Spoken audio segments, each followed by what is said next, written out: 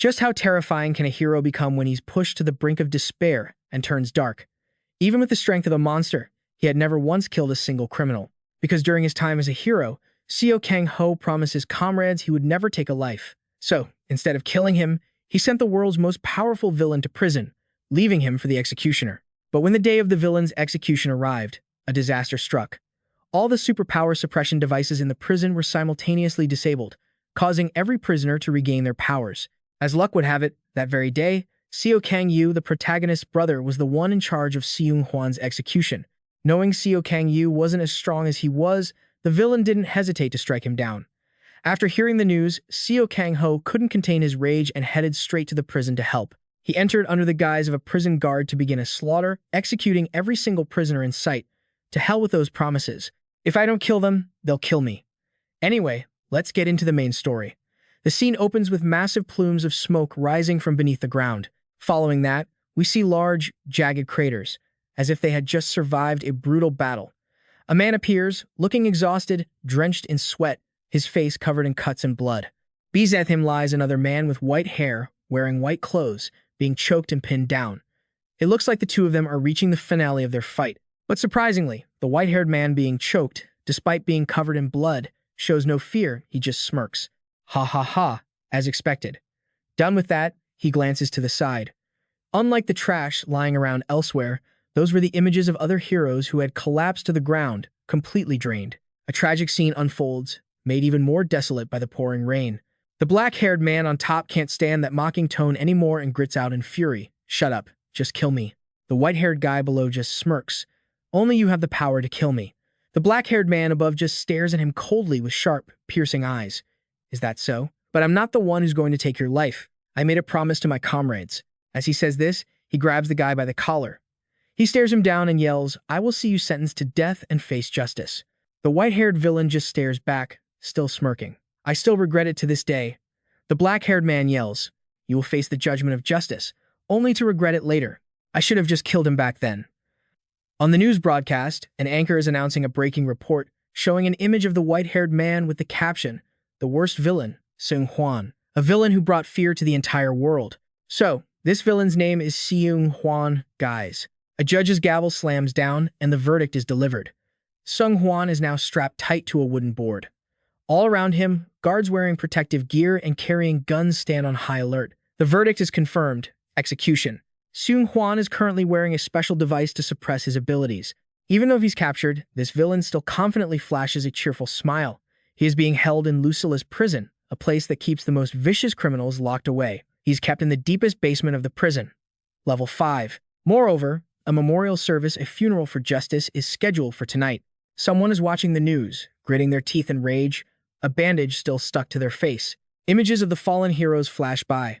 A girl with shoulder-length purple hair, a monk, a long-haired blonde girl, a bearded man, and a young man with blue hair.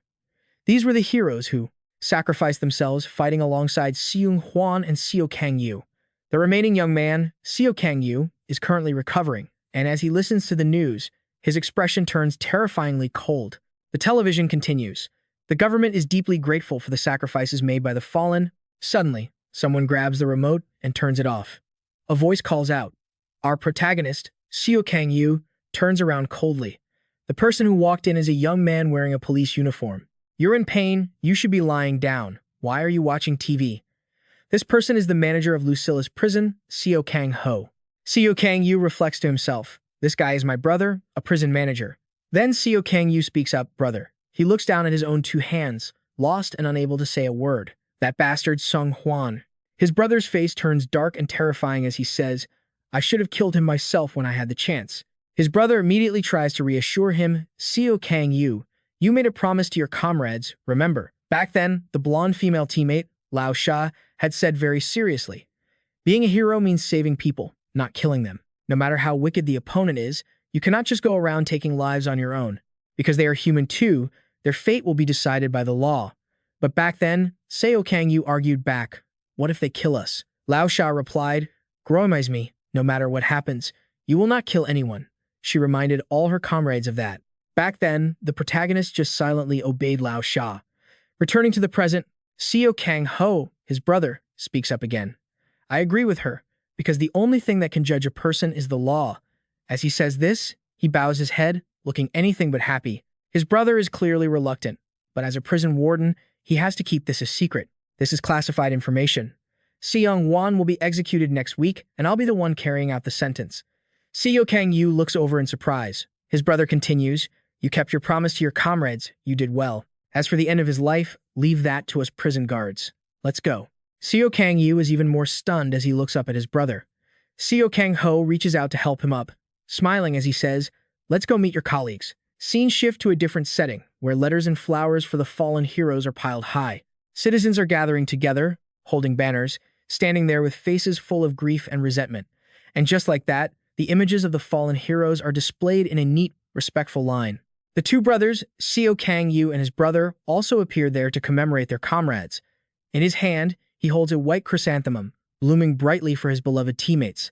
A week passed quickly, and the funeral home was bustling with people coming and going. The day of Seung Hwan's execution had finally arrived. The wooden board that held the villain tight appears, but Seung Hwan is gone. In his place is a funeral portrait of Seo Kang Ho, his brother. Seeing this image, I was completely shocked. Guys, it's heartbreaking. Is he dead? Seo Kang Yu is now sobbing, unable to believe this reality. He is in too much pain to even speak. Why is it that those sentenced to death by the law don't actually die? The sinister image of Seung Hwan flashed in my mind. My brother, a prison guard, had to die instead. Seo Kang Ho's memorial portrait stood there, smiling, a guard who always took his job seriously.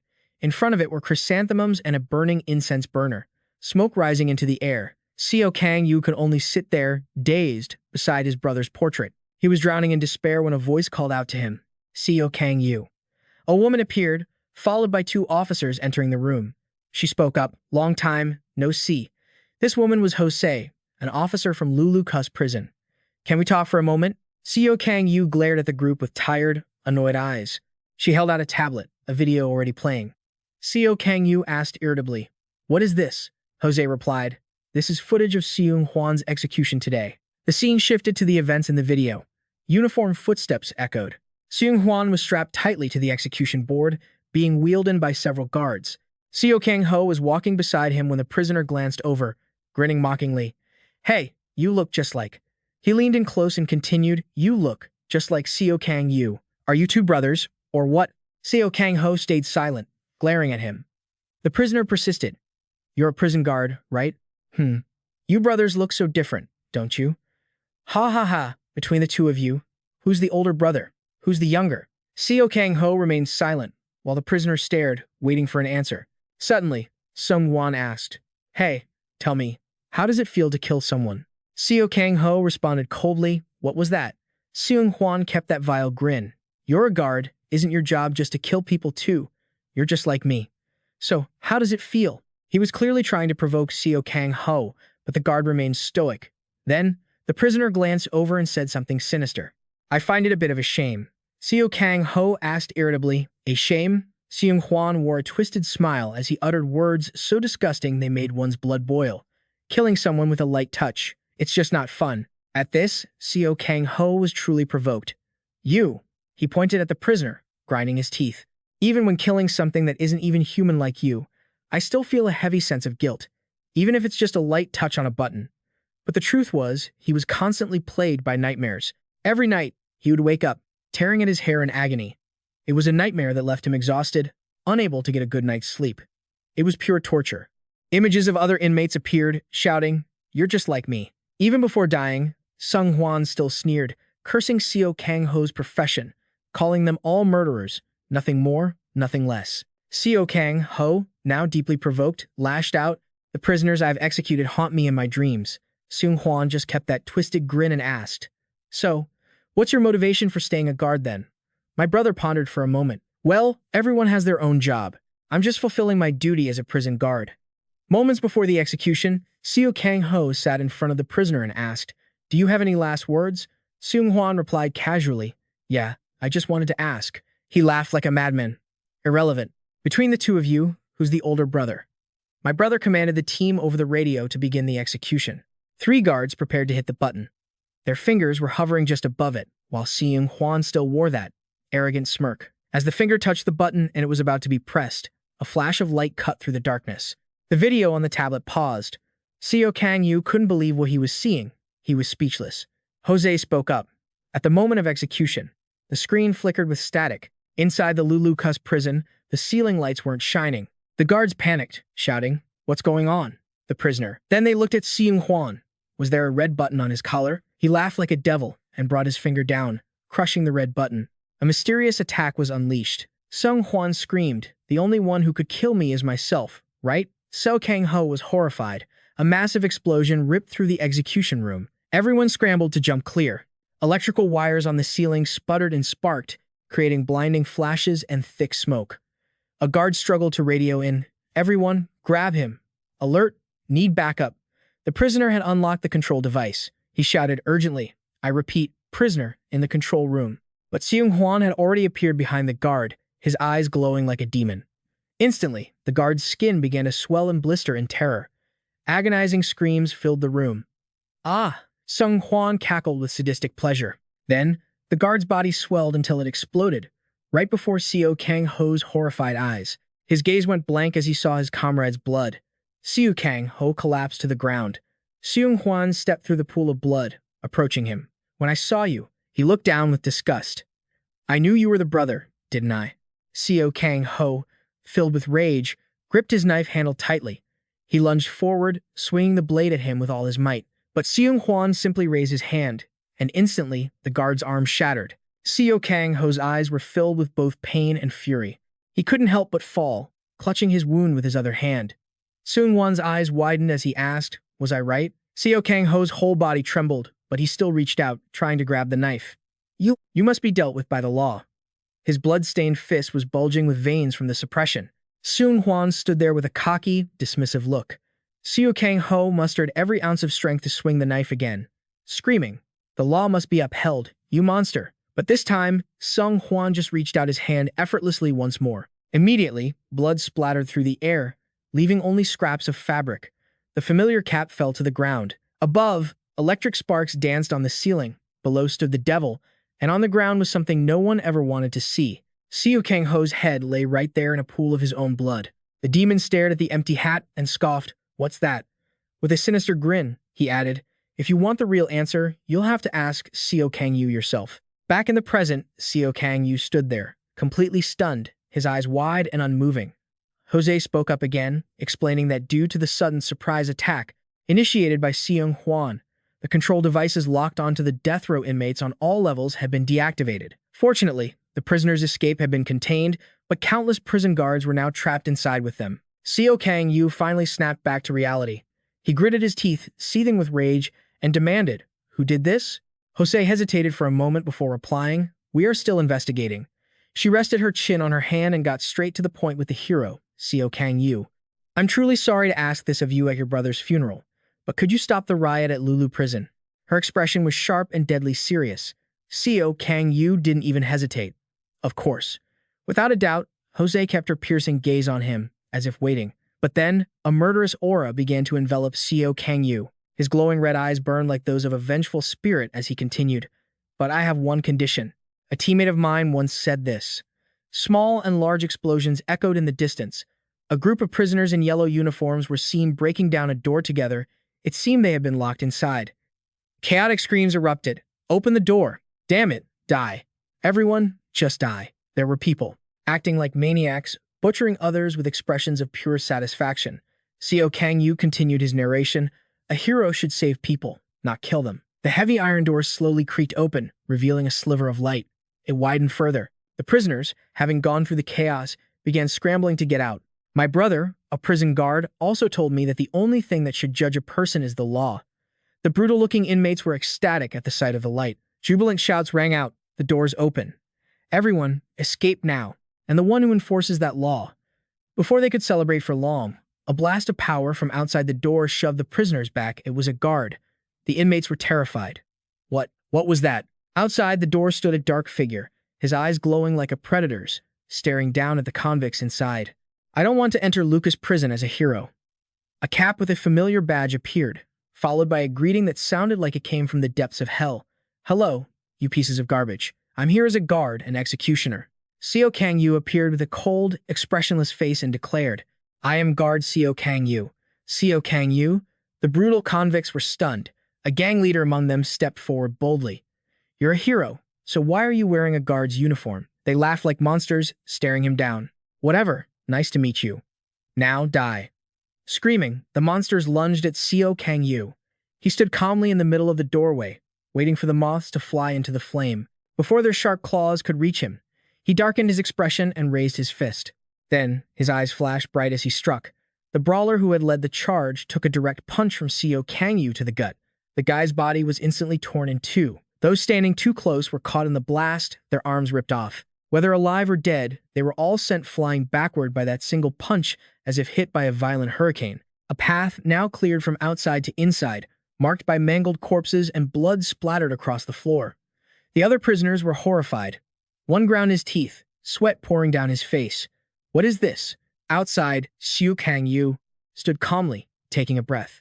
He stood tall and shouted a warning to the prisoners. You scumbags, listen clearly. From now on, by government order. On the first floor, a giant man sat with his head bowed in solitary confinement. In the first basement level, a girl with purple hair was smiling. The second basement held a group of people whose faces were obscured, showing only glowing eyes. The third basement held someone with blue hair and a glowing mark beneath their eye. The fourth basement, a girl with long blue hair, half her face visible. The fifth basement, a familiar blood-stained hat appeared. Seo Kang Yu continued, this was all my brother's work. Meanwhile, Seung Hwan sat atop a pile of bodies, casually wearing the respectable hat of that poor guard. I will. He saw someone approaching and let out a mocking laugh. You're here, aren't you? Seo Kang Yu finished his narration. I'm continuing his mission. His face filled with righteous anger as he declared, execution begins now. The prisoners panicked upon hearing those words. Execution? They screamed frantically, unwilling to accept it. This is insane. You bastard, you intend to kill us all? Seo Kang Yu just watched the babbling crowd with cold, sharp eyes. He waited for them to quiet down, then said in a deep voice, You've taken countless lives. Do you still think you don't deserve to die? The prisoners looked at each other in confusion, wondering, did we really kill that many people? Then one started shouting, I didn't kill that many. But this guy leading us, Helita, he killed 12. Another raised his hand to defend himself. The number of people I killed can be counted on one hand. He's Groyuk, he killed 7. A fat man proudly held up some fingers. I haven't even killed 5. This one is Ka-di, and what's even more disgusting is that he kidnapped children, abused them, and then killed them. The group of unrepentant prisoners kept challenging Seo Kang Yu. Who are you to judge us? I need to talk to my lawyer. Even murderers are human. Then came the insults and protests from that pile of trash. One prisoner stood quietly, observing. Oh, he watched, feeling annoyed. Too loud. He had long moss-green hair and a haggard look, as if he hadn't slept in days. His name was Choi Guan, he had killed 8 people, and was also a sex offender. Choi Guan stood amidst the chaos, calculating in his mind. While he was distracted by the other prisoners, he peeked through the gaps at Seo Kang Yu. I can do it. His eyes glinted with a sinister intent. Choi Guan stepped back quietly, his foot slamming into the floor. While the other prisoners were busy resisting Seo Kang Yu, Choi Guan used his swift speed to bolt, taking this opportunity to escape. But before Choi Guan could even feel smug, something came flying straight at his ugly mug. How could someone as low-level as him even get under Seo Kang Yu's skin?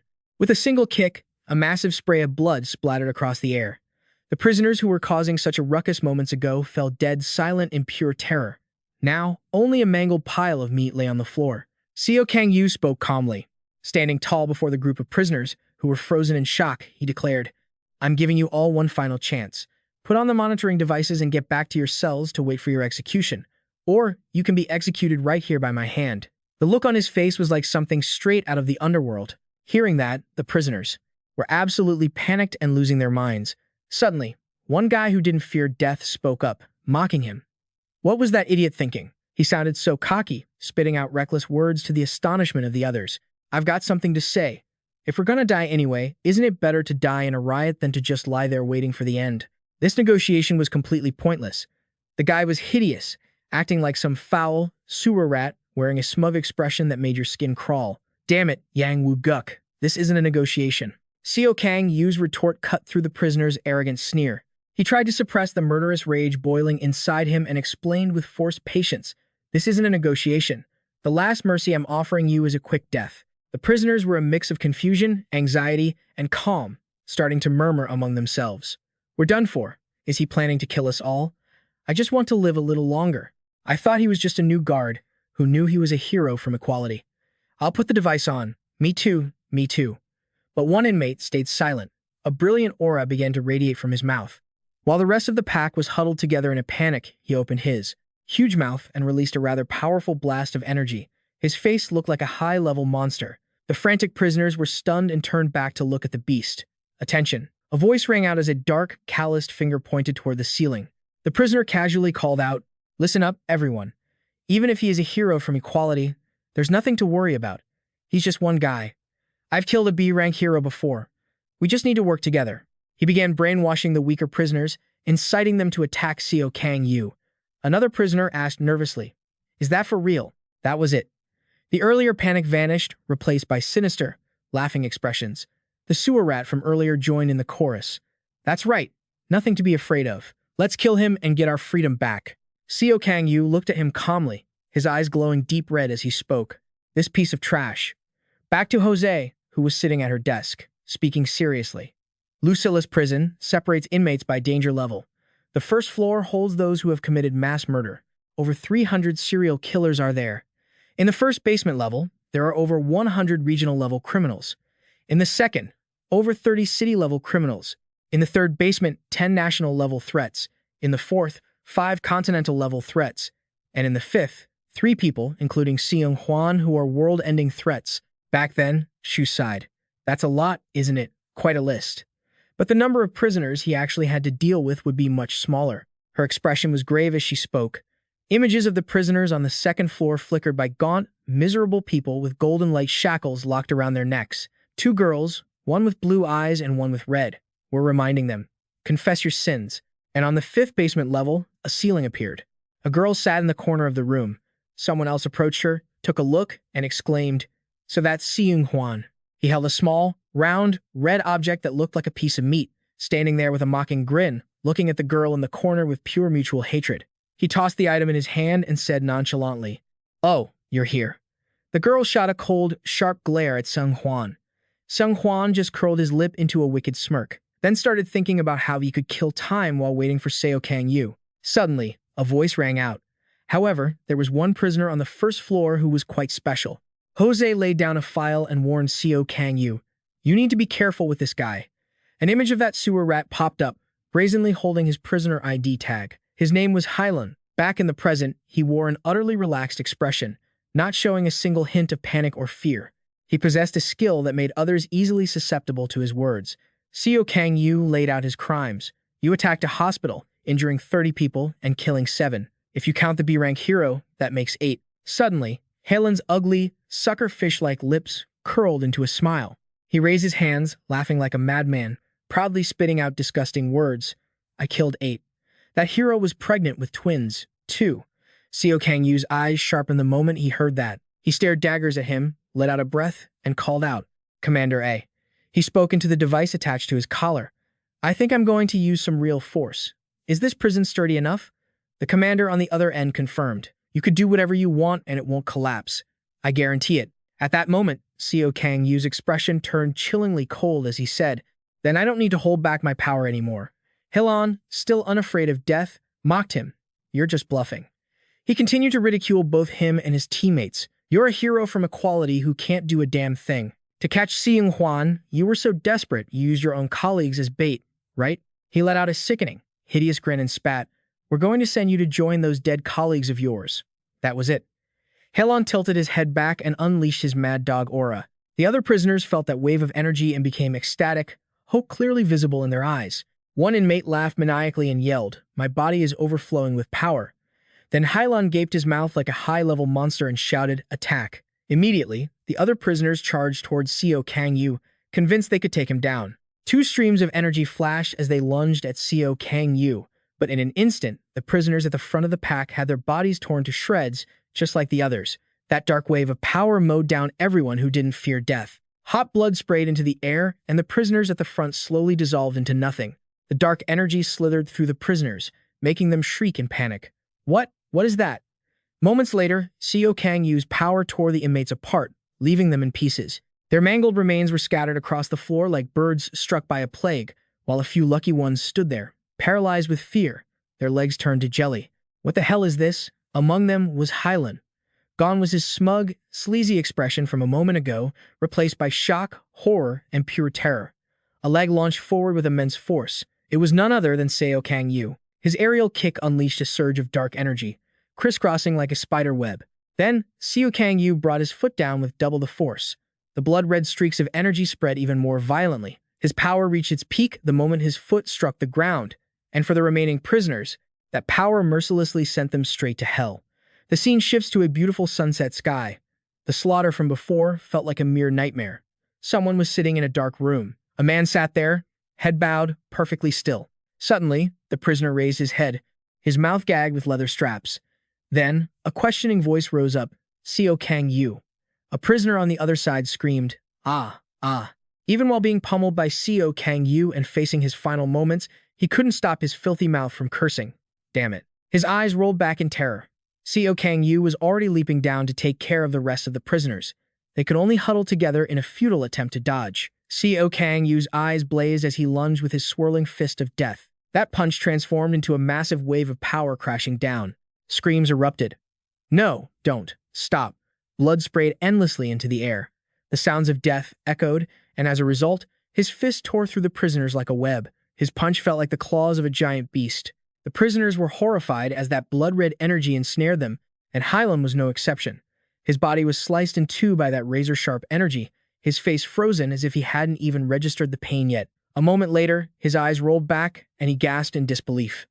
Impossible. The result of Seo Kang Yu's purge was that the remaining prisoners were all cut in half. Once Seo Kang Yu retracted his power, a landscape of death remained, like the apocalypse. Seo Kang Yu finally spoke. Floor 1 execution. Complete. Time for the solitary confinement block. Behind him lay a scene no one would ever want to witness, yet it was exactly what those monsters deserved. Countless lives had been taken. The body count was immeasurable. Hundreds, maybe more. Seo Kang Yu's fist of death was still burning with intense power. He stood before two prisoners, one large and one small, both looking utterly panicked. Seo Kang Yu declared, "Choose. Put on the device or die." His voice was cold, his eyes sharp. The smaller one gnashed his teeth in fear, while the larger one grit his teeth in rage and spat out, "You." With a look of contempt, he reached out to attack Seo Kang Yu, cursing him as a bastard. But with one light kick, Seo Kang Yu blew him to pieces, just like the others. There were about 300 people on the first floor. Seeing his companion die in the blink of an eye, the smaller one was terrified. He quickly came to his senses, raised his hands, and hurriedly surrendered. I'll wear it. I'll put the device on." Seo Kang Yu told him to come and take it. The man stuttered, "Yes, sir." He frantically raised his hands and said cautiously, "Please give it to me." Seo Kang Yu's sharp eyes bore into him. Just when it seemed he valued his life, the prisoner suddenly let out a twisted laugh. He unleashed a surge of power from his hand which he foolishly thought was stronger than Seo Kang Yu's and cursed him again. He confidently launched the blast at Seo Kang Yu and laughed like a maniac. "Did you really think I'd listen to you, you bastard?" Suddenly, his eyes widened. Behind the blast, Seo Kang Yu still stood firm, without a single scratch. The man gasped in disbelief. "Huh?" One of the villains Seo Kang Yu had captured sneered. "People who lack physical talent are truly pathetic." A female prisoner, chained up, appeared. Even bound, she laughed like a lunatic. "You don't know how it feels to crush someone from afar, do you?" A familiar fist slammed into the man's face. Smash. Melee's head instantly exploded in mid-air. "Isn't it just like crushing an egg with your bare hand?" Later, Seo Kang Yu was in a cleaner space. He pressed a red button on the wall. As the door opened, he appeared, silhouetted against the light. A voice from inside called out, "It's so noisy outside, isn't it?" He only stared back with cold, sharp eyes. The gagged prisoner continued, "It's been 3 years. Huh, I knew you'd come." Seo Kang Yu frowned in annoyance. The man kept talking. "Long time no see, hero Seo Kang Yu." This was Findio, the cannibal and brutal torturer from the first floor solitary block. He asked, "Remember me?" Findio stood up. "Looks like you changed jobs. Doesn't seem to be going well, huh?" Seo Kang Yu ignored his nonsense and coldly said, "Choose between life and death." Findio spat out his gag and his vile face began rambling again. "If I'd known we'd meet like this, you and your little friends from the Equality Guild." Flashback, Findio had just been captured by the hero squad and chained to a rock. Back then, Seo Kang Yu had looked to the side in shock, where a pot with a lid ajar revealed a pool of blood-red contents inside. While Seo Kang Yu was bewildered, the man said something disgusting. "Doesn't it look delicious?" He flicked his tongue like a dog, wearing a look of absolute depravity. "You look like you want to kill me, don't you?" Seo Kang Yu glared at him with furious eyes, but the man continued to provoke him. "But you won't dare to do it." Seo Kang Yu's hand was already surging with the power of rage. His comrades looked at him, deeply worried. Seo Kang Yu swung his fist toward the bastard Findio and roared, "I will kill you." As he was consumed by rage, ready to finish off the prisoner, a voice screamed out, "Seo Kang Yu." When the person appeared, his fist stopped. Lao She spoke with a mournful expression, "Don't." Seo Kang Yu suppressed his hatred, but Findio continued to taunt him. "Look at your comrades. See how disappointed they look?" Back to the present. He raised his hand, which was glowing with power, and spoke up. "If you don't answer, I'll take that as a death wish." Findio droned on again. "You want to know why I kill people? I'm not interested." Seo Kang Yu had lost his mind a long time ago, and he certainly didn't have the patience to listen to this trash anymore. In an instant, a surge of power flashed by, and Findio's head went flying. Suddenly, a voice still echoed. It was Findio's severed head, still grinning wickedly. "I want them to remember me." He reappeared somewhere else, raising both hands, speaking casually. "So I killed them, and became the most unforgettable person in their lives." An image flashed of a victim looking up in despair. "When they die by my skill, they will never forget me." He appeared in his victims' lives like some disgusting, venomous insect. The victims were tracked by a terrifying power, unable to escape. The guy laughed like a proud monster. "They'll carve my image into their minds, into their very eyes." Findio was like proof. "I can show you the memories of everyone I've killed." Seo Kang Yu just glanced at him, annoyed by the display of cruelty. Around the guy, strange, dark purple insects swarmed like his power. He started acting arrogant again. "Should I show them to you one by one?" Suddenly, a head appeared under his hand. Findio was about to say something. The boy's eyes flashed with a sharp light, and in an instant, the arm that had summoned the head was severed by a flash of power. Findio gasped in pain, clutching his bleeding arm. That's when Seo Kang Yu spoke up. "Is it because you're a prisoner in solitary confinement?" Seo Kang Yu shaped his power into a sword and walked toward the struggling Findio. "I really want to shut your annoying mouth for good." He looked like the king of hell himself as he muttered, "You don't even have time to use your skills on me, do you?" Findio let out a choked sound, sweating bullets as he asked, "Let me ask you one thing before I die. Do you remember all the people you've killed?" Seo Kang Yu swung his sword and replied flatly, "No. Nothing worth remembering, especially not trash like you." Suddenly, his eyes turned serious. Findio gave a wicked grin, conjuring images of his teammates appearing in front of him to distract him. Lao Sha spoke with a sad look. "Seo Kang Yu, don't." Seo Kang Yu froze, staring ahead. Two more teammates looked at him affectionately, calling out, "Seo Kang Yu." Findio was sweating buckets, but he still tried to maintain his pathetic, evil demeanor. "So, do you remember these people?" But Seo Kang Yu quickly regained his composure. He swung his sword right through their calls. "Seo Kang Yu. Seo Kang Yu."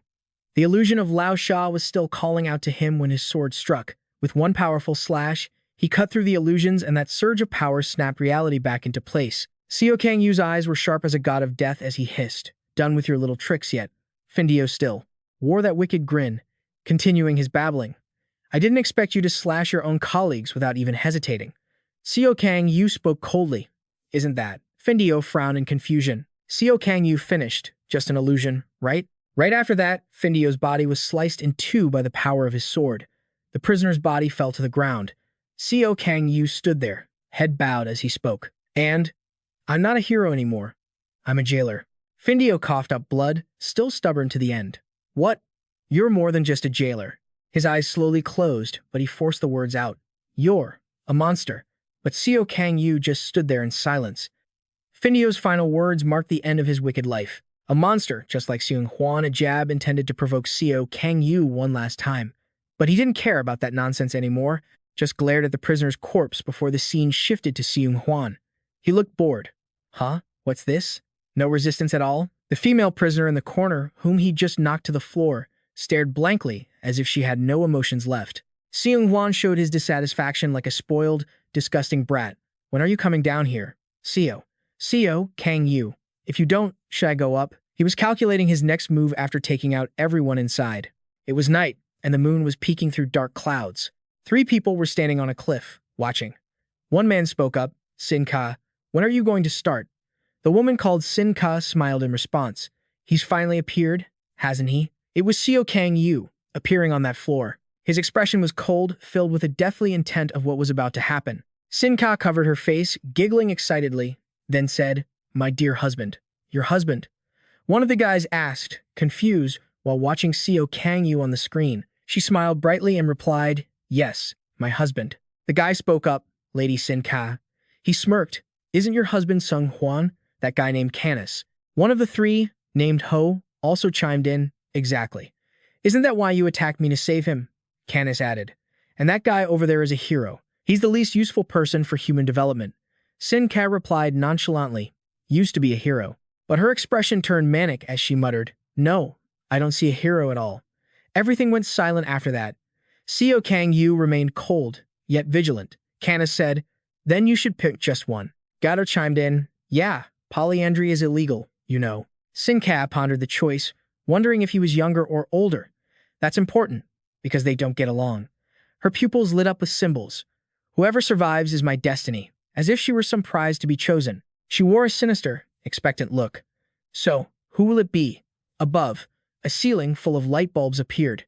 Jose appeared behind Seo Kang Yu, saying, "Good work, Jailer Seo Kang Yu." Her sharp eyes looked down at the prisoner's corpse, and she continued, "You've already cleared the first basement level." Jose reminded him that the prisoner's power would increase exponentially, so he should rest for a moment. Seo Kang Yu didn't let her finish, refusing instantly. "No." He turned back with a fierce look in his eyes. "I'm going down there right now.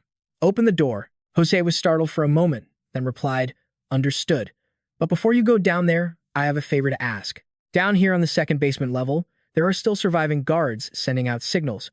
Look at these images of the guards trapped among the dangerous prisoners. How many guards do you think are on each level, anyway?" A female guard grit her teeth, holding up her baton to defend herself. Seo Kang Yu immediately replied to Jose, "I don't know, but is there any way we can save them and get them back to their families?"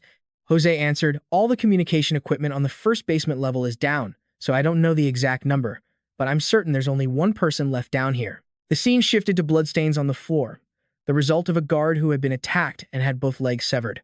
He was trying to drag himself across the floor, as the communication equipment on the fifth basement level was still operational. A security camera feed popped up, showing the guard finally reaching it. He was desperately screaming into the camera, "Help me! Someone, please, help me!" But then, right behind the poor guard, Seung Hwan appeared with another prisoner. The guy gave a wicked grin and reached out his hand, and instantly, the guard's face began to blister and swell. A horrific explosion followed, with blood splattering all over the camera lens. Seung Hwan looked smug, laughing maniacally at the security camera. "I'm going to let the folks upstairs get an eyeful of this." In his hand, Seung Hwan held that disgusting, pulsating red lump. Seo Kang Yu adjusted his cap and said, "I'm heading down." This caused quite a stir. Jose replied, "I'll unlock the gate between the two basement levels." She then spoke into her radio to authorize it. The gate began to slide open, emitting a sliver of light. As Seo Kang Yu waited, Jose warned him once more to be extremely careful, because the power gap between the prisoners on the two levels was like heaven and earth. As soon as she finished speaking, the gate swung open, and Seo Kang Yu's sharp eyes scanned the room. His expression turned grim the moment the path was clear. A horde of ferocious prisoners surged out, attacking Seo Kang Yu all at once. They were excited, treating him like a new toy. "Ha ha ha ha! You bastards, whoever takes him down first wins." Then, colorful flashes erupted everywhere. The prisoners started firing their guns, mocking him as they unleashed a barrage of fire. They knew someone would show up to greet them. Jose cried out in panic, Seo Kang Yu." But her eyes dropped instantly when she heard a voice behind her. "Instead of worrying about others, you should worry about yourself." A massive hand reached out toward Jose, and a prisoner grinned with sick delight. "Umph."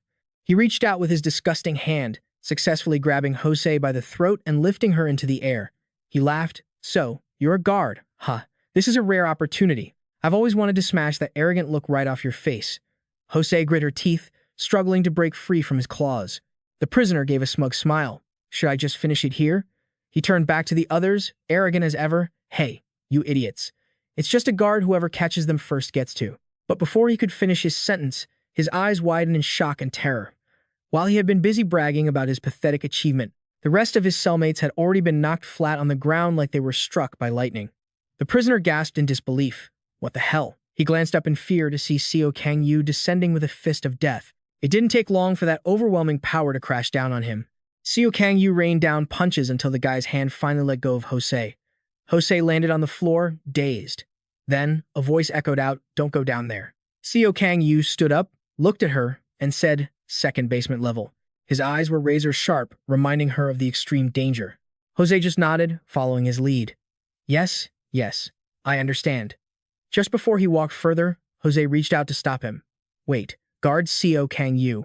Tomoki was captured on the first basement level. An image of a woman bound from head to toe in chains appeared. Seo Kang Yu remained silent for a moment as he walked away, eventually replying, "I know." The scene shifted to the solitary confinement ward on the first level, where a group of tough-looking prisoners were whispering among themselves. "Did you hear that? Sounds like screaming." "Did he pull it off?" A female prisoner with a mysterious look on her face piped up. "Hey, you idiots, do you really think he succeeded? Which one of you do you think could cause this much chaos here? I bet you have no clue. This was Tomoki, a woman who had killed 28 heroes." Tomoki pointed at her own forehead, her expression twisted with arrogance. "Do you know why a villain stays a villain? Because you aren't smart enough, former hero." A voice cursed out, "You bitch." A burly prisoner stepped closer, gritting his teeth as he glared down at her.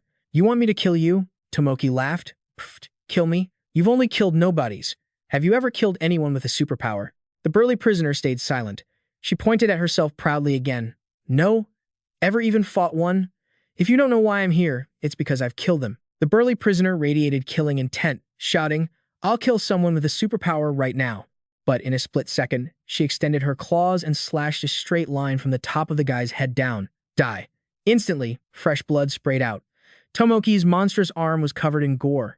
A cold, chilling killing intent radiated from her as she said, "Who's the one getting killed now? You idiot." The others in the room stood there, frozen in sheer terror. She continued, sounding proud. "When I was a hero, I caught countless villains, so I know exactly how to capture those with superpowers. With that knowledge, I've killed countless heroes." Tomoki stood before the body she had just split in two, smiling brightly. "Now, I'll teach those on my side." She even stuck out her tongue to lick the blood off her hand in a disgusting display, then asserted, "I'll show you exactly how to hunt someone with superpowers." At that moment, an image of Seo Kang Yu appeared in the dungeon. His sharp gaze was focused ahead. She continued, her expression twisted like a venomous snake as she hissed, "I know Seo Kang Yu's ability." A gasp of astonishment echoed. "How do you know Seo Kang Yu's ability?" Tomoki sat back on a prisoner who was bent over, acting as her chair like a queen. She placed a hand on her chest and replied confidently, "I used to be a hero, too. I have reliable sources." Another prisoner asked, "Even if you know, what can you do to him?" "He's a hero from Equality, an organization full of top-tier heroes, not like a third-rate hero like you." Tomoki put on a sinister expression. Then she began to explain how things had changed in the hero profession ever since Lao Sha became the president of Kulti. First, they changed how heroes operate. They're no longer allowed to execute prisoners at will. Second, they've started making heroes attend mandatory group training sessions. Finally, the hero ranking system from 1 to 5 has been scrapped. Tomoki said confidently, "I'm bringing this up because when Seo Kang Yu joined Equality, the ranking system was under maintenance. Seo Kang Yu was given a special exemption despite having no notable achievements or, in other words, he got in through nepotism. Rumor even has it he's Lao Sha's lover." The prisoners still looked hesitant.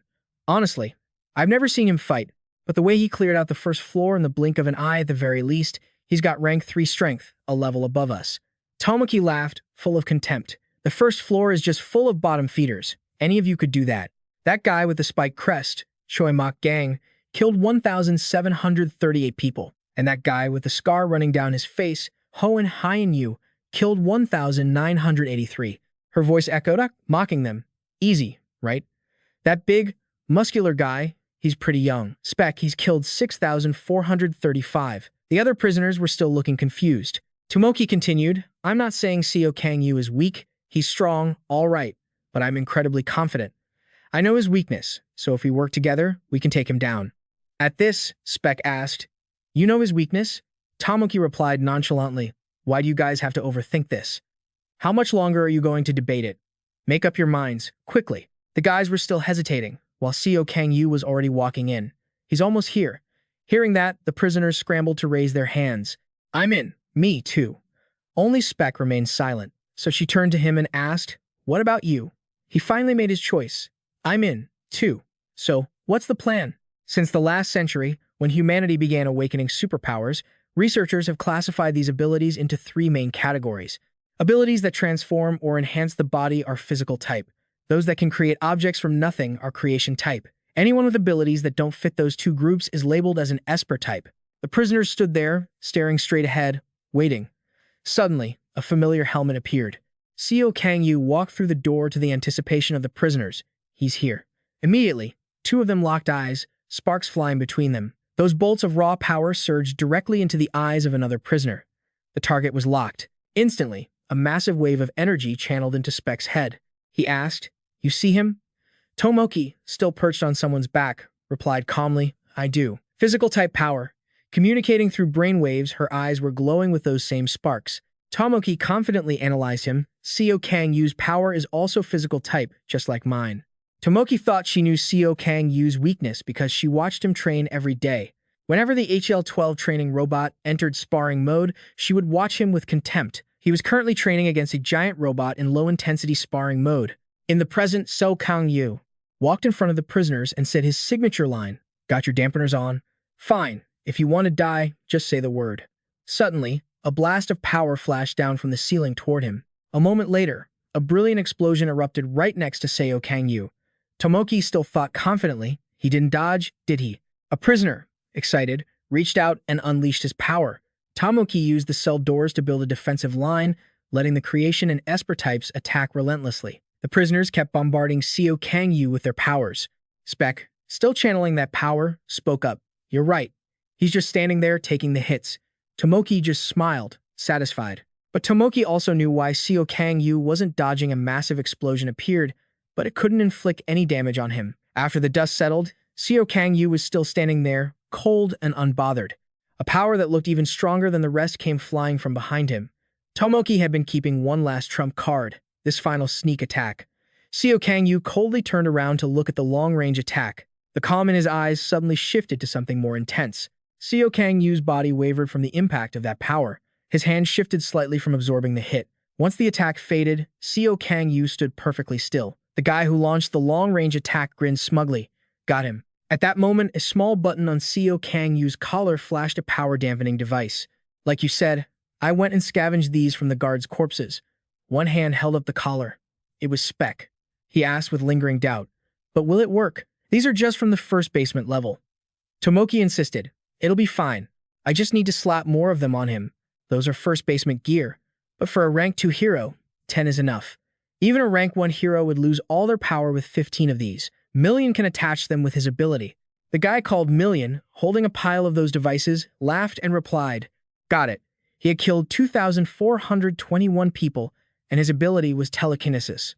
Tomoki added, "Just to be safe, stick 30 of them on him." Seo Kang Yu's body was covered in countless power-dampening devices, yet he still stood there motionless. The others cheered excitedly.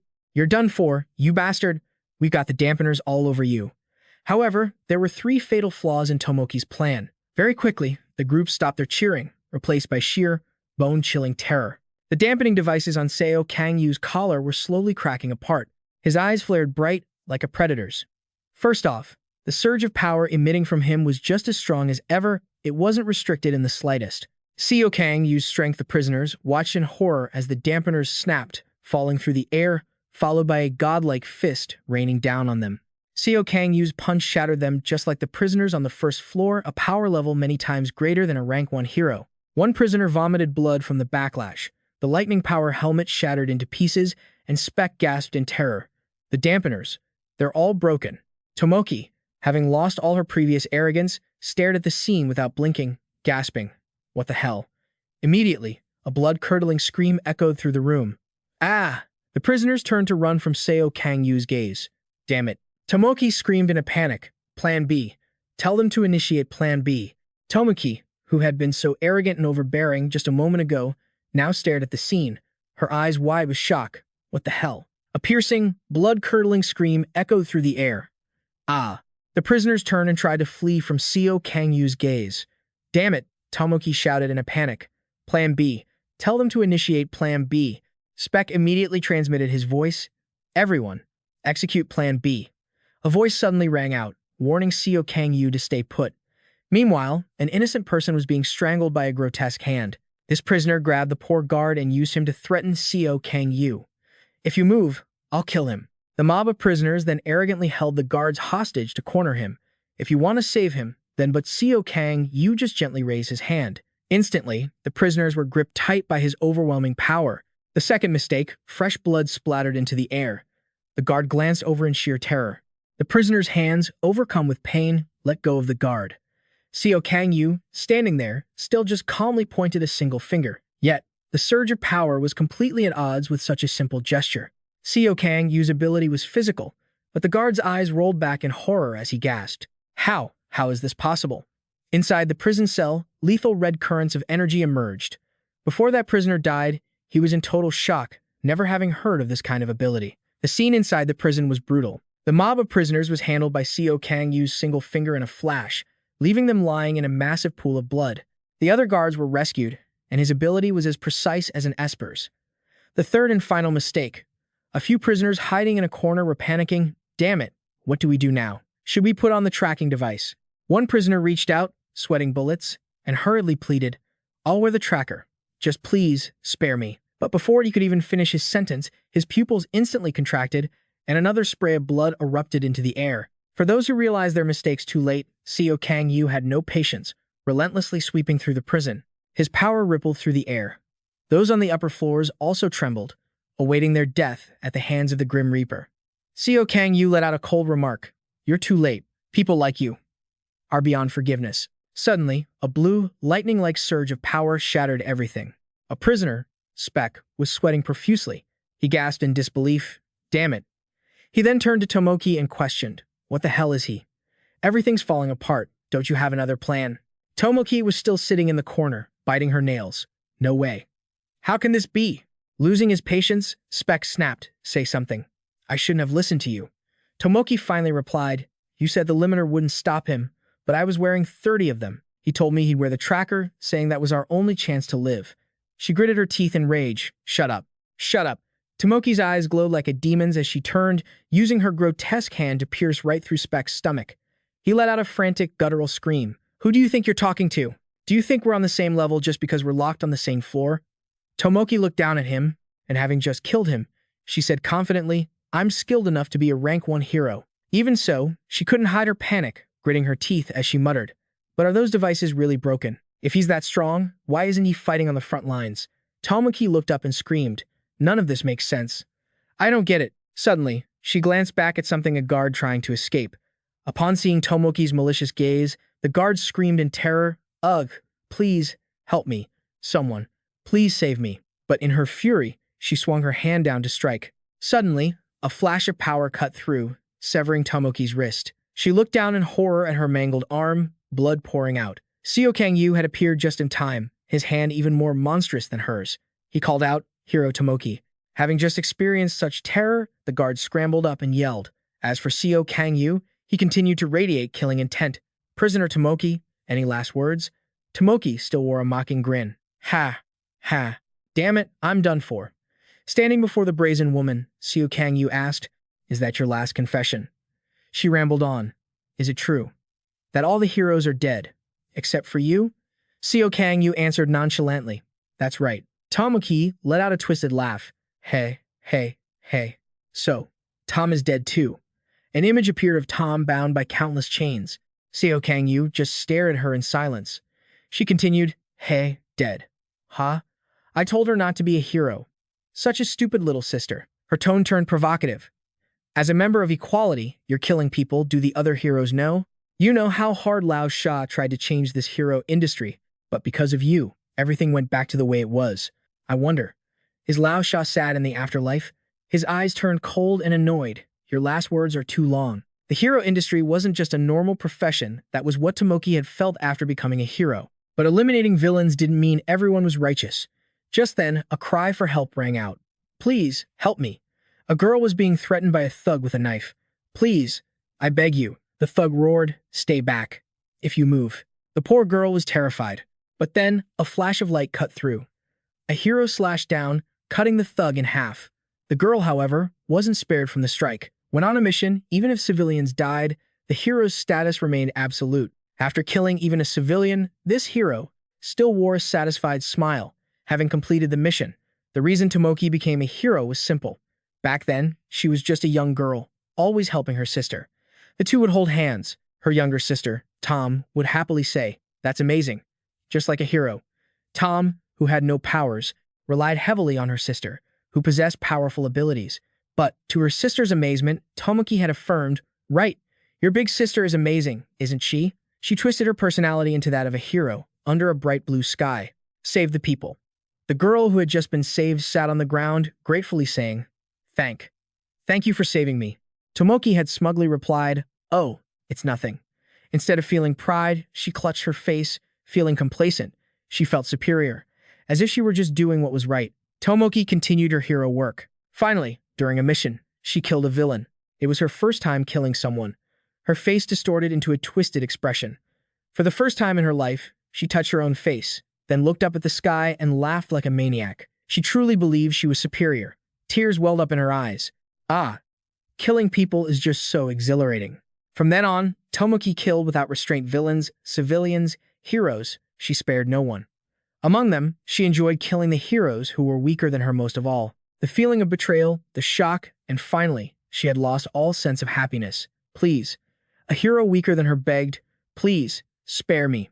That expression, that look on his face drove Tomoki into a frenzy. But secrets always come to light. Tom had always been suspicious of her. Because she would come home late, reeking of blood, Tom followed her that day. Her eyes went blank, utterly shattered by what she saw before her. Right there, she saw her sister committing a mass murder. Watching her own sister kill someone, Tom stood there, completely stunned. "Sister," Tomoki startled, turning back to face her younger sister, her face splattered with blood. "Tom, didn't I tell you not to stay out late?" Ugh, how useless. Her hand was still clamped tightly around the head of her unfortunate victim.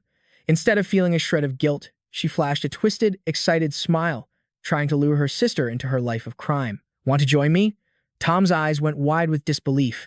"What?" But Tomoki, even more crazed, swung her hand down. "If you won't do it, I'll do it myself." Suddenly, a loud thrum echoed, making her jump and look up. A chain emitting a purple glow shot out, wrapping tightly around her hand. And on that very day, Tom awakened her powers. Her first act as a fledgling hero. Tears streaming down her face, Tom pointed at her. "Sister." From that moment on, Tom became a hero, relentlessly chasing after her sister, who had turned into a monster. The image of Tomoki, bound but still wearing a sinister smirk, flashed before them. Finally, the villain Tomoki had been captured by Tom. "So, you've finally been caught." Tomoki provoked her again. "So you're not calling me sister anymore? How sad. Your power is getting stronger, which is a shame. Really, it's a summoning type, not a physical one. Those without physical powers are truly pathetic."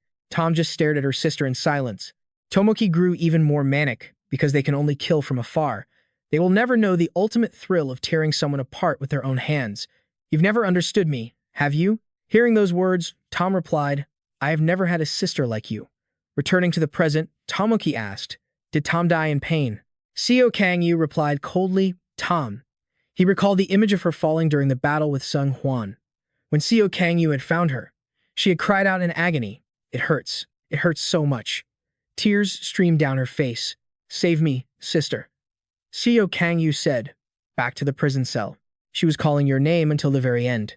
Tomoki was silent for a moment before muttering, "I shouldn't have asked." Suddenly, a surge of power erupted from her. "I just feel worse now." A sharp blade sprouted from her hand, and her entire body twisted into something even more horrific.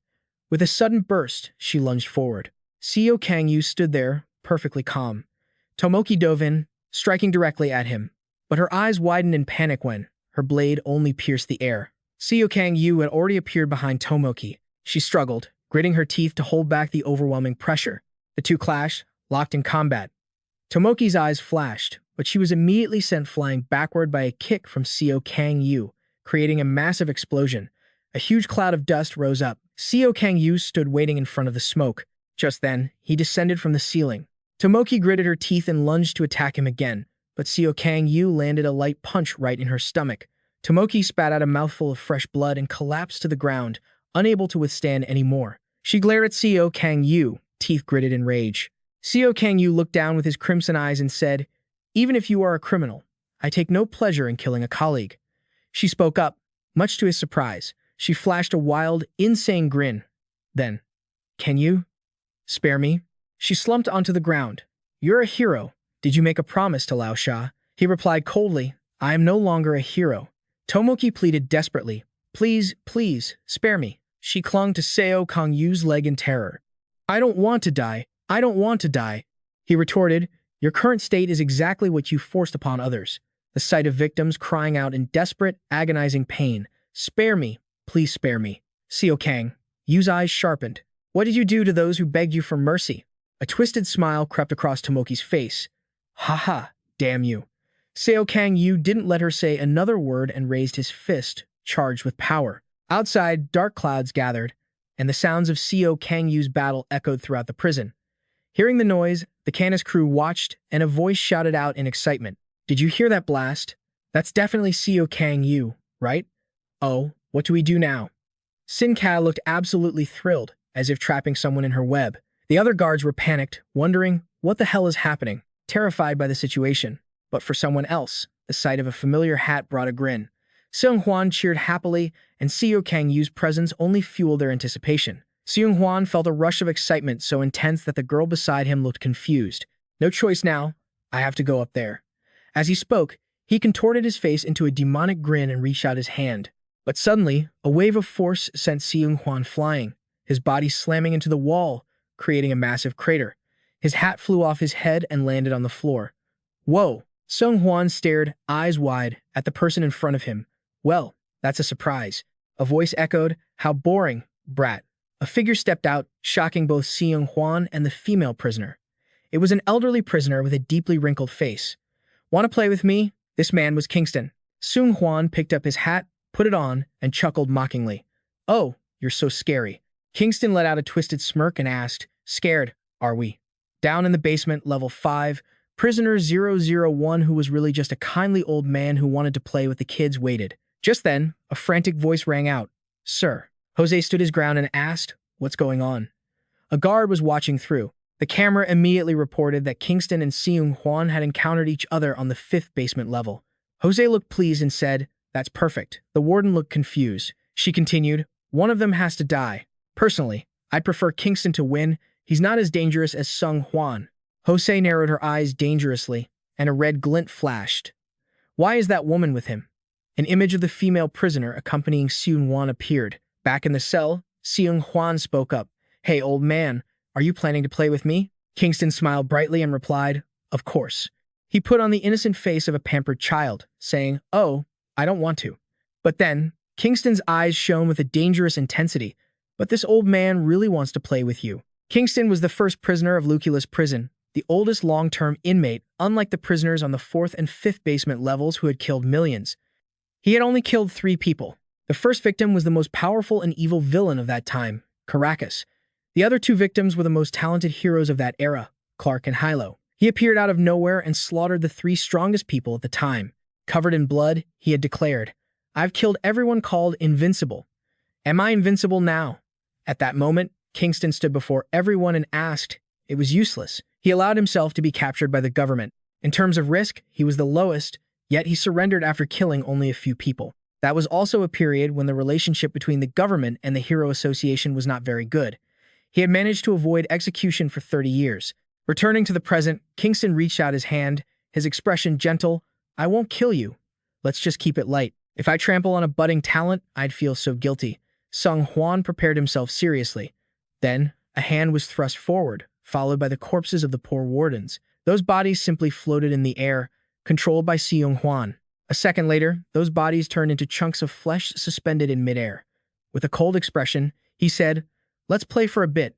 Seung Hwan launched the balls of flesh to attack Kingston. Kingston stood there calmly waiting. After a moment, he raised his hand, and he continuously swiped at a speed invisible to the naked eye, catching the flesh balls. One hand struck out, shattering them. Waves of power swung through the air. Kingston's hands kept carving through the space. Soon, his power formed a vortex. Kingston combined both hands to generate the force. His eyes grew razor-sharp. With a sharp jab forward, the fabric of his clothes fluttered. The flesh balls were sent flying backward. Instantly, those chunks exploded into large bloodstains in the air. The droplets fell below. Sung Hwan watched the rain of blood thoughtfully. Kingston glanced up with sharp eyes and broke into a sinister smile. Once it ended, he spoke up. I thought you were using psychokinesis, but your current attack and defense are like this. So, you aren't a psychokinetic user.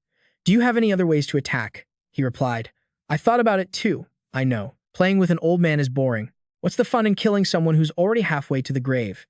Kingston was briefly startled, then narrowed his eyes and exclaimed, You truly are an arrogant brat. I've met many like you, just like frogs in a well, all thinking they're the strongest. His feet glided over the ground, and when one foot slammed down, it created deep cracks in the floor. Debris flew into the air, and a prideful Kingston appeared from behind his own screen of dust. A frantic scream echoed. The warden cried out in panic. At this rate, the basement level will collapse. Jose snapped. Stop making such a fuss. Even the power of a grade 1 or 2 hero can't destroy this prison. There are 20 layers of special walls. How could it be destroyed? Everyone, calm down. Inside, Kingston's expression darkened. I'll teach you some manners. With that, he lunged forward. As the floor began to crumble and vanish, Sung Hwan stood there observing the scene, then tilted his head and widened his eyes. The image of Kingston stomping towards Sung Hwan appeared. His foot was ready to crush him. A massive explosion occurred, and nothing could be seen. Outside, the sky was still thick with black clouds. Inside, the warden was still screaming. Ugh! Aha! Jose had to raise her hands to shield herself from the tremors. Meanwhile, Seo Kang Yu was still standing outside in silence. Jose asked urgently, Is everything all right? The warden was too terrified to speak. Madam Commander, who won? She said impatiently. That's not it. The warden replied under Jose's sharp gaze. Back inside the dungeon, he was still staring in horror at the shattered cracks. The warden turned and replied that all the walls had been pierced through. Jose broke into a cold sweat and gasped. We're doomed. Inside, Sung Hwan looked at the destroyed walls and cheered. Whoa, it's like a human drill. How far did he go? A voice asked, Is this enough to pique your interest? He looked down and wondered to himself, Should we follow him? Suddenly, a group of others appeared and said, Why are you following that old man? The words came from a familiar, arrogant mouth. Sin Kei and her 2 lackeys appeared. She sat on the ground and laughed. Wouldn't it be much more fun to talk to me? In the observation room, Jose and the warden were bewildered. Huh. What? Sung Hwan turned back and glared. What are you? Sin Ka replied. Let's chat, and you'll know who I am. When Jose saw her clearly, she shouted in alarm. That woman. How is she on the 5th basement level? The warden was stunned. What is this? On the other side, Sin Ka looked up. But first, she pointed directly at the screen and said, You people watching, get lost. Immediately, the screen went black. Jose slammed her hand on the table, gritting her teeth. This, damn it. Meanwhile, our main character was still standing silently outside the door. Seo Kang Yu spoke into his collar communicator. Commander, I finished up in the 1st basement level. Please open the door to the 2nd basement. But then, the voice on the other end cut out. Seo Kang Yu, wait. Seo Kang Yu stood there, waiting. After a while, feeling a bit anxious, he called out again. Commander? There was no reply, just silence. The connection had been cut. Perhaps the signal was weak because Seo Kang Yu didn't wait any longer and pried the heavy door open with his bare hands. As the door creaked open, a bizarre glow spilled out. With a sharp look on his face, he muttered, She's already gone down to the lower levels. As he headed down the stairs to the 2nd basement, unlike the entrance or the 1st basement, where he could smell blood before even entering, it's completely scentless here. Seo Kang Yu pursed his lips in vigilance. It was spotless. Everything was eerily calm. No bodies in sight, the overhead lights flickered, and there wasn't a soul around. Seo Kang Yu walked inside when suddenly a scream caught his attention. Eek! A female prison guard came sprinting out, screaming, Don't come any closer. Behind her, a pack of monsters with jagged teeth was hot on her heels. The monsters were snarling, snapping their teeth in excitement. The guard kept running, yelling, Stay away. But when she saw Seo Kang Yu standing there, her eyes went wide. She ran toward him, shouting, Seo Kang Ho. She had called him by the wrong name, catching Seo Kang Yu off guard. Just a quick reminder, Seo Kang Ho is the main character's older brother. The guard, desperate to escape the monsters, cried out, Ah. Instantly, a surge of power swept past her, obliterating the monsters. The girl collapsed to the ground near the pile of remains. Huh? Beside her, Seo Kang Yu's fist was still radiating killing intent. He finally asked if she was okay. She, likely unaware that the main character's brother had fallen, rushed to him in relief, hugged Seo Kang Yu, and called out his name, Kang Ho. She looked up at him, happily exclaiming, "Wait, aren't you supposed to be on the 5th basement level? Hey, what was that just now? Do you have a superpower? That's amazing. Have you been hiding your abilities all this time?" Seo Kang Yu pushed her away and said, "I." His gaze sharpening, he replied, "I'm Seo Kang Ho's younger brother." The girl gasped in shock. Huh. Oh, the hero, Seo Kang Yu? Then she wondered, why are you wearing a prison guard uniform? Wait, no. Why are you even here? He replied. So, you're my brother's colleague. Seo Kang Yu warned her, it's dangerous here. Suddenly, she said, I'm so sorry to hear you say that, young master. This left him stunned. He asked, who are you? She placed a hand on her chest and replied cheerfully, is this our first time meeting? I should have introduced myself properly. She held out her hand, smiling, I'm your sister-in-law. You know, you look just like your brother. Seo Kang Yu was completely dumbfounded, unable to speak. Meanwhile, in the solitary confinement wing on the 2nd basement level, a voice echoed, Male. Someone just showed up, looks like a stranger. The girl called Male replied with a dangerous look, is that so? A group of guards and monsters were being held captive inside. The stranger had committed quite a few sins by coming here. Male caught something and said, he killed my dog. The prisoner named Mi asked, really? Then it's about to be hell for him. Cutting back to Seo Kang Yu, the girl continued, I've only ever seen you in photos and videos. She smiled brightly as she introduced herself. But seeing you in person is so much better. I'm prison guard Hong Jia from Ruculus Prison. Seo Kang Yu replied, I heard he had a girlfriend, but other than that, I didn't know anything else. Hong Jia giggled, scratching her head. Actually.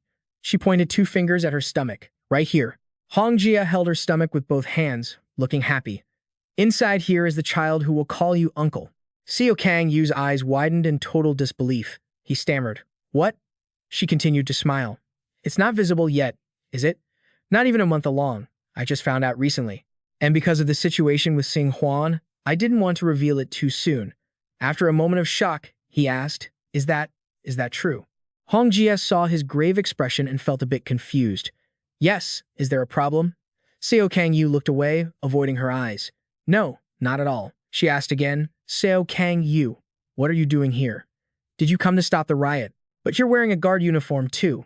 Seo Kang Yu replied that he had been assigned as a special executioner to eliminate prisoners in Ruculus Prison. Hong Jia was stunned. Huh. She looked at him, disbelieving. You're an executioner. Why? Why you? She asked, confused. Was this the warden's order? Seo Kang Yu explained. It seems they didn't inform everyone, so I'll explain briefly. After he told her what happened, Hong Jia gasped in shock. An electromagnetic pulse attack? Who would? Seo Kang Yu replied, they're still investigating that. Hong Jia's eyes filled with tears, and she asked anxiously, then what about him? He must be on the 5th basement level, carrying out his duties. Seo Kang Yu didn't know how to answer.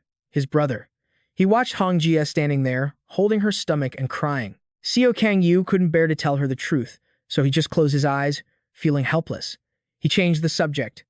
There was a distress signal from the 5th basement level. Hong Jia sighed, relieved, and placed a hand on her heart. Oh, thank heaven. Seeing her like that, Seo Kang Yu just hung his head in silence. Then he said, it's too dangerous here. You should go to the upper levels. I'll take you. I can't, Hong Jia said. If you want to go deeper, you're going to need me. He asked, surprised, why? Hong Jia explained, when I look at a target, I can read their memories. My special ability is psychometry. She waved her hands, adding, oh, I haven't read your memories. Seo Kang Yu, don't worry. I don't use my powers so carelessly.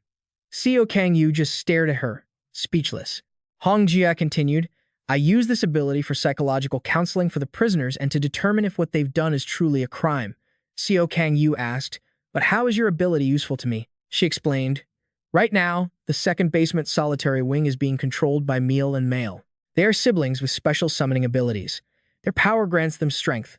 The monsters that appear turn others into puppets by piercing their hearts. Currently, all the prisoners on the 2nd basement level are their puppets. Seo Kang Yu spoke up, cutting through her surprise.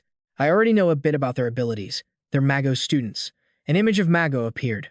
I'm already aware of this, so you should head to the upper level. Seo Kang Yu pointed upward and said, there are a few combat puppets under the control of those 2 siblings, the guards. He pressed his lips together in silence. Hong Jia's expression was more serious than ever. Amidst those combat puppets, you won't be able to tell who's a prisoner and who's a guard. but with my ability to read memories, I can tell them apart. Seo Kang Yu replied immediately. If they've been turned into puppets, doesn't that mean they're already dead? Why distinguish between them? Hong Jia explained. Not at all. They're still alive. When those two siblings stop using their power, they'll return to normal. He was certain that those two would never do such a thing. But Hong Jia was insistent. Are you sure?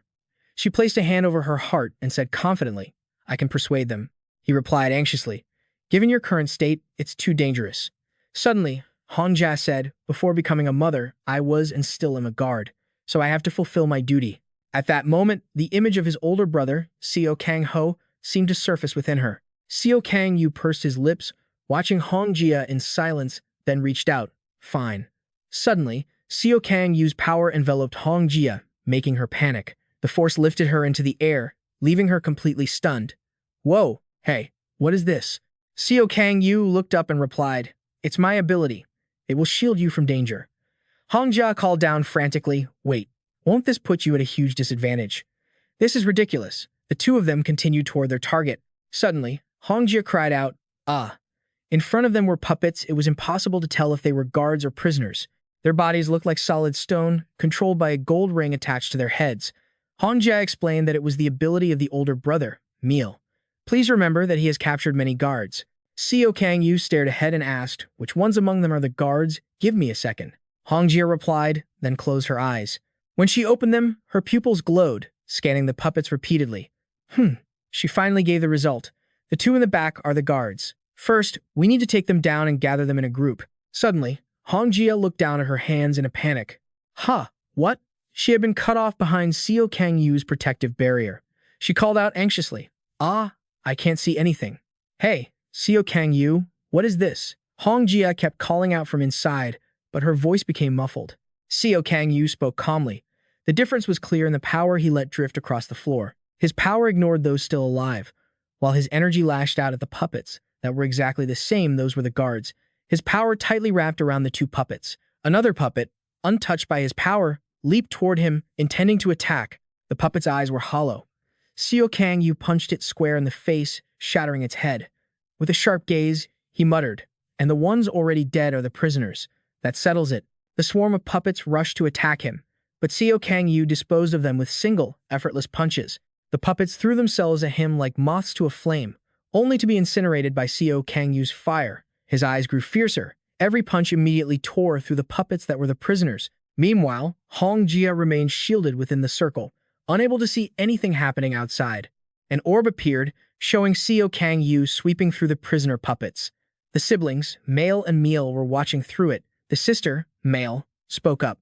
Big brother, this guy coming from the outside. Do you think he's stronger than the master? Male hesitated. Well. Male remembered Lao Sha and asked, What about that woman?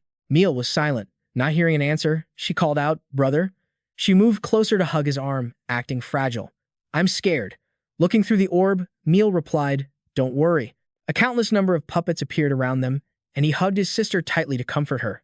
If that's all he's got, he won't be able to kill us. Seo Kang Yu's sharp image appeared. Back at the scene, Hong Jia was trying to shout. Unable to stand being in the dark, she asked, Hey, why did you lock me inside? Seo Kang Yu stood there, calmly replying, Did I startle you? Sorry, I should have warned you. Hong Jia asked, Why did this happen? Explain it so I don't misunderstand. I pushed the guards to the side, and the prisoners have all been executed. She gasped in shock. Executed? But isn't the execution device kept in basement level 5? Seo Kang Yu replied coldly. I executed them with my own hands. Hong Jia cried out, What? You mean you executed them yourself? Seo Kang Yu. He looked up and asked, Is there a problem? She hesitated. Who decided this? His gaze was sharp and direct as he answered. I decided. Hong Jia asked frantically, Did the warden agree to this? He replied, Yes. Suddenly, she was speechless. What are you trying to do? Hong Jia gritted her teeth. Seo Kang Yu looked at her, confused. Hey, Seo Kang Yu, is everything okay? Seo Kang Yu responded coldly. As a guard, I'm just doing what needs to be done. Is there a problem with that? But Hong Jia argued back. As a guard, we aren't supposed to kill them. Our job is to rehabilitate the prisoners so they can be better. What kind of guard are you? Seo Kang Yu couldn't take it anymore and cut her off. Enough. I'm sick of hearing such idealistic talk. A hero's job is to save people, not kill them. Only the law has the right to judge others. his face twisted with rage. I know that very well. Look at the end result of following those ideals. Some people were brutally murdered by beasts that don't listen to reason. Honestly, whether I'm a guard or a hero doesn't matter. I'm just doing what I should have done a long time ago, executing those beasts that gave up being human. Hong Jia said, Seo Kang Yu, in the end, they're still human beings. He was so angry he couldn't speak. What did you say? Hong Jia looked down, terrified. He roared in fury. How can you think that? You're calling them human. From basement level 2 down. There are criminals who have murdered hundreds of thousands of innocent people. They all deserve to die. In the past, many people have died unjustly, and there has been much debate regarding the death penalty. Ever since those with psychometric abilities appeared, there haven't been any more cases of wrongful convictions or injustices. Ria, you know this, don't you? Even so, Hong Jia kept trying to justify her point of view, but they all had their own stories. He felt at a loss for words. TC, stories, she continued. Especially Meal and Male. Seo Kang Yu immediately cut her off. What? Everyone in this world has their own story. What about the victims they slaughtered? Don't they have stories too? Hong Jia looked down, bewildered. Seo Kang Yu made his decision. They'll either die by my hand or face the death penalty. It's all the same, isn't it? Isn't that right, Hong Jia? She kept pushing back. The death penalty isn't the same as a massacre. It was seriously frustrating to deal with a saintess like this. She really needed to know what it felt like to have her lover killed by a prisoner to understand real pain. Seo Kang Yu lost his patience and barked. Enough. Stop talking. He raised his hand and gave a grim warning. This ends here. If you keep acting like this, I'll send you to the upper floor. She gasped. What? I'm handling this my way. Hong Jia was left sweating in silence. The inside of the prison was hazy and indistinct. Seo Kang Yu kept walking, with Hong Jia still following along, protected by his magic circle. Suddenly, red magical circles appeared, followed by puppets that looked even stronger than the previous ones. Seo Kang Yu asked, which one of them is the jailer? Hong Jia replied, the 3 in the back. I understand. He said that and reached his hand out toward the puppets. Hong Jia kept looking down, deeply troubled. Suddenly, she blurted out, Seo Kang Ho would be so sad to see this. She wanted to tell the saintess that if she knew her lover was dead, she'd be even more heartbroken. Seo Kang Yu was preparing to attack, but when he heard that, his eyes seemed to lose their focus. He froze, letting the puppets swing their weapons at him.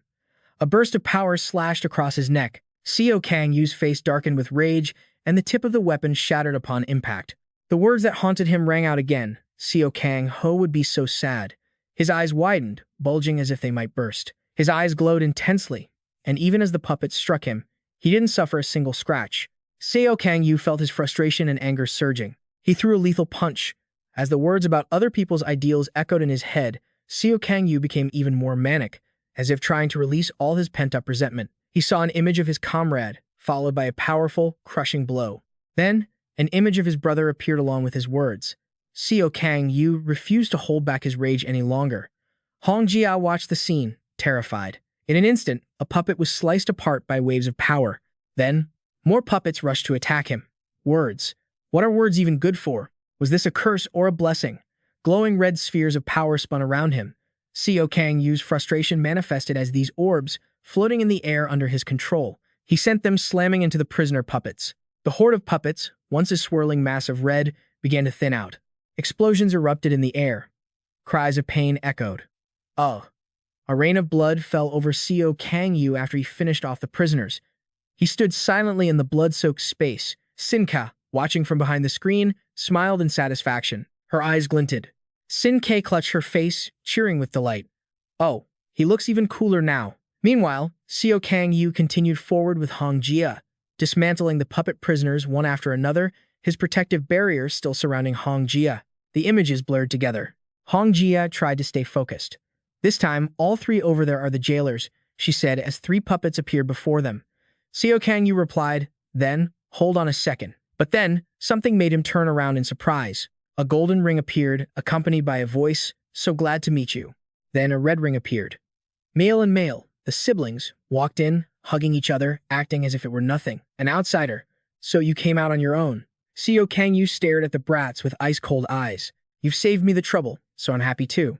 At that moment, the stone door slowly creaked open, revealing a massive monster behind the 2 siblings. Hong Jia panicked and called out, Men B. Meal spoke casually, Jailer Hong Jia, why didn't you come to our side? You were supposed to be in paradise, right? Why don't you guys just drop your abilities? Seo Kang Yu held up his hand, his power surging. I'll grant you a painless death. Meal hugged her younger sister and asked, Is there any option where you don't kill us? He replied, On the first floor and the first basement. I gave them the choice of using the surveillance device or not. But for you beasts who killed countless people on the second basement, there's no choice left but death. Meal then mentioned their master. Hey, outsider, I heard you're a colleague of our master. Is that true? Male chimed in, The woman who's a hero just like you. She's the one who caught us. You and her. You both give off such different vibes. Seo Kang Yu just stared at them in silence. Male snapped, You're definitely going to hell, aren't you? The older brother warned, Male, stop talking.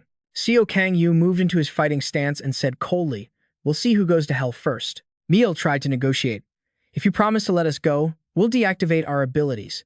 Seo Kang Yu retorted firmly, I refuse. Hong Jia stepped in, Male, that will only make things worse.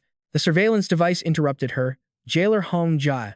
He hugged his sister and began playing the victim. We didn't commit any crimes that caused deaths. You understand that, right? Hong Jia was left speechless. He continued, So, we refuse. Hong Jia tried to persuade them, but Seo Kang Yu cut in, his voice cold. Your way will never work. He gritted his teeth, staring at the siblings as he hissed, I don't negotiate with beasts. Hong Jia kept trying. Seo Kang Yu, it's okay. There's no other way. Seo Kang Yu forged a weapon out of his energy saying, even beasts should feel pain. Before the hammer of death, Meal tried to negotiate one last time. Outsider, we don't want to fight you. If you just listen to our story, we could come to an agreement. Seo Kang Yu gripped the hammer tightly and cut her off. I refuse. Hong Jia, standing above them, tried to sway him one last time. Seo Kang Yu, if you just talk to them, we could settle this peacefully. Seo Kang Yu reached toward the protective orb and hissed, his rage palpable. Just stay where you are. The outsider's power surged forward, striking the two prisoner siblings. His energy lashed out, binding them tight before hoisting them high into the air. The energy tendrils constricted, ringing cries of agony from them. As for the image of their torture, a twisted, mocking figure appeared. Seo Kang Yu's eyes blazed blood red as he looked up. I already knew that. Never thought those words would come in handy, though. The two siblings were paralyzed with fear at Seo Kang Yu's strength. Meal spoke up, talking is useless. You're not even human, are you? Male's body began to glow as she frowned, protesting.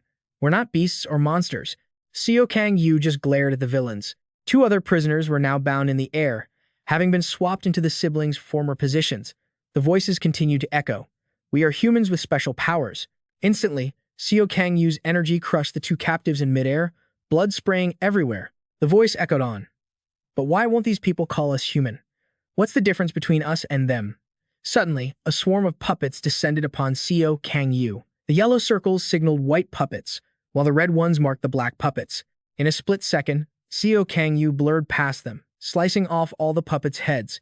He gritted his teeth, furious at being played for a fool. Watching through the orb, Male broke into a cold sweat, trembling in terror. Meal turned to her, anxious. Male, do you need my help? She shook her head. No. His defense is too strong. Meal stood behind the remaining puppets. Male raised her hand, conjuring a magic circle, and shouted, I'm helping you. With that, she slammed the magic circle onto the orb. A massive portal opened, crashing down right in front of Seo Kang Yu. Red circles appeared in the air, and from the portal emerged hideous, colossal monsters. So this was the summoner's power, a monster with two giant, bulging, drooling eyes. But compared to humans, they were nothing. Seo Kang Yu didn't flinch. He lunged at the monsters, leaping onto the back of one, every kick imbued with devastating force. He tore through the monsters behind him. As the creatures panicked and swarmed, Seo Kang Yu dove into the fray, unleashing a massive blade of energy. His strike slashed through the monsters on the right, then swung around to cut down those on the left. He circled the monsters, then stopped, lips pressed thin as he waited. Watching the carnage through the orb, Male broke into a cold sweat, horrified. She turned to her brother. Brother, how much longer can you hold out? Meal replied, about 10 minutes, I think. 10 minutes. Male lowered her hand and bit her finger until it bled. Without a moment's hesitation, she pressed her bleeding finger against the orb and screamed. Then, she slammed her bloodied hand onto the device. An overwhelming wave of pressure slammed down, causing Meal to panic and look back at the energy crushing the space below. Everything was swallowed by dust and debris. Male coughed, covering her mouth with her hand, while Meal looked up, bewildered. What just happened? A figure emerged through the dust. Seo Kang Yu stood directly before the two prisoner siblings. In the face of this terror, Mail was weeping uncontrollably, and her brother was just as petrified. Seo Kang Yu spoke, "Come to think of it, every time I caught one of you, a massive hole would be blasted through dozens of layers." Light poured in from above as he stared down at the two, his eyes cold. "Your lives end here. So, cancel your ability, and I'll make sure your end is painless." He radiated a wave of power, striking the two. The walls, the massive crater, it was a staggering display of power. The siblings cried out in fear. Just how many abilities does this guy have? Seo Kang Yu stepped forward, clenching his fist. "Cancel your ability. Now." His gaze was that of an executioner. The two siblings looked up in panic. Meal gritted his teeth and raised his hands, and immediately, lights flared from his palms. Magic circles appeared in the air. Seo Kang Yu looked up, genuinely surprised. Countless massive puppets manifested from the circles to confront him. The tallest was Michael. The second, with a jet-black face, was Gabriel. The third, covered in wings, was Raphael. The fourth, with 3 eyes and a mouth stretching to its ears, was Uriel. Suddenly, 2 intersecting slashes tore through the air. Moving with lightning speed, Seo Kang Yu cut through the giants in a single stroke. The siblings desperately looked back at their final defense. Seeing what happened, their jaws locked in horror. Meal frantically created another magic circle, releasing the prison guards. The guards stumbled out, dazed. Meal summoned the guards to the front and shouted, "Stay back." "If you don't let us go," he started, planning to use them as leverage. Seo Kang Yu coldly cut him off. "If you don't cancel your ability and free the guards." A cry rang out, stopping Meal cold. Ah. His eyes widened. He realized his sister had been ensnared by Seo Kang Yu's energy. She screamed in panic, "Brother." Seo Kang Yu stomped his foot down and said coldly, "I'll make sure your sister dies in absolute agony." Mail shrieked in pain. Her agonizing cries threw Meal into a state of panic. "Brother, it hurts. It hurts so much." Seo Kang Yu just stood there, staring ahead coldly. Mail continued to wail until Meal finally snapped. He collapsed at his knees, begging, "I'll cancel it. I'll cancel the ability. Just let me talk to the guards." "Hong Jia." Seo Kang Yu interrupted. "Cancel your ability first. Do it." His eyes were sharp, unwavering. Mail's screams of pain started up again, making Meal flinch in terror. "Then I'll stop," Seo Kang Yu said. A moment later, the light faded, and the two siblings sat huddled together on the ground. A moment later, the prison guards, freed from control, woke up and shouted. Oh, the prisoners also regained consciousness, looking confused. Huh? What the hell? The group looked at the current scene, utterly bewildered. What's happening? As they were all asking why they were there, a surge of Seo Kang Yu's power swept through. That wave of power sliced the wretched prisoners in half. Blood splattered everywhere, leaving the two siblings shocked and terrified. The prison guards witnessing the scene also trembled in fear. One person stammered, asking Hero Seo Kang Yu, "What's going on?" He turned back and said, "Everyone, you should head back upstairs." The others turned to leave in confusion. "Oh, I see." That was when Meal spoke up. "I've stopped using my ability, so you need to keep your promise, too." Seo Kang Yu replied, "Fine, I'll let you see her." As the two siblings stood there stunned, he continued, "But first, we're moving to another location." Between the two sides lay a pile of prisoners cut in half, a truly horrific sight. Pregnant women shouldn't be seeing this. Meanwhile, in a place that was still relatively safe, Hong Jia sat within a protective circle, trying to call out. Once she could see outside, she looked down and asked, What just happened?"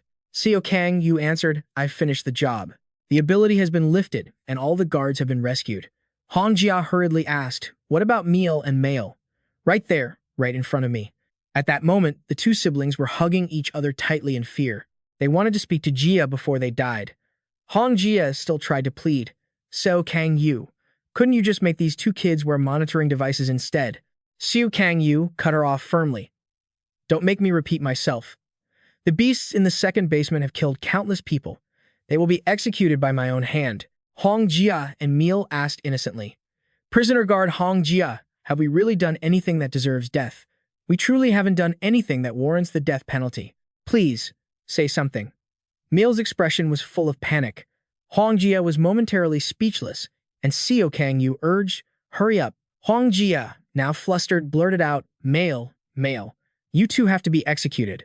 She struggled to say the final words. Hearing that, the siblings just hugged each other tightly in terror.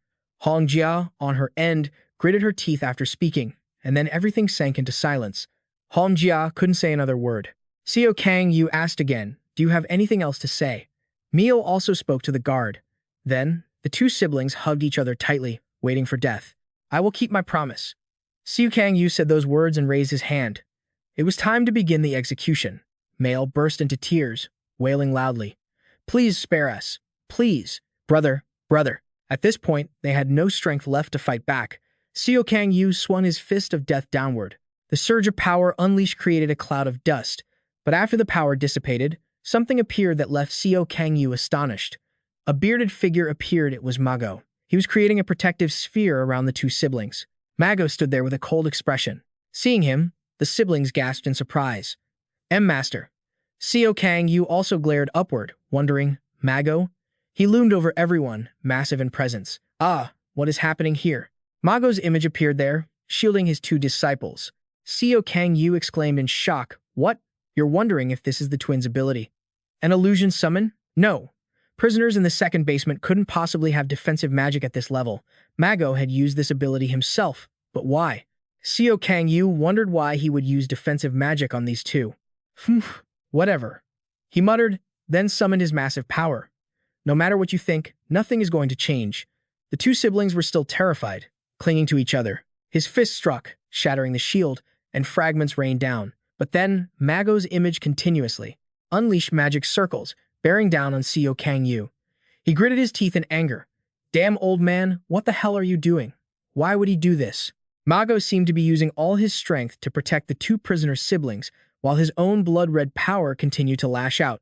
Seo Kang Yu's fist smashed and broke through those magic circles. Now, only the initial blue protective shield remained.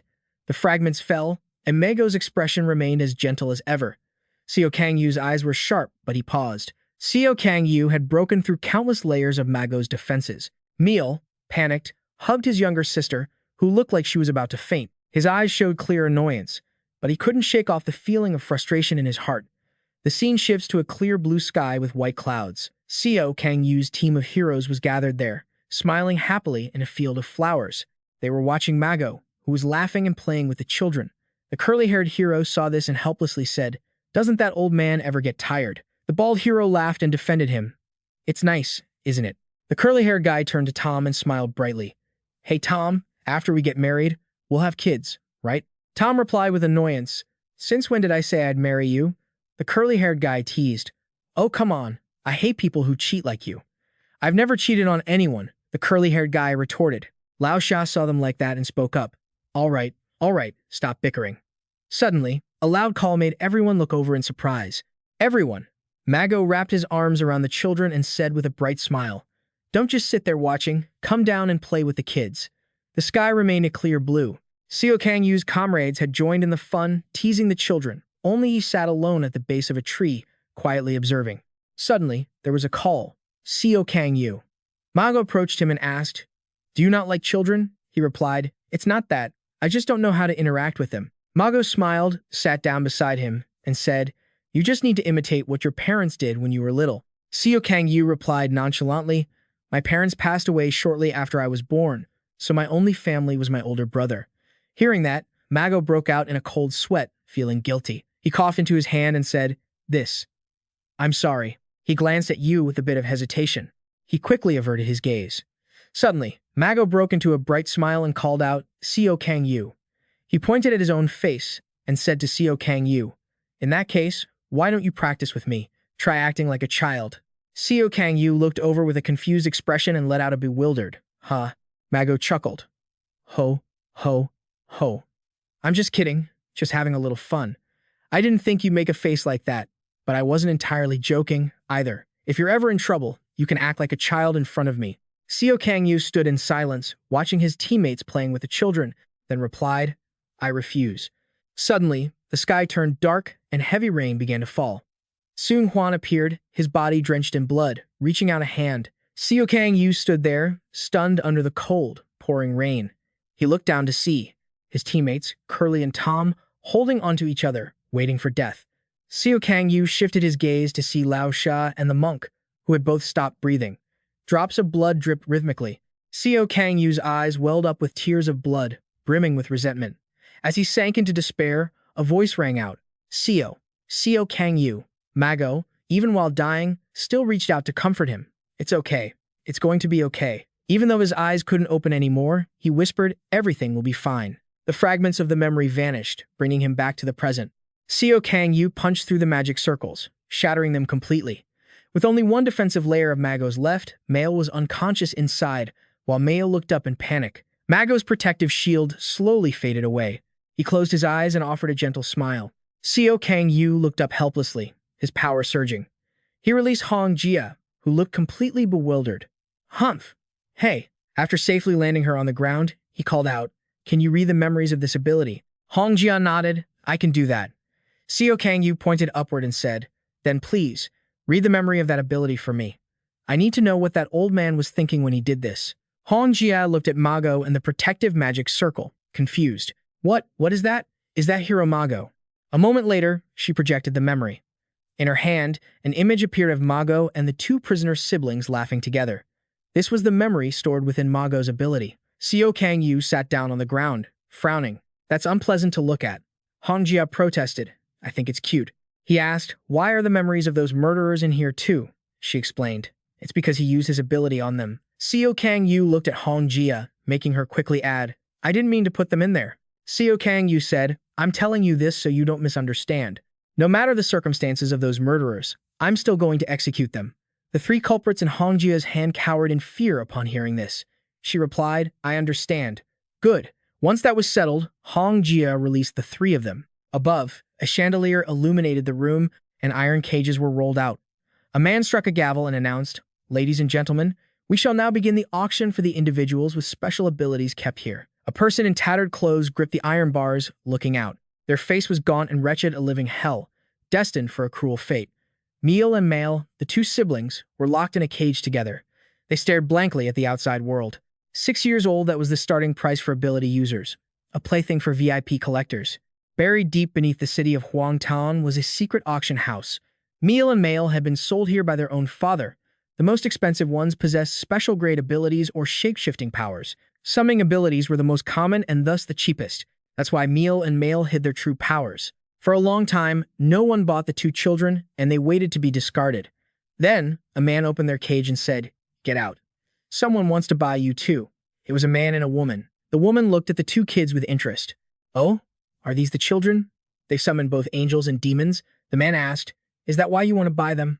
"I'm asking because there are no returns here." The woman laughed. "Oh, I'm just curious." The man looked annoyed. "What was that?" The woman put on a crazed expression and said, "I wonder what would happen if I crossbred an angel and a demon." The siblings looked on in horror and confusion. The woman continued, "You're too young to understand, but you will soon." She looked at them with a sinister glint in her eyes, her pupils dilated as if she were high. Suddenly, a surge of power descended from the ceiling, making the two of them look up in shock. A fireball of lava came crashing down, stunning the two captors. The entire building was thrown into chaos as the energy shattered everything. The scene shifted to a city filled with smoke and debris, with a massive crater in the center. The couple from earlier, now protected inside a shield, screamed in terror. "What is that?" The siblings were also protected inside a shield. Male grabbed his sister's shoulder. "Male, are you okay?" Male was too terrified to speak. "Male, what's happening?" Everyone was now contained within the barrier. A laugh echoed out, forcing the siblings to look up. "Ho, ho, ho, ho." A familiar beard came into view. Mago stroked his beard with a cheerful smile.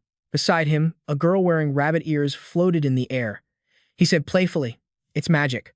The girl with rabbit ears shouted, "Come on, Mago." Her name was Lepus, Mago's assistant. She grumbled angrily. "What kind of level is this? How am I supposed to keep up?" Mago kept smiling mischievously. "Ho, ho, ho. If you work hard, you can do it, Lepus. I told you with summoning abilities, imagination is everything." Lepus replied irritably, "But you teach too fast." Mago changed the subject. "Did you finish the task I gave you?" Lepus replied, "Yes.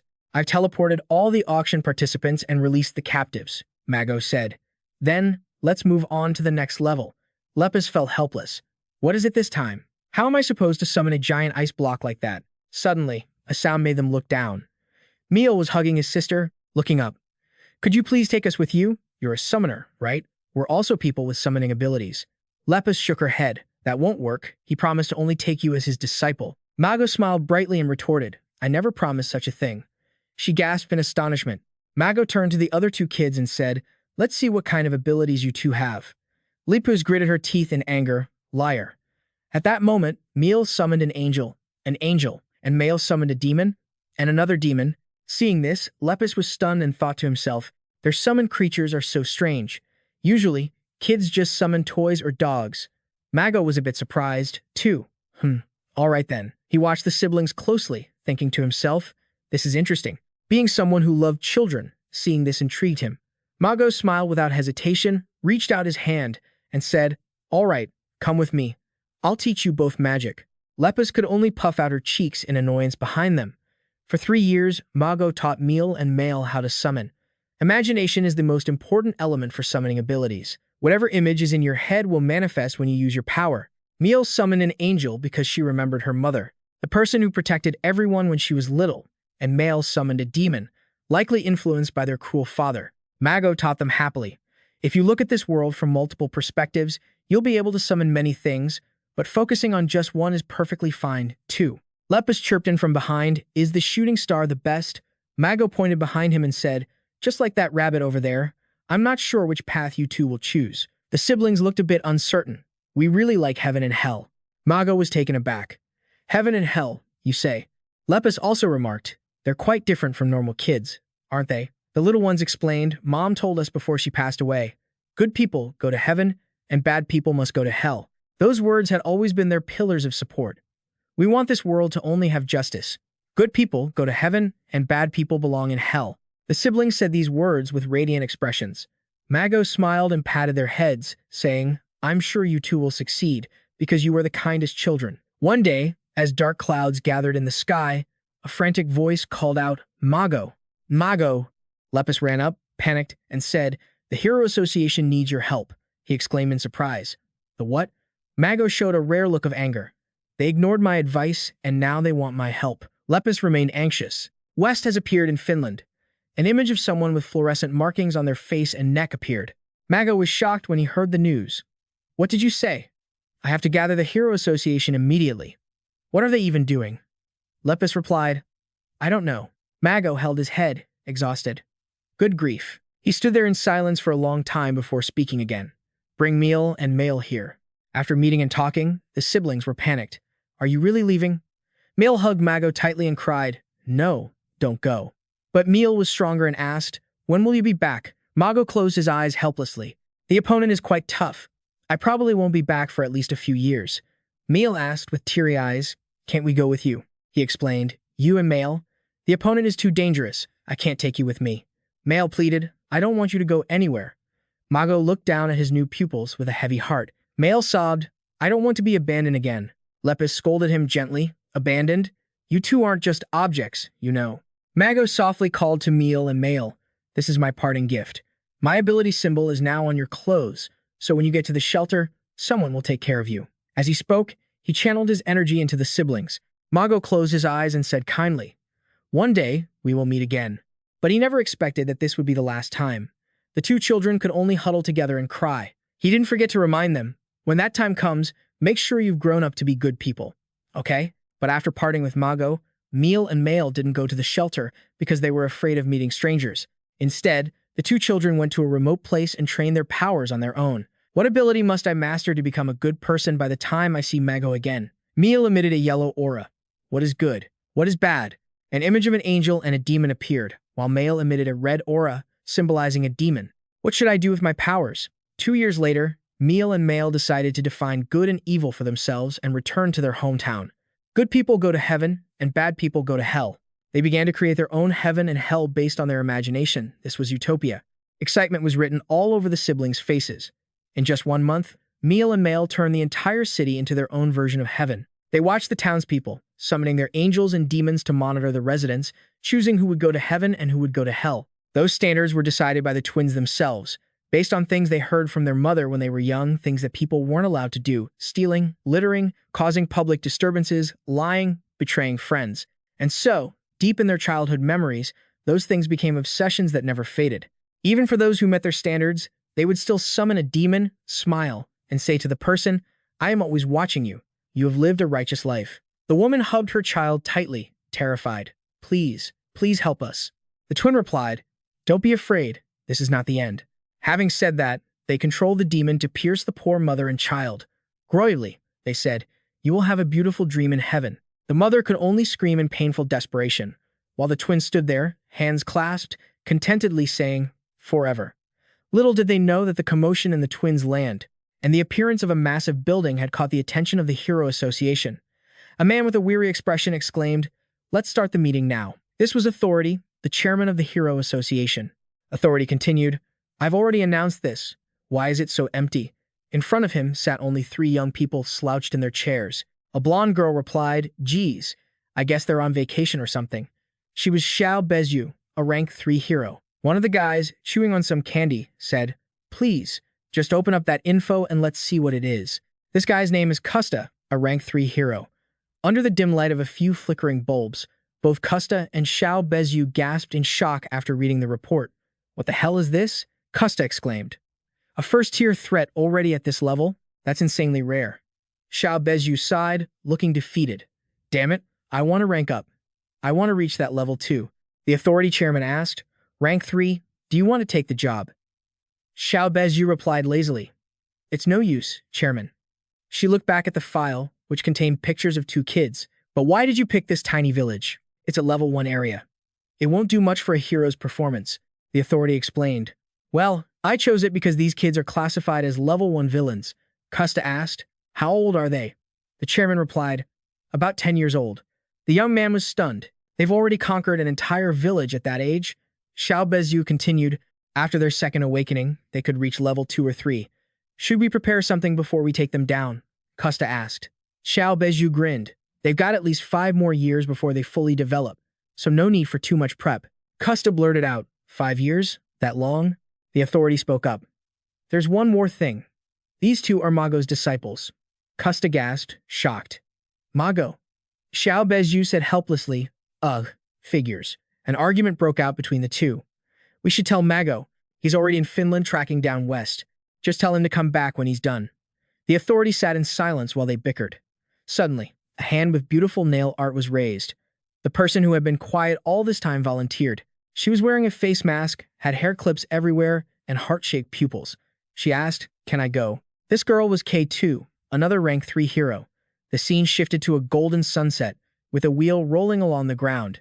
K2 arrived and stopped her vehicle to look around. She was riding a cool, pink motorcycle.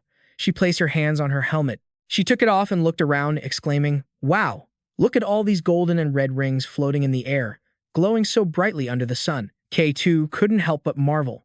Such a spectacular sight. She didn't know she was being watched through a crystal ball. Nearby, the 2 siblings were monitoring her every move. Male said nervously, there's a stranger. Mi just grunted in response.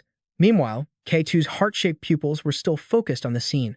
The sky was still ablaze with the sunset. K2 pulled out her phone and started taking pictures of the puppets. Oh, this is such a unique power, she mused. Is it brainwashing? Or are they just put into a deep sleep? I don't think they're dead. What's that? Something suddenly made her turn around cautiously. The devil and angel from before had transformed into the 2 young twins. K2 was surprised, and Mi spoke up. Stranger, why are you here? Both kids stared at her with suspicion. Seeing them, K2 rubbed her hands together, her eyes sparkling with excitement. Oh, wow, those are amazing powers, aren't they? What else can you kids do? Is there anything else cool about them? Mi replied, clearly annoyed. You should answer our question. K2 kept talking, gesturing to the glowing red and gold rings hovering in the air. You know, don't you, that eventually, you'll have plenty of summoner disciples, right? The 2 siblings looked confused. K2 questioned them. Did you learn how to summon them from him? Meal asked. Panicked. Who are you? Both kids were sweating bullets, waiting for an answer.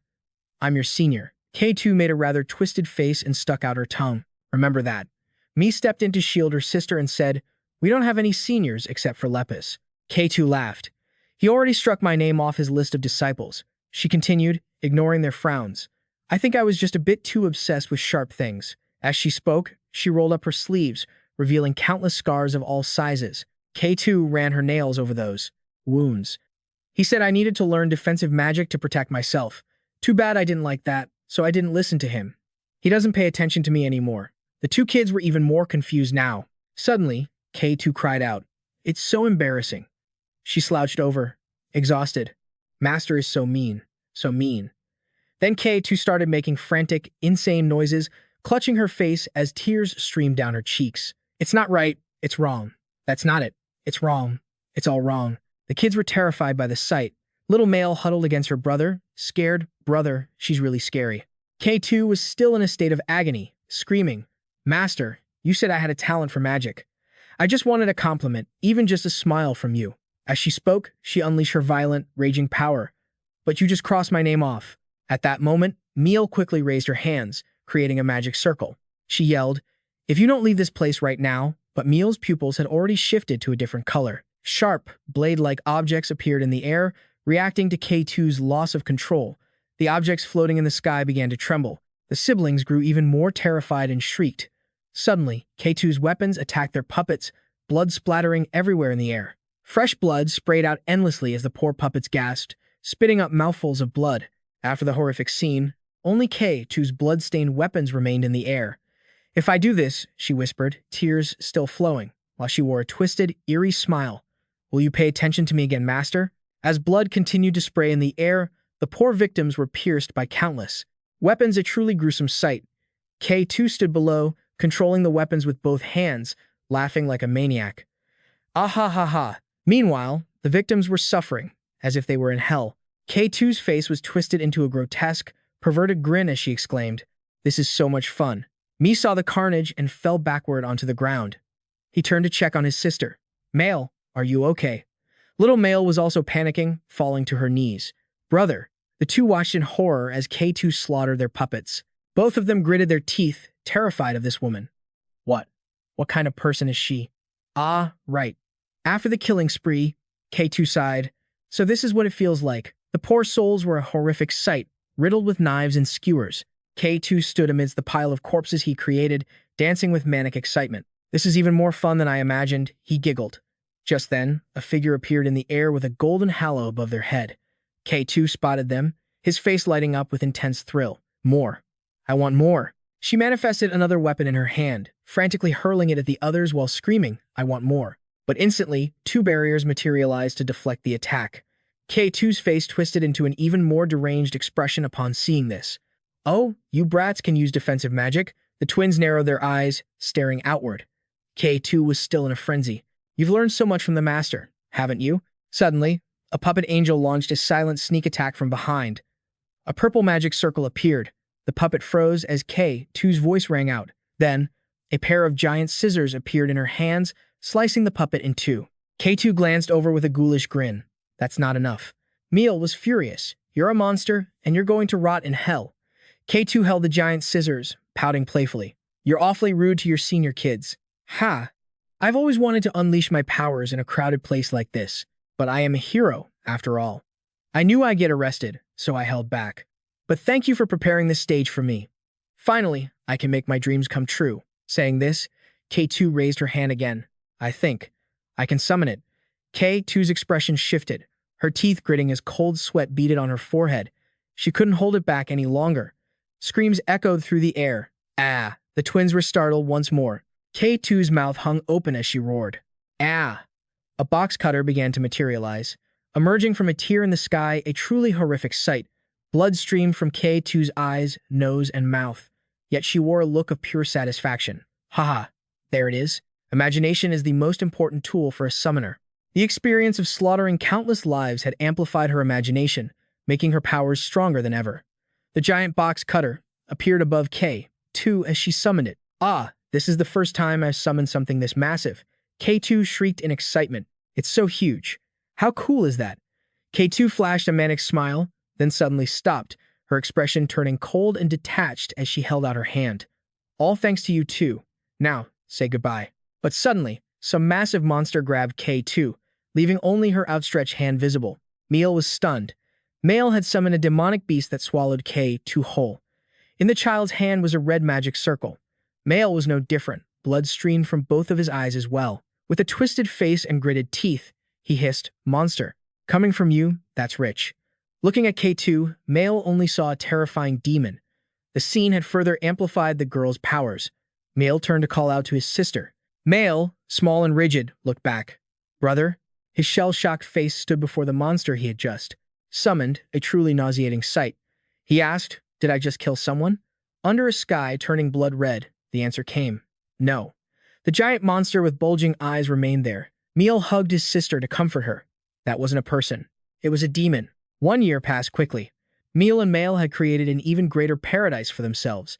The sky was filled with countless shimmering red and gold rings. The Hero Association had once again branded them as villains, locked away in the second basement level of Ruculus Prison, Level 2. A finger trembled while looking at the files on the two demons. Mago's face was one of disbelief. "Meal and Mail," the chairman asked. "Aren't they your disciples?" Mago was still panicking, staring at his students' achievements. "How did things end up like this?" The chairman continued, "We're quite curious, too." Mago stood up, turning to leave. "Let me go handle it." The chairman grabbed his arm. "What? You can't go?" Mago asked, confused. "What do you mean?" The chairman replied tensely, "I can't let you deal with this." "What are you talking about?" The chairman explained, "I told you to kill West and come back, but you didn't follow orders, did you? Instead, you arrested her and handed her over to the government. If that's the case, I can't follow your requests either." Mago lost his composure, shouting, "We're getting nowhere like this. I'm going." Chairman Authority slammed his hand on the table. "I said no. You are not going." The table cracked under the force of the blow. Mago didn't back down, raising his hands to manifest magic circles. "Stop it. You sound just like some power-hungry lunatic." Suddenly, a voice cut through the tension between Mago and Authority. "Let me go." It was Lao Sha. Her expression was completely blank. "I'll be the one to go." Lao Sha, a rank 3 hero. Authority nodded. "Oh, actually, this would be a good promotion mission for a rank 3 hero. You should be the one to go." Mago was still furious, trying to interject. "I said I would," but a sharp voice stopped him. Mago's eyes widened in shock. Lao She stepped toward him, looking confident and determined. Mago just stood there, silenced. Lao She placed a hand on her chest, looking reliable. "Trust me." The scene shifted back to the city with the red and gold rings in the sky. A voice called out, "Male." The two of them were still hugging each other, observing the situation through a red orb. Male said anxiously, "An intruder." Male was calmer. "That's right, brother." As evil as they were, they still put on an innocent facade. Through the orb, they saw that the intruder was Lao Sha. The two of them looked terrified. "I wonder how many crimes she's committed already." Outside, Lao Sha just smiled and glanced up as the sunlight bathed the buildings. Lao Sha stood proudly in the sun, her gaze distant. She was observing something. In the sky were 3 people, something on their heads, their limbs dangling limply. She remarked, "Are these the heroes who were assigned this mission before? At least they're still alive." Lao Sha continued watching. Meal and Mail looked back at her, and one of them spoke up. "You out there, who are you? Why did you come here?" She introduced herself calmly. "I'm the hero Lao Sha, and I'm here to take you kids back." The 2 girls were suspicious. Heroes. Are there different kinds of heroes? One girl cast a spell, and the monsters they summoned appeared, posing a serious threat to Lao Sha. They warned her, "Leave this place at once, or I'll send you straight to hell." "Fine then, I'll go back," Lao Sha replied, flashing a smile as bright as the sun. "But I want both of you to come back with me. Let's all go home together." The monsters vanished into flames. Me and Mail were stunned, unable to believe their powers had been defeated just like that. Lao Sha stood tall, even amidst the sea of fire. She walked over to them, looked them in the eyes, and said, "You two have kind hearts. I didn't feel a single ounce of killing intent in your attacks." Her expression shifted to match her words. "It's so sad. If the people who came here before were actually good heroes, things wouldn't have gotten this bad." She slowly approached them. The 2 girls clung to each other, helpless. "It's strange, isn't it? You think what you're doing is right, yet countless people keep showing up to stop you. Don't come any closer." Facing their panic-stricken eyes, Lao Sha remained gentle. "Don't be afraid. I'm not going to hurt you." Lao Sha continued, "But what you're doing, it isn't right. Your teacher is very sad right now." The 2 girls' eyes widened at the mention of their teacher. They whispered to each other, "Teacher Mago, is he really back?" Male, "Don't believe this lie." Lao Sha spoke up firmly, "I am not lying." She reached out her hand toward them with a smile. "Release your power and come back with me. It's time to return to Teacher Mago." The 2 girls stared at her, wide-eyed. Me and Male reached out and touched her hand. They felt an indescribable warmth from Lao Sha as she took them by the hands, and they began to walk away, the sun slowly setting behind them. The 2 girls gasped in amazement at what they saw. Lao Sha, still acting as if it were perfectly normal, remarked, "I knew it." Mago stood there waiting for them. "You followed me, didn't you?" The 2 girls rushed into Mago's arms. He opened his arms wide to welcome them. "Teacher." Male. They broke down in tears, sobbing uncontrollably as they spoke to him. Teacher, the truth is, our abilities are special powers. Mom told us we had to keep them a secret from everyone else. Mago was shocked to hear me and Mail say this. You only take in summoners as students, right? We're sorry for lying to you. He asked in response, I only take in summoners? Who said that? A hero named Gui Shu. She said she was your apprentice. Mago remembered who that was, feeling skeptical about the information he had just heard. My apprentice, Meal? I've never taken on anyone besides you two and Lepus.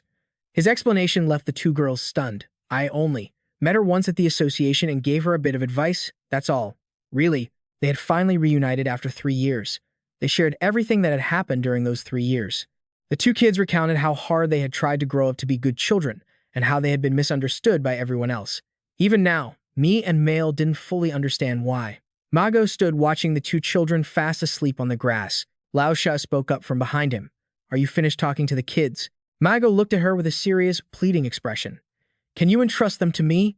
Lao Sha didn't answer right away, instead bringing up another matter. Even if they haven't killed anyone in the village yet, they took thousands of people hostage and killed heroes.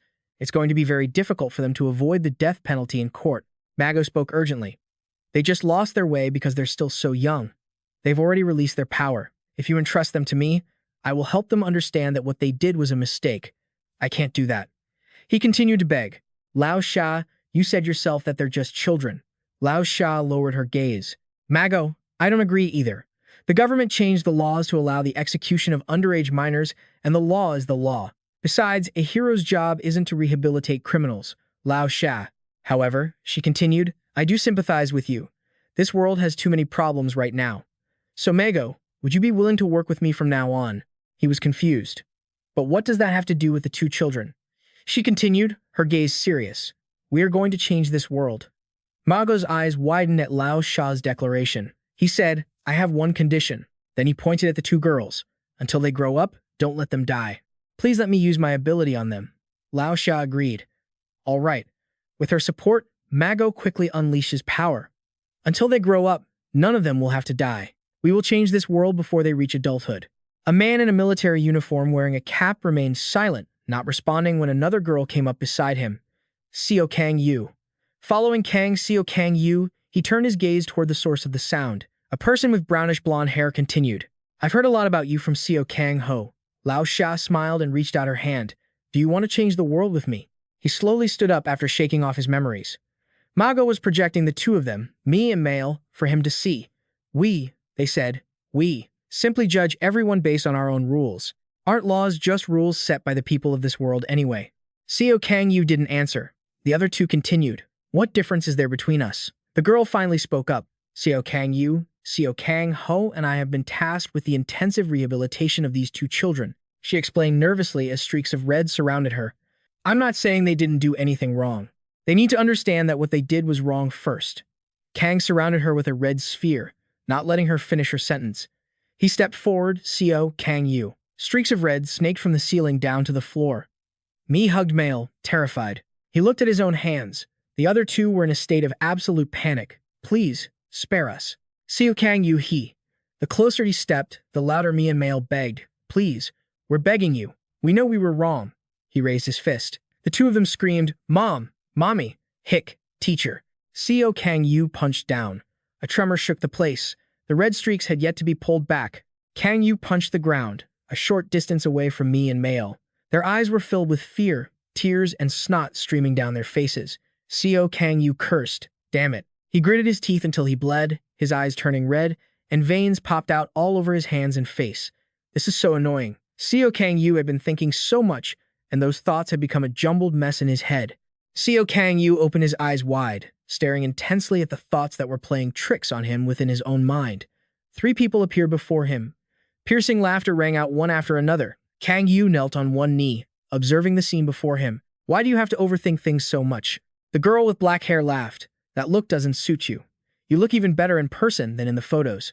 Seo Kang Yu opened his eyes wide, and the girl with black hair smiled brightly. Hi there, darling. Your bride has arrived. The girl introduced herself with excitement. I'm so happy to finally meet you. My name is. Before she could finish, Seo Kang Yu lunged forward. A collision occurred. He was a bit surprised. Couldn't she tell that when someone is talking, you're supposed to listen? A man blocked his strike. Don't you even have basic manners? The girl pouted. Soon, he'll be our leader. You know, you're being so rude. My apologies, Miss Sin Ka. She cleared her throat. Anyway, let me introduce myself again. But as she started, Seo Kang Yu lunged at her once more. My name is he, didn't care about listening. He just kept throwing punches. She reached out, her hand gently. A shield materialized between them, easily blocking Seo Kang Yu's attack. You're so impatient, she sighed. We're going to be spending a lot of time together, so let's just chat for a bit, shall we? She smiled. My name is Sin Ka. I'm a special ability user, a spatial manipulator. I will be the progenitor of the new humanity. The space where they stood shimmered with the violet light of Sin Ka's barrier. Seo Kang Yu looked puzzled. Grygenitor? She laughed. That's right, Grygenitor. I'm so exhausted. He looked indifferent. I'm exhausted listening to this. A total psycho just showed up. Psycho. Sin Ca didn't seem insulted. In fact, she laughed. Maybe I'm the most sane person in this entire dump. Right, everyone? Exactly. Yeah, I guess so. She continued, Seo Kang Yu, do you know that humanity is currently in danger? Sin K spoke with a grave expression. We're on the verge of extinction. At this rate, we'll all be wiped out. Seo Kang Yu was skeptical. Like hell we are. Sin K asked again, Seo Kang Yu, what do you think is the real threat to humanity? You, as someone from the I organization, probably think it's the villains or the heroes from the past who held absolute power. She frowned, rejecting that idea, and the person behind her chimed in as well. However, that is absolutely not true. Seo Kang Yu covered his face. The thing causing humanity's decay right now is, he sighed, those nobodies masquerading as ordinary people. According to your plan, we have to filter out the genes. Only those with superior genetic codes should give birth to future generations. But because of the sacrifices of those who carry superior genes, the genes that should have been filtered out have multiplied terrifically. Sin Ca even had the data to back it up. For example, the second-generation heroes of equality led by Lao Sha, they possess superior genes. However, why did they die despite what nature's logic dictates? Creatures that can't evolve to survive naturally perish, yet they desperately tried to stop that. Seo Kang Yu didn't move, while Sin Ka kept rambling. Oh, Seo Kang Yu, you're fine. You're not a hero anymore, are you? Right now, you actually enjoy killing those with weaker genes, don't you? She pointed at him and smiled. I fell in love with you when I witnessed that. Seo Kang Yu remained silent. Sin K continued, Ruculus Prison is a gathering spot for the superior humans who will become the new humanity, yet they are being unfairly imprisoned here. For killing the weak once we kill all the heroes who prevent humanity's evolution and wipe out all the weak humans. She excitedly painted a picture of the future. We will build a world where only humans with powerful special abilities exist. A paradise. She pointed at him and continued to smile kindly, trying to reassure him. Oh, don't worry. If those strong heroes change their minds and join us, we'll include them as part of the new humanity, too. We're not that strict. Seo Kang Yu finally spoke up. I was trying not to go too hard on people who aren't criminals like you. But it seems I have no choice but to beat the living hell out of you people. Sin Ca looked excited by his words, while the person next to her looked wary. Oh, beat the living hell out of many people. Right here? Oh my, that's so embarrassing. The person next to her had to explain, Miss Sin Ka, I don't think he meant it the way you're thinking. Sin Sa replied, all right, but let's not do it now. We'll do it next time, when it's just me and him. Miss Sin Sa, I told you that's not what he meant. Shut up, how would you know? Sin Ka cleared her throat. Anyway, she pointed at him, you will be Adam. Then she pointed to herself, and I will be Eve. She imagined the two of them birthing the human children who would lead the evolution of the species. She bashfully covered her mouth with a bridal bouquet. Actually, at first, I intended for Seung Hwan to be Adam and use an electromagnetic pulse weapon to save him. Seo Kang Yu was stunned. Sin K continued, but the security of this prison is tighter than I thought. No external attack could do anything to it. So, after we obtained the interior blueprints of the prison, we used an electromagnetic pulse weapon we created and detonated it from the inside using my special ability. Seo Kang Yu asked back, an electromagnetic pulse weapon. Sin Ka replied. After that, I talked to Seung Hwan. However, he's not old enough yet, he hasn't even hit puberty. You know how it is. You only have full capacity after you go through puberty, right? But time is so precious. That won't stop me. My name is Exa, which means rich in imagination. So, I immediately came up with a fantastic solution. Before Seung Hwan becomes an adult, I will do it with you, Seo Kang Yu. For the sake of humanity. When he becomes an adult, then we will do it with him for the benefit of humanity. I found the solution, Sin K said proudly. so we can pass on the genes of both of you to the next generation." Then she smiled. "What do you think? Can't the two of you become sworn brothers? You two can get along well together. Wouldn't that be great?" She asked again, "Do you understand what I'm saying?" Seo Kang Yu replied, "So, you're the ones behind the attack with the electromagnetic pulse weapon, aren't you?" Sin Kei panicked when she saw the look of rage on Seo Kang Yu's face. "It's not like that. I meant other things." As if she just remembered, she admitted, "Oh, that's right. Your brother is an investigator, right? He died after that electromagnetic pulse weapon attack. It's okay. You can build another family with me. Let's build the biggest family possible together, okay?" Seo Kang Yu couldn't hold back his rage anymore. Sin Kei asked him, "So, have you decided yet?" "I decided a long time ago." "Oh, really?" He reached his hand toward the barrier. "I'm taking back what I said about not being able to beat the hell out of you people." Sin Cie looked at him with anticipation. "I'm going to make you," he used his ability, grinding his teeth in pure agony. "I'll crush your bodies and shatter your bones to pieces." Sin Cie looked apprehensive, while the girl next to her joked, "Doesn't that count as doing it to many people?" The man beside him is also concerned. "Things aren't looking good." "Whoa, why is he so intent on tearing me apart? Seo Kang Yu is like a bloodthirsty beast." "Well, I guess I'll just turn a blind eye and play cute.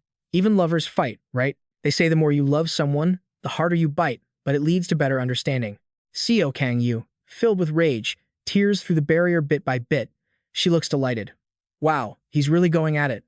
The man next to her is on high alert, sensing the danger. Seo Kang Yu's ability is about to reach her. Suddenly, a spatial portal opens. Seo Kang Yu falters for a second and falls into the portal. A second later, her voice lures him in. She waves and smiles at him from the exit. "Let's finish this outside, shall we?"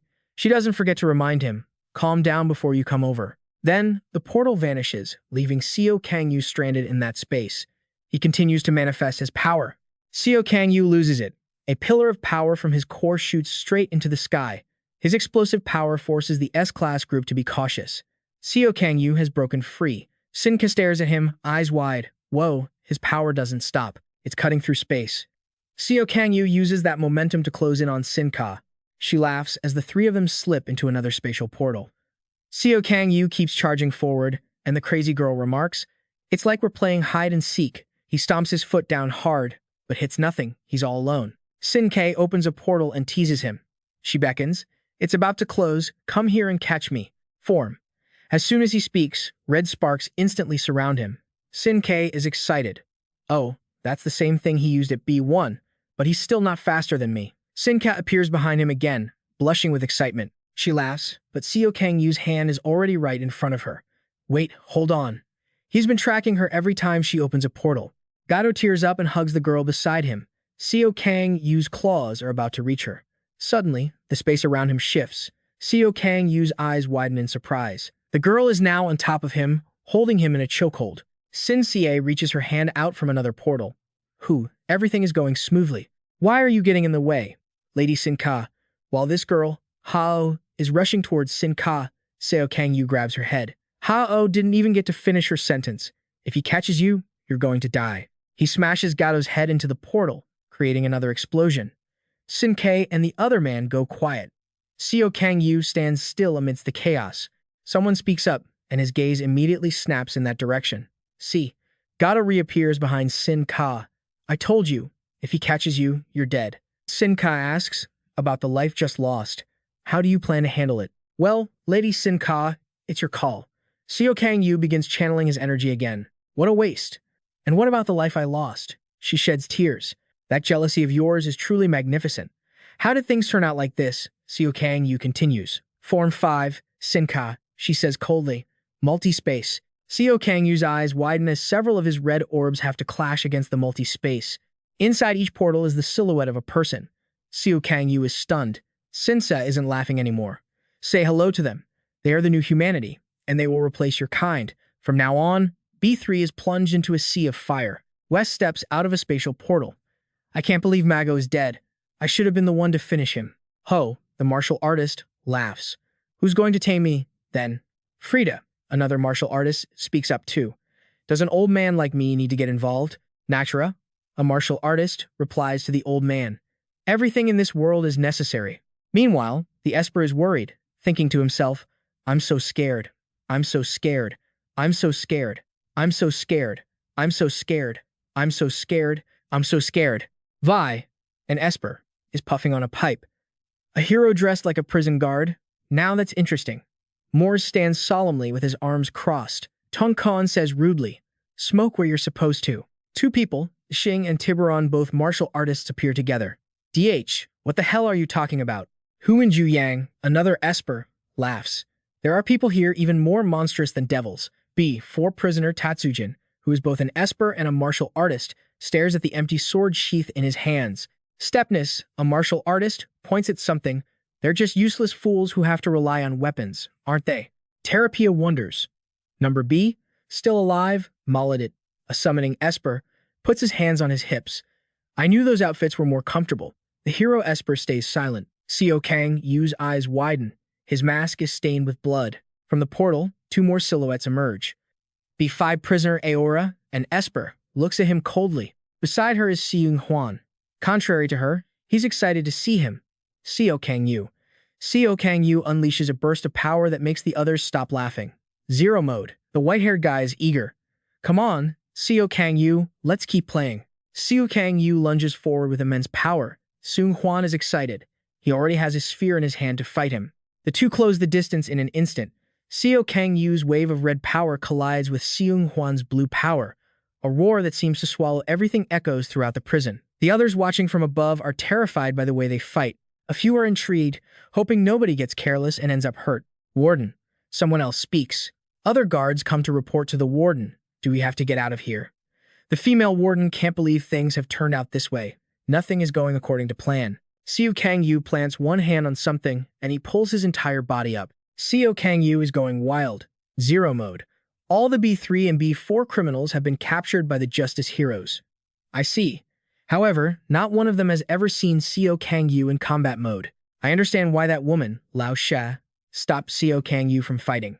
Someone else says just one word. Death. They stare at Seo Kang Yu. So, this is what death looks like. Those who have seen his form feel amazed. Truly incredible. It's genuinely inspiring. That man. Is that a special ability? If so, it can't be stolen. Jealousy. Sinket cries. Gato puts a hand on her head to comfort her. Why did he have to make such a decision?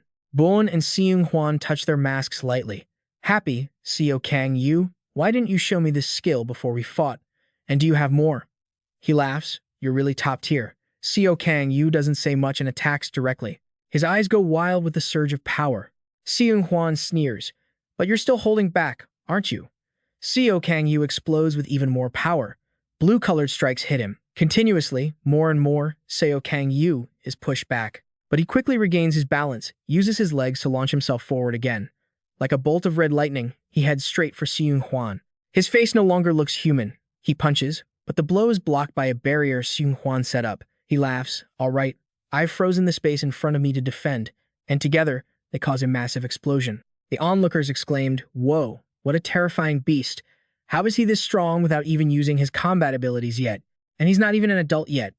If he grows up, just how monstrous will he become? Seo Kang Yu turned his gaze toward the smoke and shouted, Where do you think you're going? I know that wasn't enough to take you down. He continued to roar, but before he could finish, Seung Hwan slammed a fist straight into his face. He spat blood and went flying. Seo Kang Yu glared, then landed another heavy blow to his gut. Seung Hwan's eyes bulged as he was launched backward, crashing violently into the wall. The viewers were thrilled by the turn of events. So intense, this is a real monster fight. A flash of red lightning cut through, slicing the heads of X and Tiburon simultaneously. Seo Kang Yu surged past them, heading straight for the summoner. He launched another attack but was caught off guard. West had activated a defensive barrier. Mago's defensive magic really is top tier. Too bad he died so soon. He sneered. Does seeing your comrades' magic stir up any memories? Seo Kang Yu poured on the pressure, and the barrier began to crack. West clicked his tongue. Seriously, I'm so jealous of that strength. The shield shattered, and someone else jumped in, kicking Seo Kang Yu away. He flew back and slammed into the wall, smoke rising from the impact. Hero watched from above, his silhouette reflecting in Seo Kang Yu's eyes. He looked like a demon rising from hell, slowly standing up with pure killing intent. They both looked down. Seung Hwan grinned broadly. Seo Kang Yu, you've got to play with me. But then again, he continued, I still feel like you're hiding something. Seo Kang Yu's eyes widened at the boy's words. He laughed. Are you holding back because of the prison warden? How weak. That won't do. He raised his hand with a grin. I'll create a playground for just the two of us. He clenched his fingers. Clouds covered the moon in an instant, and the night sky above the prison was quickly blotted out. The earth and stone shifted. Lao Sha and the others couldn't believe it. They were quickly caught in the shock wave, unable to comprehend what was happening. The others watched in utter disbelief. Space. Is Seung Hwan distorting space? Am I seeing this right? Everyone, get out of here right now. They all screamed, and the entire prison was shifted to another location. Suddenly, a massive explosion erupted from the building, threatening to blow it apart. Screams echoed. Ah! Jose and the other guards were in a complete panic. Waves of red energy were spreading toward everyone. Before Jose was completely enveloped by that power, she could only manage a desperate scream. What is happening now? Red orbs began to form, generated by the power of Seo Kang Yu. The spheres grew thicker and more dense. Before the next massive explosion could occur, he flung the orbs outward to shield everyone. A hand reached out. Seung Hwan, still clutching a chunk of meat in one hand, laughed excitedly. This place is pretty sturdy, huh? Suddenly, one of his eyes bulged out. Seo Kang Yu, covered in a crimson aura with glowing eyes, charged in with a punch, but someone created a circular barrier to protect Seung Hwan. It was Sinka. She stood on the floor above, reaching out. She spoke with a sleazy tone. You shouldn't interrupt others when they're using their skills. She flicked her hair arrogantly and told her followers, let's go, shall we? It's too dusty here. Tatsujin stood there, staring upward in deep thought. Suddenly, she leaned down and touched a rock. She channeled her power into it, making it glow. Sinkei's eyes went wide.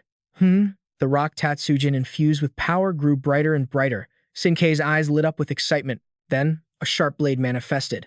Tatsujin held a newly created sword with a cold expression. Sinka asked, what are you doing? But she didn't answer. She just slashed the air multiple times, leaving the crowd behind her in awe. Sinkei's face filled with excitement. Nice! But then she turned toward the portal and said with contempt, why waste the energy? We can just take this way out. All right, let's get out of here. Gather up. Scene shift to the city outside. The citizens gathered in one spot, looking up in panic at the disturbance. Before them appeared the image of Seo Kang Yu, a human glowing red like a burning coal with two blazing eyes. They gasped in horror. Gosh, what is that? Suddenly, a magic circle appeared beneath Seo Kang Yu. He vanished instantly, leaving everyone in a state of confusion. People stood frozen for a few seconds. What just happened? Is he a villain? Seo Kang Yu reappeared elsewhere, surrounded by giant clouds of smoke. The smoke grew thicker, obscuring parts of his body. Soon, only his glowing eyes, like those of a demon god, were visible. A pile of debris was stacked up like a mountain.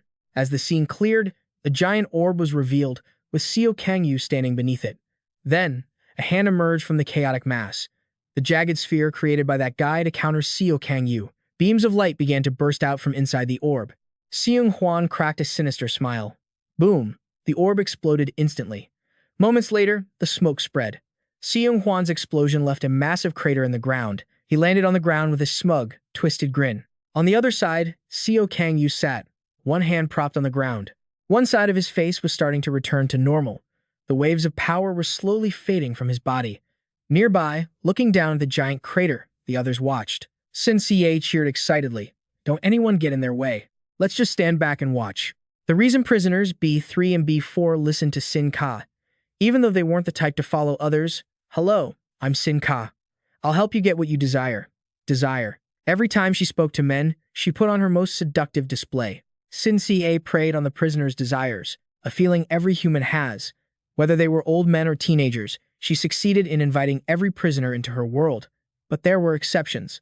West asked coldly, what if I refuse? Sin K replied, if you refuse, it would be such a shame. You'd die, along with several other reasons. Seung Hwan's laughter rang out. Bah ha ha ha. He laughed until he was gasping, as if he'd just heard a joke.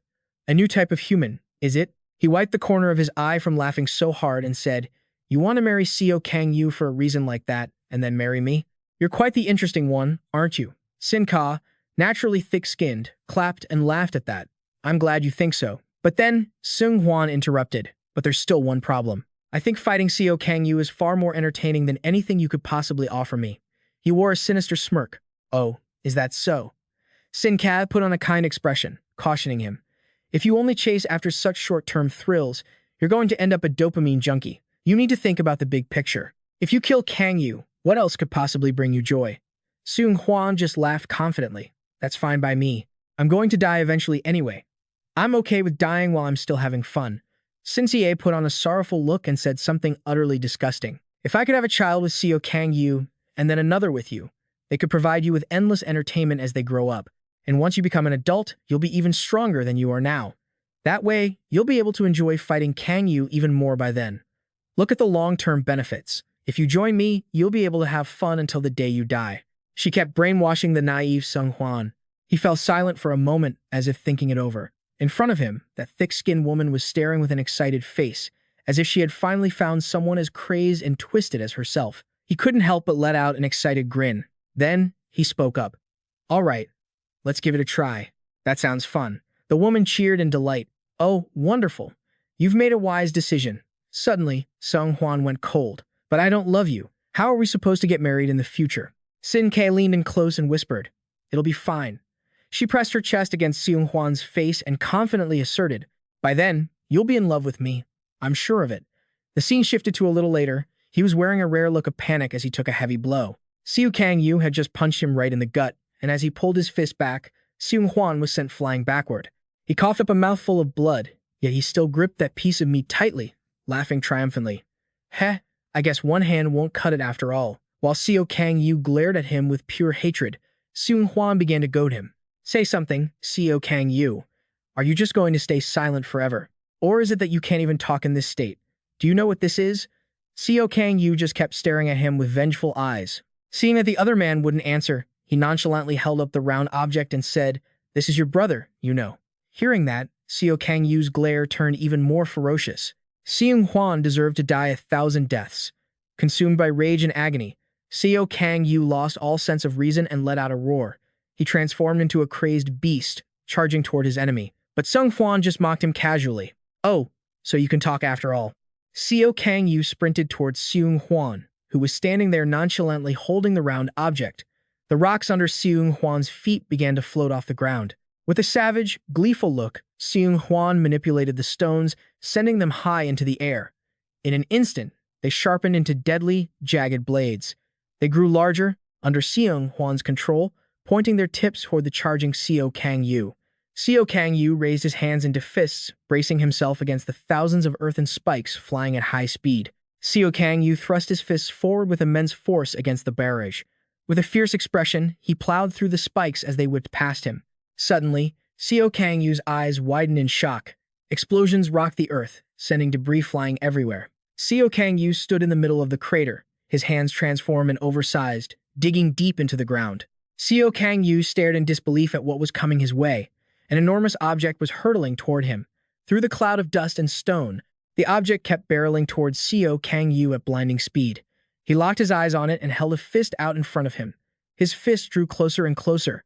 Just as his fist and the object were about to collide, Seo Kang Yu gritted his teeth, and a massive explosion sent him flying backward. The object pinned Seo Kang Yu's body down. He was launched, crashing into the mountain behind him, creating a colossal impact. Seung Hwan continued to wave his hands, controlling the object. Through the haze of the rocky mountain, the object remained perfectly intact, hovering in midair. Seung Hwan grabbed the object, laughing loudly as he stepped forward.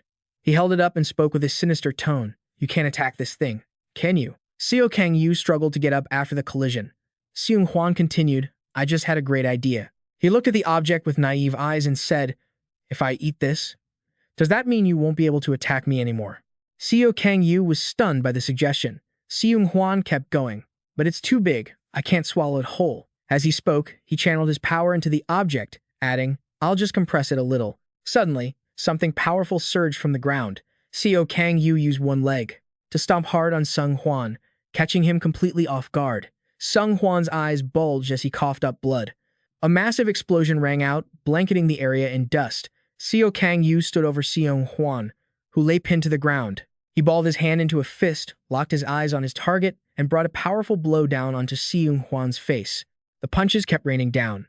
This time, Seo Kang Yu slammed a fist into Seung Hwan with such force that the surrounding earth and rocks erupted into the air. Stepmiss Hero and Tatsujin stood by, casually watching the scene. Seo Kang Yu's face was twisted in fury, when suddenly, two hands grabbed his arm. Seung Hwan lay pathetic on the ground, gripping Seo Kang Yu's arm. Suddenly, a blue light emanated from the two of them. Seo Kang Yu's eyes went wide, staring at the person before him in shock. Seung Hwan smiled, looking at Seo Kang Yu without a hint of pain. A surge of energy shot up into the sky, forcing everyone watching to look up. Gato raised a hand to shield his eyes, watching the blast of power. Meanwhile, S made strange, chirping noises. Sinka clasped her hands together in front of her chest. She opened her eyes wide and gasped, "It's so beautiful." Sinka added, "It's such a shame. If only those two could reconcile, that would be wonderful." Gato replied to Sinka, "That will never happen." Canis, standing nearby, agreed. "I think so too." Canis looked down and said, "Besides, it looks like this battle is coming to an end." Seung Hwan struggled to his feet, looking towards Seo Kang Yu, who lay motionless on the ground. Covered in wounds and blood, Seung Hwan raised his eyes and looked ahead. Seo Kang Yu shivered as he pushed himself up, his eyes filled with pure rage. Seo Kang Yu snapped up to his feet while Seung Hwan remained on the ground. Seo Kang Ho's eyes widened, surges of power beginning to manifest. More and more power flowed out, ripple after ripple, converging and swirling around him. They sprouted from the ground, continuing to rush towards Seo Kang Ho from all directions. Sina and the others watched the scene in complete shock. What is that?" Sina gasped. She and the others watched as countless threads wove together, forming a colossal object. A laugh rang out before the giant web. Seung Hwan looked up at the massive structure, looking defeated, and muttered, "Just how many skills do you even have? There's just no winning against you, is there?" Seung Hwan looked at the person before him and continued, "So, tell me, how does it feel? How does it feel to kill someone, Seo Kang Yu?" Seo Kang Ho knelt on one knee, staring at Seung Hwan. Seung Hwan smiled and kept talking. "Must be just as disappointing as it is for me, right? They disappear the moment you touch them. It's not even enough to vent all that pent-up frustration." Seo Kang Ho listened to Seung Hwan's words. "Shut up," Seo Kang Ho retorted, the powers still wreathing his body. "So what?" Seung Hwan said with a smug expression. "After playing around with me to your heart's content, don't you feel refreshed from letting out all that negative energy? It must feel pretty frustrating, though." Seo Kang Ho frowned, watching Seung Hwan talk about how he'd been forced to suppress his power for so long. He continued, "Because you had to drag that trash along with you. Am I right?" Visions of Lao Sha and their comrades flashed before them at Seung Hwan's words. Seo Kang Ho hesitated, his voice trembling. Seung Hwan observed Seo Kang Ho's reaction. He looked at the man before him, confused, and spoke. Seo Kang Ho's face darkened as he snapped, "You don't know anything." Seung Hwan's eyes filled with contempt. He looked up at the massive web and said, "Still, that skill looks pretty dangerous. This has to be your final move, right? I'm about to run out of steam, too. This is trouble." Seung Hwan continued, "That massive web in the sky. It really is terrifying." Seung Hwan looked up, amused. "If I had listened to you and grown up, could I have defeated you?" As he spoke, he stared at the web. Seo Kang Ho stated firmly, "That will never happen, because you're going to die right here." Sine heard this, stunned into silence. The web slowly rose into the air, blotting out the sky. Sina panicked. What is happening in there?" She reached out, energy coating her hand. A purple circle pierced through the web. Sina shouted in panic while controlling the circle. Seung Hwan. His image appeared within the circle. Through the circle, Sina watched as Seung Hwan was stabbed, his eyes wide in agony as countless sharp spikes pierced his body, killing him on the spot. Seo Kang Ho's eyes widened, his expression turning grim. His sight was filled with the scene of Seung Hwan being impaled by hundreds of blood-red threads erupting from him. He stood there, jaw dropped, not even a moan escaping him. Sine screamed in horror. Seung Hwan. She raised her hand to use her ability, immediately teleporting to Seung Hwan and pulling him through a portal. Seung Hwan hung limp as he was taken away, not moving at all. It was as if the battle had already taken his life. Sine was frantic. "Heal him." Terapia rolled up his sleeves, walked over, and said calmly, "Move aside." He knelt down and plunged his hand into Seung Hwan's chest. Immediately, the blood threads clinging to Seung Hwan vanished, or more accurately, Terapia absorbed them into his hand. He marveled. "I can't believe he managed to use his power to protect his vitals in all that chaos." He added, "His combat instincts are flawless." The blood threads extended up to his elbow. Terapia stood up. Done. Sine saw that Seung Hwan hadn't woken up yet and shook him. "Seung Hwan, wake up." Terapia held up his arm, which was covered in the blood threads. "Good grief," with a blank expression, he said. "A formidable power." Then, in front of the other prisoners, he severed his own arm, which regrew as if new. He asked them, "Now, what do we do about Seo Kang Ho?" A voice rang out. What else? It was Hiro. He said coldly, kill him on the spot. But someone interrupted. Wait. Everyone turned towards Sine. She finished checking seeing Juan's pulse, looked up, and said, before we do that, she pleaded, a symbol glowing in her eyes, I want to speak with him one last time. The person everyone knew was right there, Seo Kang Yu, lying face down on the earth, motionless in the center of the battlefield. A moment later, he stumbled to his feet, surveying his surroundings. Suddenly, something entered his vision, a curled-up mass of flesh. By his senses, he knew it was the most important person in his life, his older brother, Seo Kang Yu. Seo Kang Yu walked slowly toward it, crouching down to gently pick it up with the utmost care. Looking at that mass of flesh, his heart broke, and a sense of despair began to consume his mind. Seo Kang Yu's vision blurred. He no longer knew if this was real or an illusion. If only this were a dream, if only his brother were still alive. A teleportation portal suddenly opened right in front of him. Sina stepped out and said, Seo Kang Yu. She pleaded, looking worried. It's not too late yet. But life isn't always a dream. Even though he was exhausted, Seo Kang Yu remained conscious that the person before him was an enemy, and he prepared his ultimate move. Seo Kang Yu glared at her with hatred as he prepared to strike. Sina stumbled back, looking confused and bewildered. I really don't understand this. A flash of lightning struck. Seo Kang Yu's power was instantly suppressed, his frustration plain to see. One of the criminals on their side had activated a complex magic matrix. It seemed negotiations were off the table, West said coldly. Now, we have to kill him before he recovers his remaining energy. He turned to his colleagues. Any objections? They spoke in unison. Agreed. It's unanimous. Frida said pitifully. I feel sorry for that young man. Bakhen said weakly. I'm scared of killing, but I think I'm even more scared of him staying alive. Natura laughed gleefully. Returning to the earth isn't so bad. Maladit stretched, complaining. Ugh, I'm starving. Let's make this quick. Stepness laughed with delight. That guy might actually be entertaining. Vi picked up a pen to write, sighing, it ends here? What a shame. Hai Unundui laughed. Ha, he's even scarier than a demon. Ho saw this and teased him. Are you a coward? A thunderous voice roared above their heads. Out of my way. They looked up. Hiro had transformed into a giant, looming behind them before they even noticed. He clenched his fist and swung it down, aimed directly at Seung Hwan. Seung Hwan curled up to protect the only thing his brother had left behind. He endured the pain without making a sound. Hiro would be the one to strike first. Huingju Yang clenched his fist, summoning a Keeling. West also makes his move. The criminals from B3 and B4 start unleashing their attacks on Seung Hwan. With the air thick with acrid smoke, a thought suddenly crosses Seung Hwan's mind. How long has it been? Seung Hwan lets out a breath after the brutal torture by the criminals. He lies there motionless, jaw hanging open, clutching the piece of meat tightly in his hand. Hiro raises a foot, preparing to stomp down. All right, let's end this. Seung Hwan still can't fight back. He can only wait for the blow to land. A swirling gust of wind rises around Hiro's foot. Who knows what he's thinking? Just as he's about to stomp down, a blue light flashes, and a hand shoots up, using an ability to stop him. Seung Hwan has woken up. Sinka, he says to her, didn't you say that I would become stronger as I grew? Hearing his voice, Simka turns around, surprised. Seung Hwan, the criminal accomplices look toward him as well. Seung Hwan says cheerfully, you know? Under the gaze of the criminals, he continues, for the first time in my life, I have a dream to strive for. He says excitedly, his eyes sparkling like stars, I want to defeat Seo Kang Yu. Sin-Kei is stunned, left speechless. Seung Hwan adds, so don't kill him. I'll be the one to finish him off. West frowns, rolling his eyes, and talks nonsense. Enough. We have to kill him right now. Sin-Ka cuts him off. In front of West's bewildered expression, she says, let's head back. Her melodic voice rings out, everyone promised to listen to me, right? Hearing her, everyone goes silent. They don't object. Let's go home.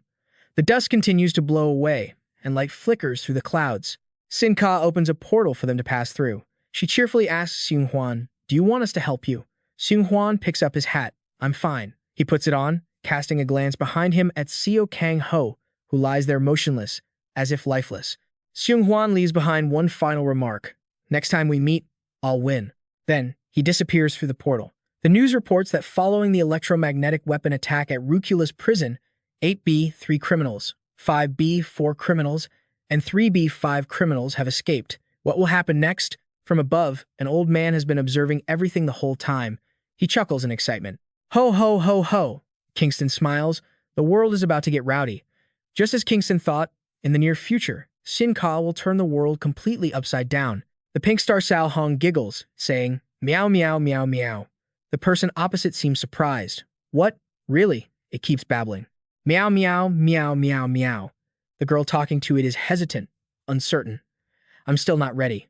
The pink star replies with a meow. Suddenly, the feed of these two talking gets distorted. The screen goes blank, and the earth appears with a strange symbol. A joyful voice rings out, a new world, the Alpha world welcomes you.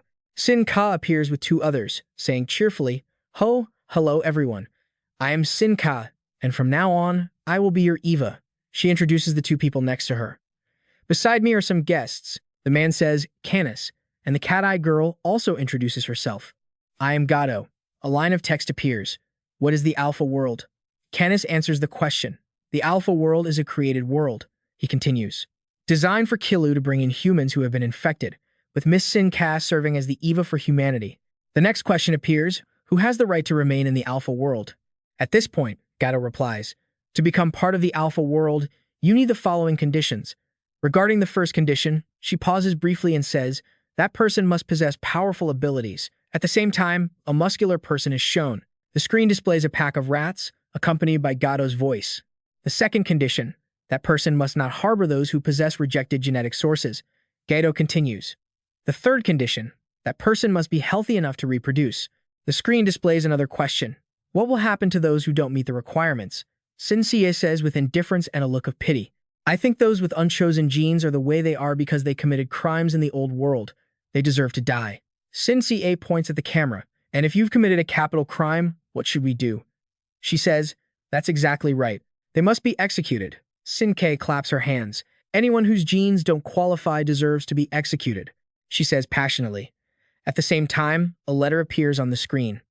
In the coming month, we will select new humans qualified to become members of the Alpha world and send them an invitation. Sin Kai makes a throat-slitting gesture while laughing and saying, anyone who dares to refuse our invitation will be considered guilty of harboring those with rejected genetic sources. They too will be executed. So, we hope you carefully consider our invitation. She clasped her hands, saying earnestly, well then, will the future of these new humans be bright? She then leans into the camera, winks, and says, it's all up to your future, Eva. It's Sin Ka here. Goodbye. The screen glitches again. The channel switches back to the original show. The girl pouts at the pink star. Meow meow. The pink star pouts back. Meow meow meow meow. The screen goes dead, and the light from the large display fades away. The room is pitch black, with 7 people gathered around a conference table. Under the glaring lights, someone breaks the silence. All right. The person talks about the Ruculus Prison escape and the broadcast that was shown to all of humanity after the breakout. The WSCBZ chairman speaks confidently. The World Security Council WSC holds an emergency meeting. Images and information about Sin Ka appear on the screen. Someone mutters, Sin Ka, that's the woman who attacked with electromagnetic pulses, right? Is she on the list of villains? We asked the Hero Association, and they said no. The uncle wearing glasses says, we've got trouble now. It's unbelievable. Just when the heroes of justice have barely had a moment, another incident hits. The woman next to him asks, how are we going to deal with this? Someone interrupts. Before we solve that, let's look straight at a few issues first. The leader of the peace party stands up and slams the table. The Ruculus Prison warden took it upon herself to execute prisoners. She does whatever she wants without reporting it to her superiors. He scowls. Since when can an individual unilaterally pass a death sentence on others? That has caused deep chaos and concern. Someone speaks up. We're in a critical situation, so why are we harping on such a trivial matter? The person says the warden simply made the wisest decision in that situation. Authority, the chairman of the Hero Association for 2 terms and the current leader of the World Party. If it were me, I would have done the same. And he says, even if the situation was urgent, did she really not have time to report the incident? Authority immediately defends her. Not a single second can be wasted. I guess that's why she chose to go find Seo Kang Yu. I can sympathize with that action. He glanced at the person beside him. Do you have any thoughts? Looking at the thoughtful old man beside him, Elgido, the Minister of Justice. Elgido spoke up. Although I do not agree with granting an individual the power to execute others at their own whim. Everyone looked at him. Elgido raised his hands, smiling as he said, although I do not agree with granting an individual the power to execute others at their own whim, but given the very special circumstances, I completely understand. At this moment, Ba, the commissioner of the Fire Department Committee, said, it must have been a difficult decision. Looking at the situation, I worry that others will suffer many losses. The girl named Krom, a police commissioner, also said uncomfortably.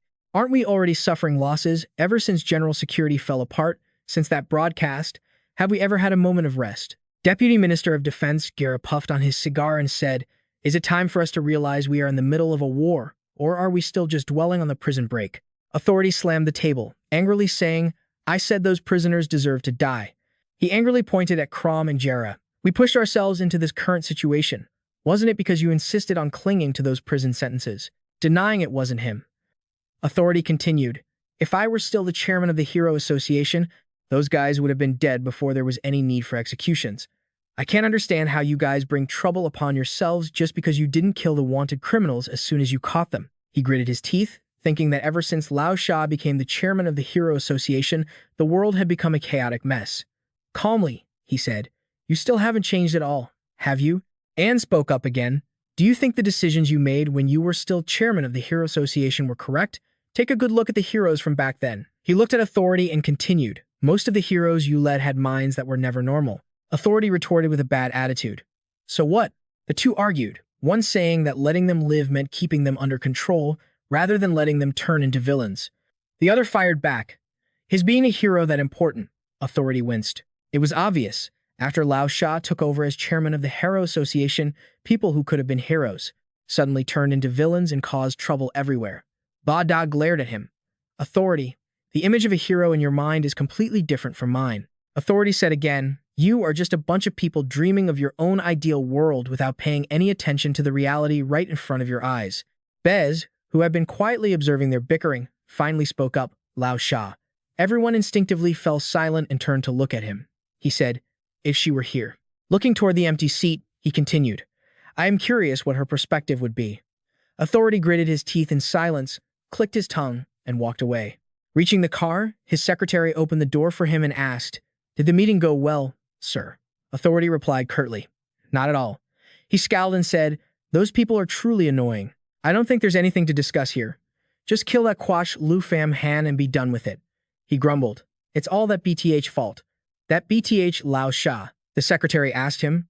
"What do you plan to do from now on?" Authority replied, "Ever since Lao Sha became the chairman of the Hero Association, the members of the World Security Council remembered those annoying faces," he said bitterly.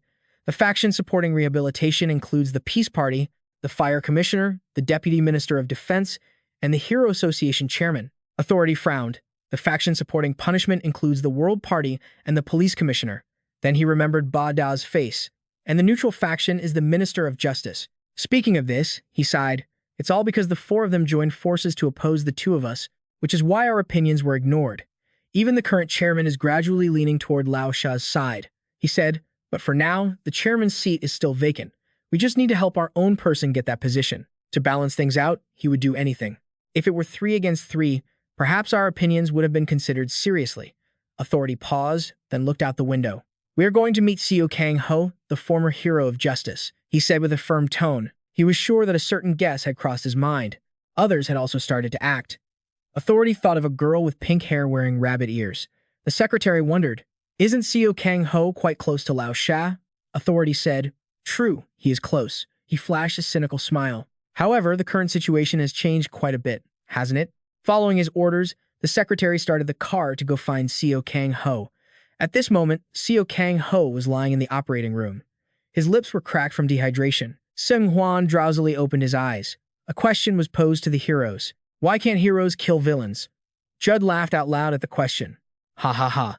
When I first joined Equality, I thought that too." Seo Kang Yu.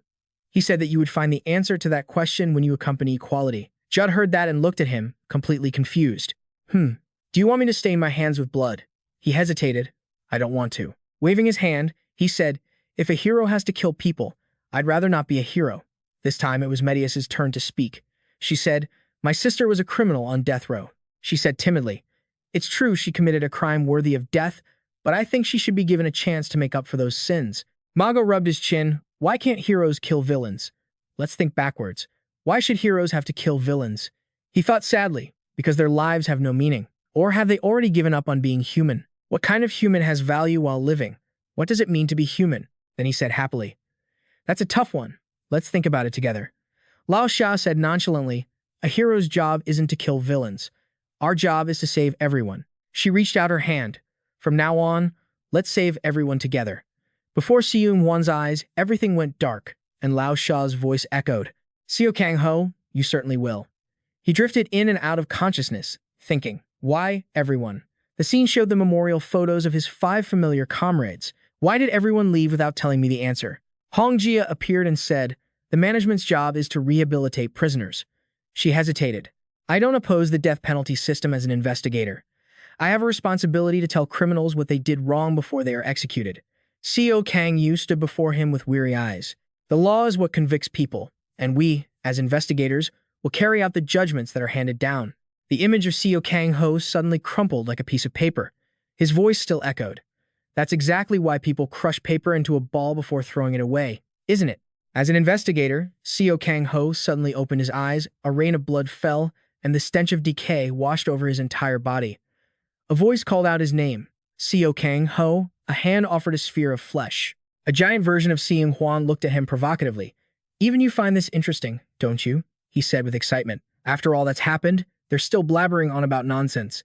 Seo Kang Ho stood frozen, the world around him appearing like a sea of blood. Seung-hwan jolted awake, gasping for air. A voice called out, Seo Kang Ho. Lepa sat with her legs crossed and said, you're awake.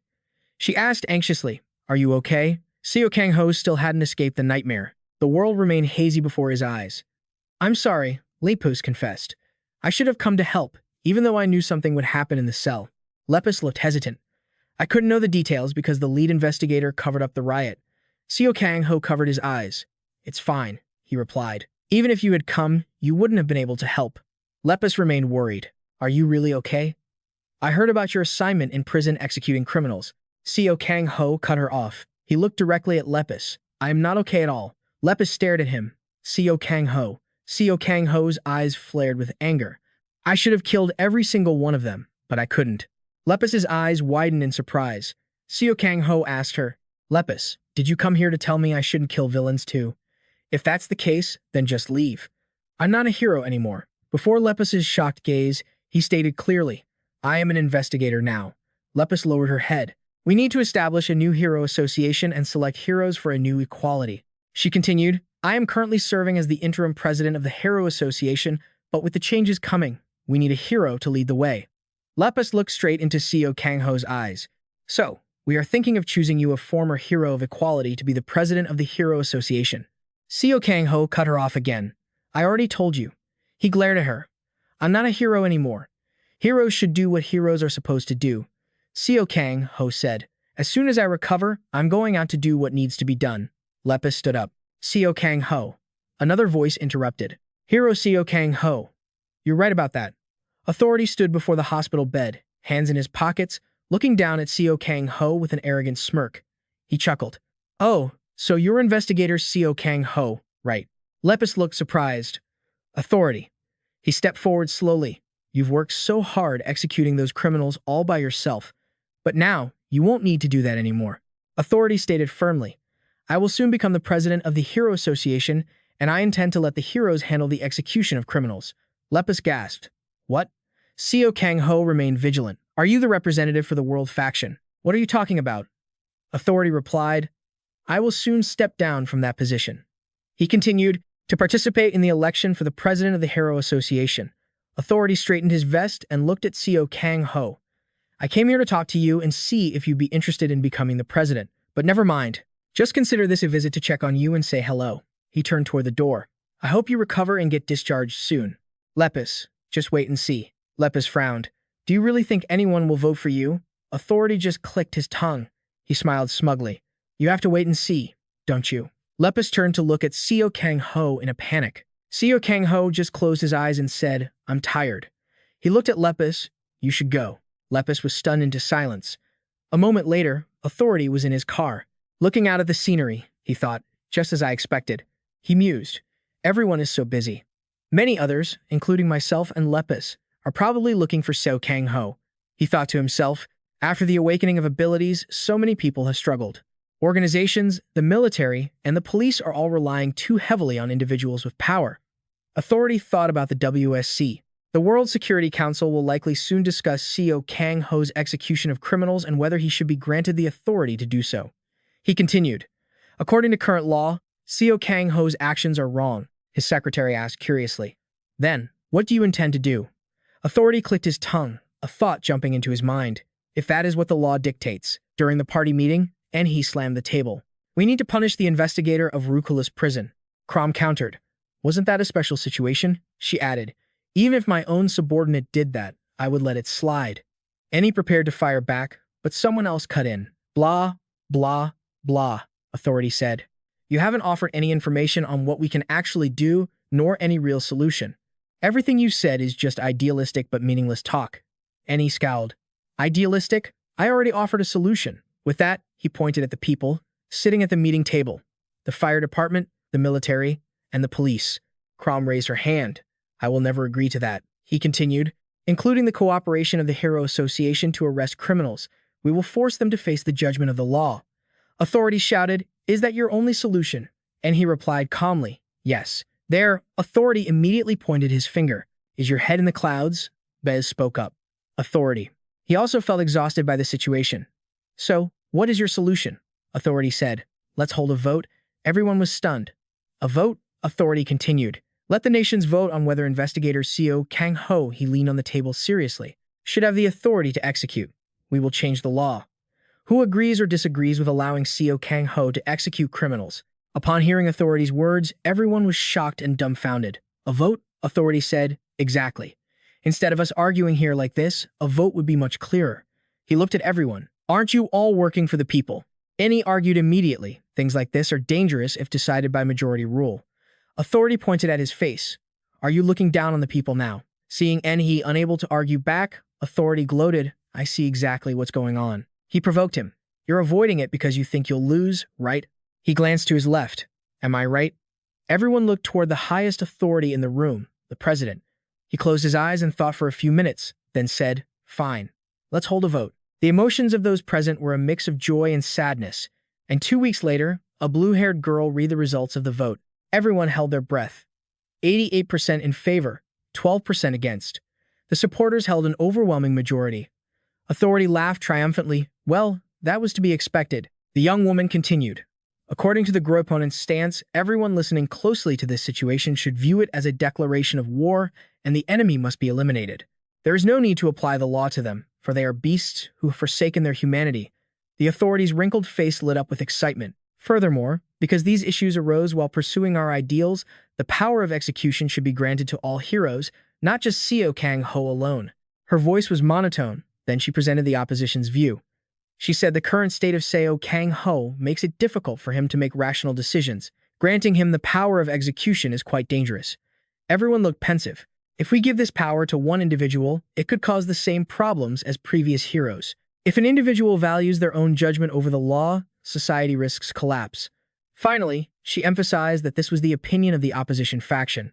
Annie spoke up first. We can accept this result to satisfy everyone. The authority slammed the table. Damn it. His face twisted in a scowl. Satisfy everyone? The result is already overwhelmingly clear. What is there left to debate? B reminded him. Stop making a scene. He said calmly, Bring Seo Kang Ho here immediately. In the office, the sunset light shone in. B stood against the backlight and said, It's been a while, hasn't it? He spoke to the young man standing tall before him. Seo Kang Ho. B said, Have you heard the news? Seo Kang Ho replied, Yes, I heard. B asked again, So, what is your decision? Seo Kang Ho replied, Following the voting results, I will execute them all with my own hands. B said, I have one more question. He awaited the man's reaction. What would you do if the voting result had been the opposite of the current one? He frowned. Seo Kang Ho said, his red eyes glowing. If that were the case, I would kill them all anyway and then turn myself in.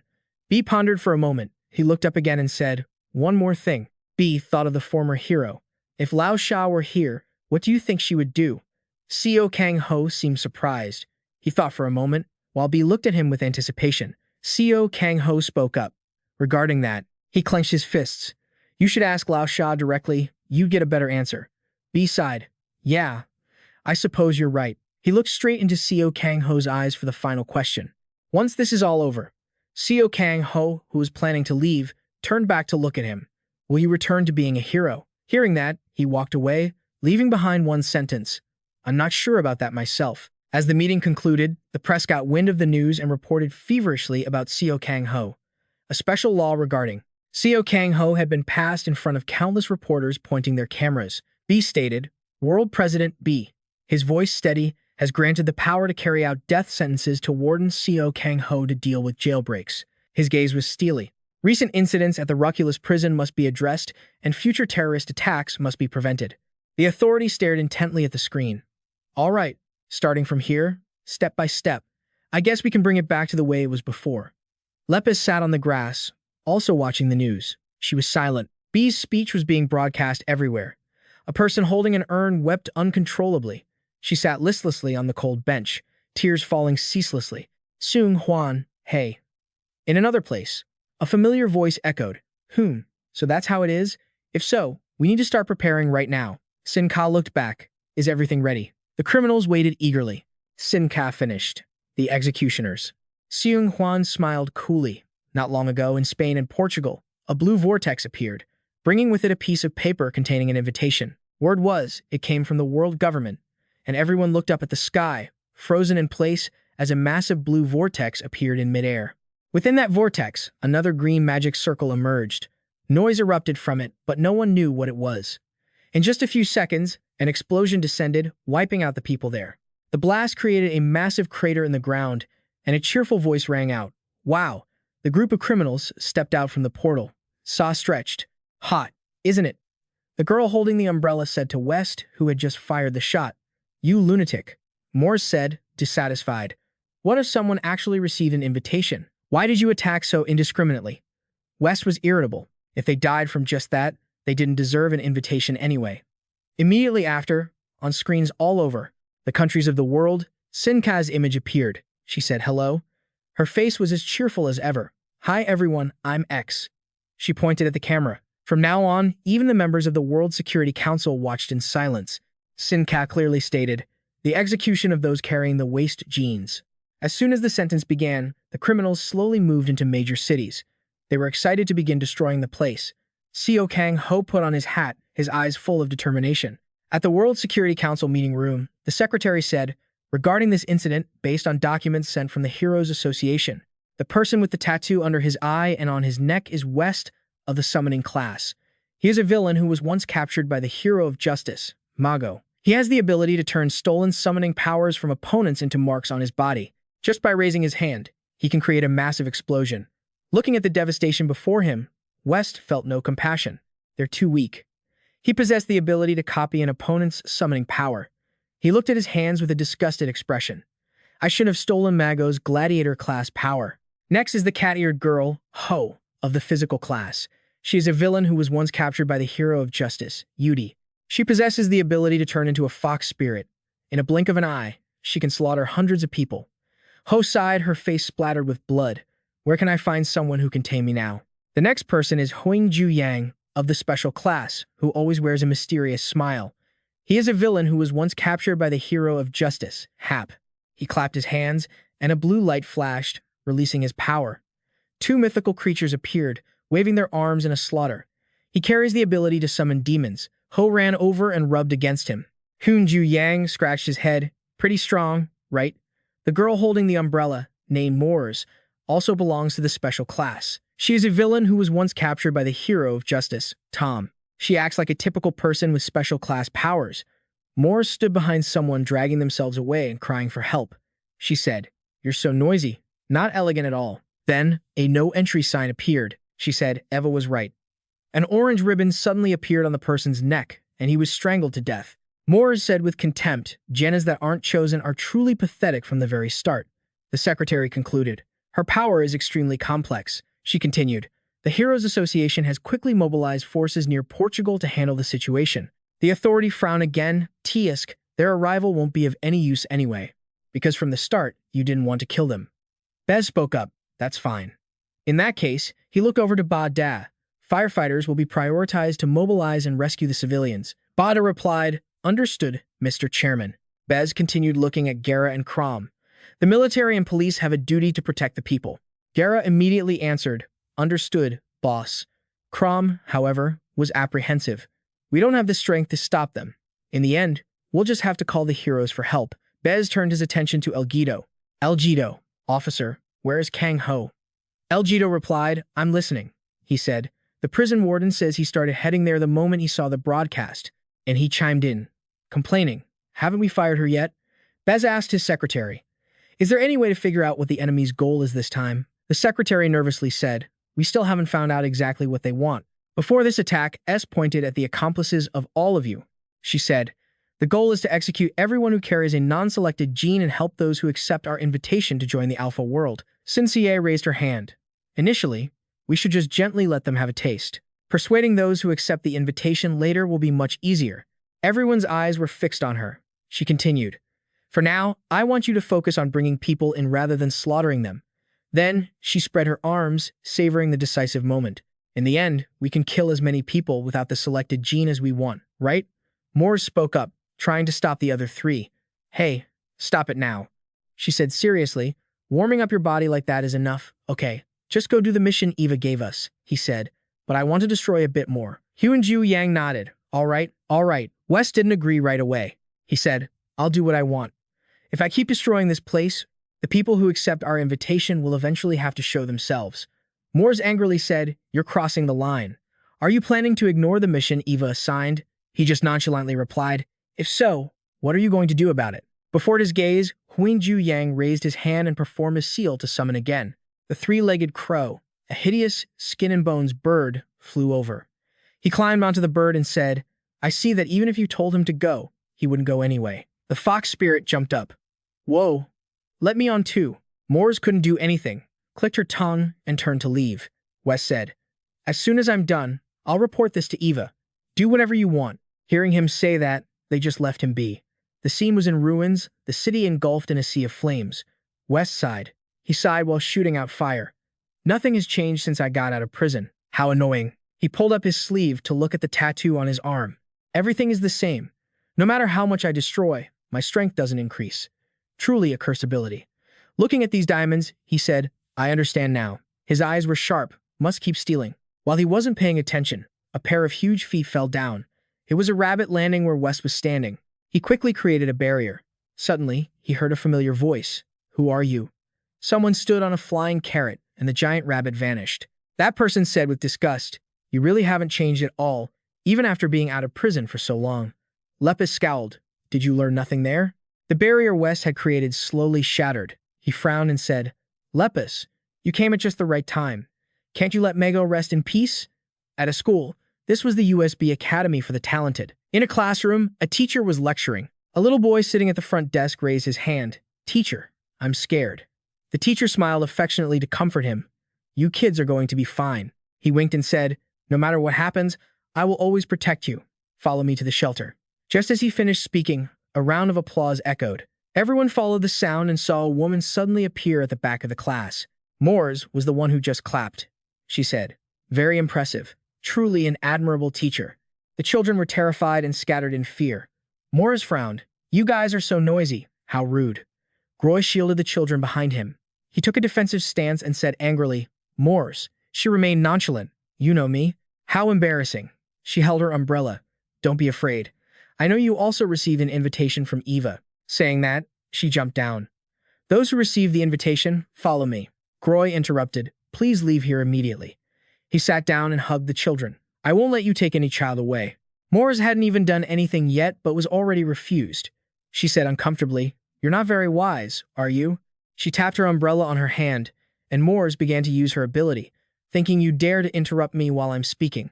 Groy felt the pressure from her. Moores stroked the brim of her hat. I have to teach you a lesson. This supernatural school, built in a Greek style after the Meal and Mail incident, was meant to educate children possessing superpowers. Under the direction of Lao Sha and Mago, special schools were set up all over the world. Here, the children were taught by hero teachers how to adapt to society, and another goal was how to control their powers while harboring supernatural abilities. Moores flipped her hat high up, rule domain. Her hat immediately grew large, then dropped down to trap them.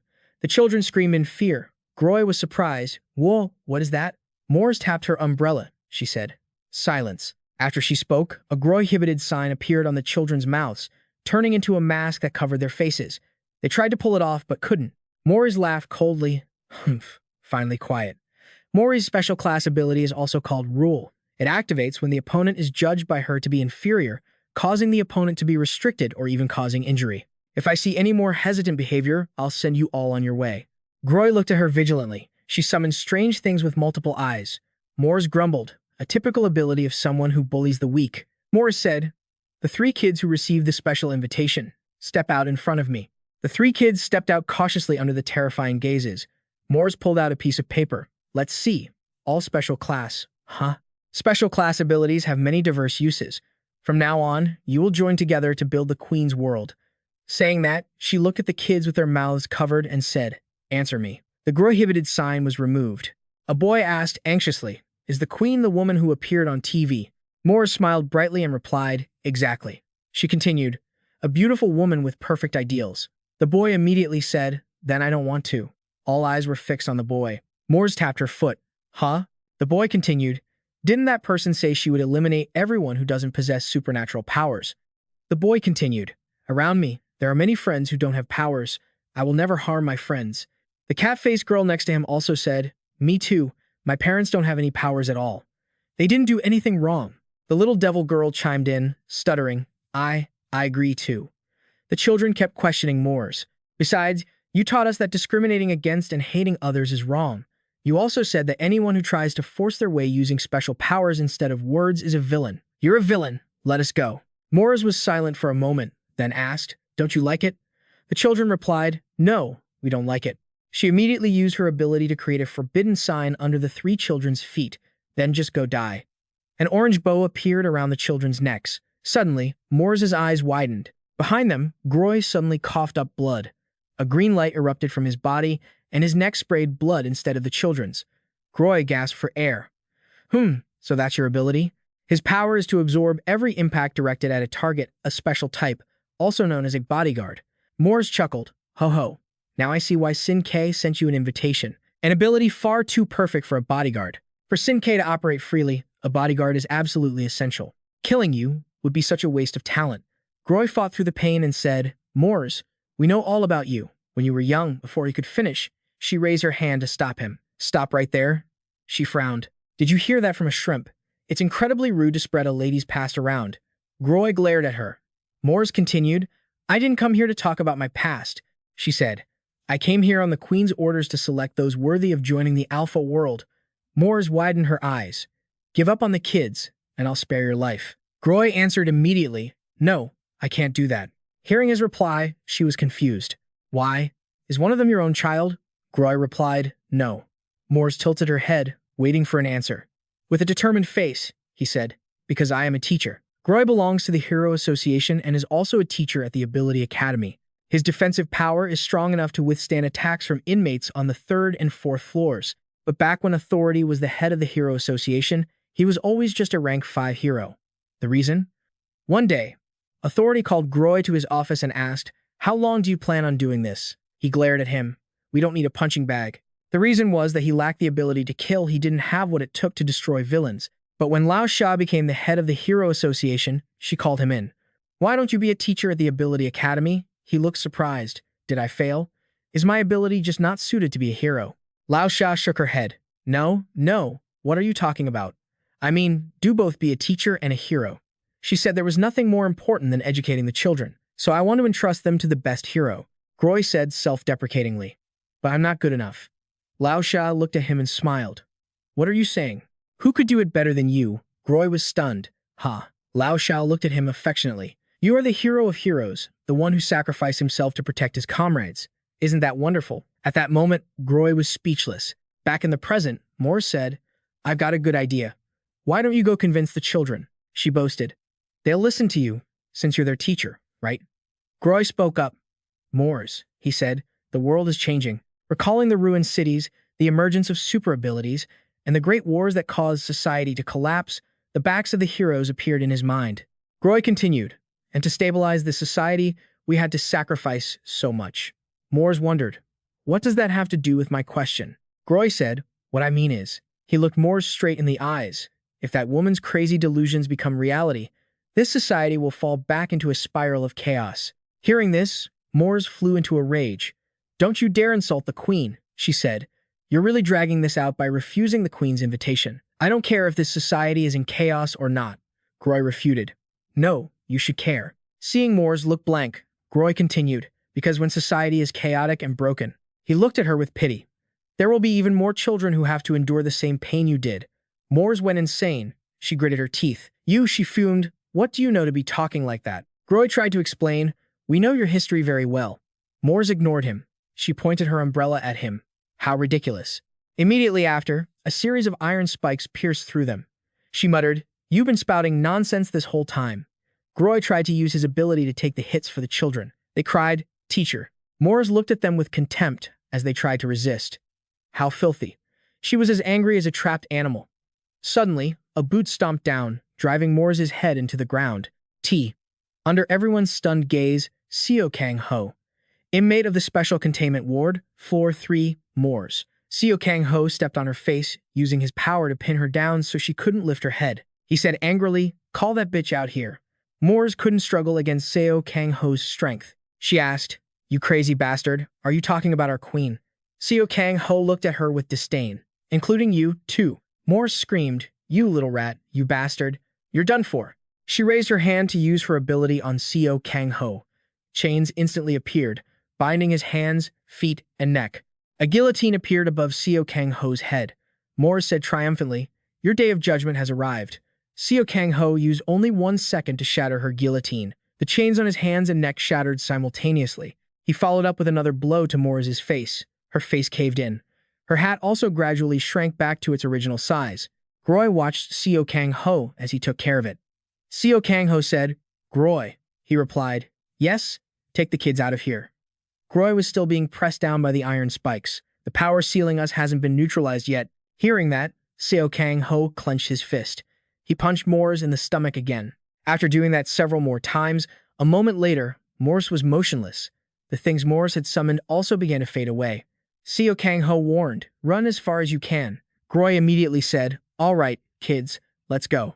Seo Kang Yu grabbed Mors by the collar. She seemed to be barely conscious.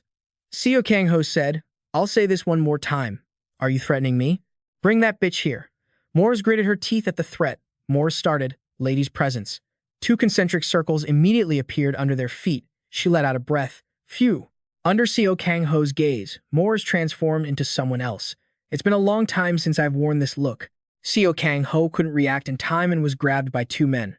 Mors quickly backed away to keep her distance. The 2 men grabbing him were invisible and disguised as gentlemen, constantly saying, "Ladies first." Mors raised her umbrella, drawing a circle around herself, "Ladies' domain," and then she tossed the umbrella into the sky. The umbrella grew larger, shielding Mors underneath it. She said, "Thinking about having to face me like this. You must feel pretty miserable, don't you?" Lady's presence is Mors' original form. Once her lady's presence is activated, anyone who acknowledges Mors as a lady also gains the same superpower. Meanwhile, this is a classic ability that targets the weak, which is why Mors frowned. She didn't believe this power could work against Seo Kang Yu, the man who could shatter the space-time abilities of others. He easily wiped out those 2 stealthy guys right in front of Mors. She was simply trying to stall for time. "This place will be your grave," she thought. Mors' main goal was to help the remaining sinners complete the mission assigned by Sin Ca and return safely. She was determined to buy as much time as she possibly could. Seo Kang Yu stepped forward. "It seems you didn't intend to bring her here, huh?" Mors chuckled. Hey. "I don't get it." Hiding under her umbrella, she said, "If I were in your shoes being chosen by the queen, I'd be ecstatic. I can't believe you'd throw away such a precious opportunity." Seo Kang Yu didn't care. He unleashed his technique. Mors desperately tried to keep going. Wait a second. She raised her hand, thinking, "I have to stall him as long as I can before this monster kills me." Mors said, "I know where the queen is." A vein bulged on Seo Kang Yu's neck. He wanted to kill this chatterbox right then and there.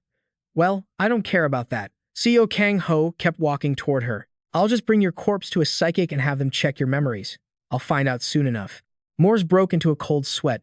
"I didn't think of that. If I just die here, it won't matter." She said, "What will you even do if you find the queen? Even if you get there, you'll have to fight everyone. Do you really think you can win? This time, not even the queen will spare you."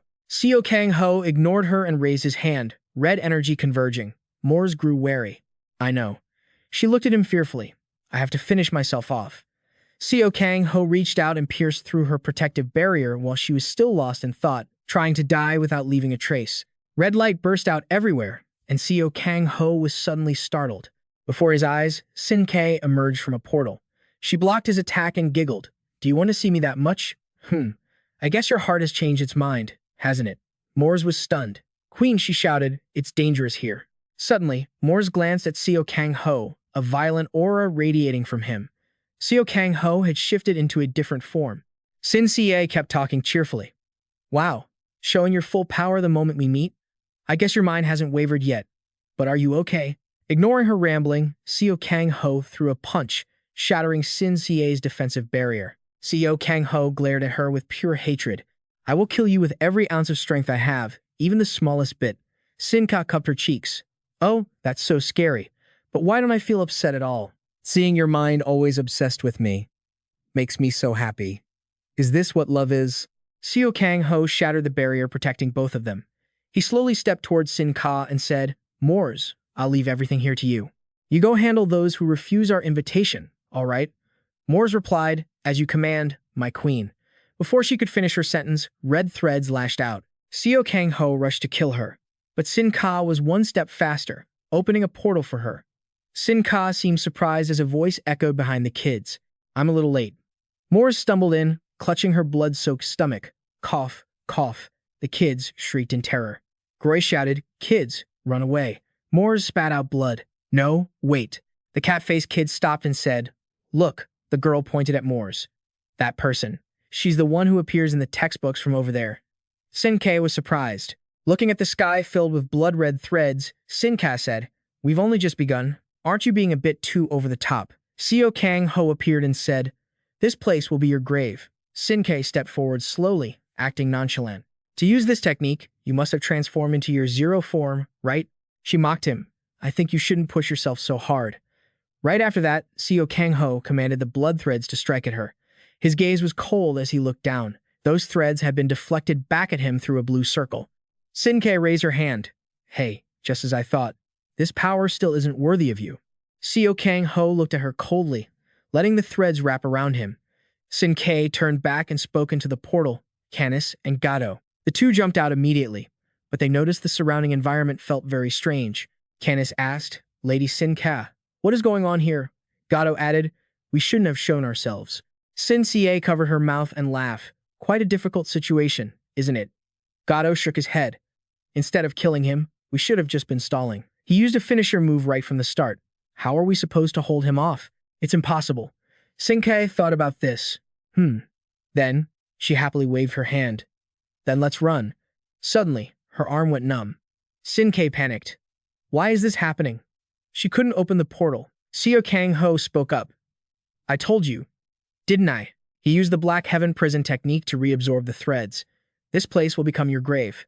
This was a space created from Seo Kang Ho's own power. Once you enter this space, there is no chance of ever getting out. Sin Ka, who was originally standing outside the space during the battle between Seo Kang Ho and Seung Hwan, was able to use her ability to pull a trapped Seung Hwan out. But now that she was inside Seo Kang Ho's space, she would never be able to escape. For the first time, Sin Ka showed fear. What a ridiculous power. From the sky, blood-red threads pierced down. Seo Kang Ho gathered his strength and swung his fist. His punch smashed directly into the barrier Sin Ka had hastily created. The barrier shattered instantly. She let out a breath. "Ha!" Canis, standing nearby, spoke up with a fierce look in his eyes.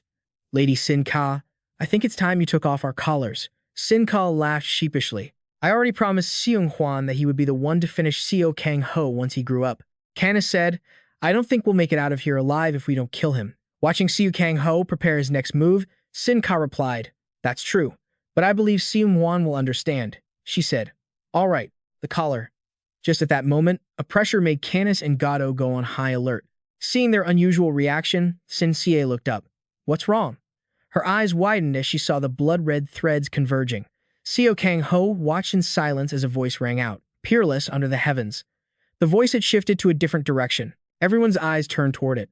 Canis and Gato started making a fuss.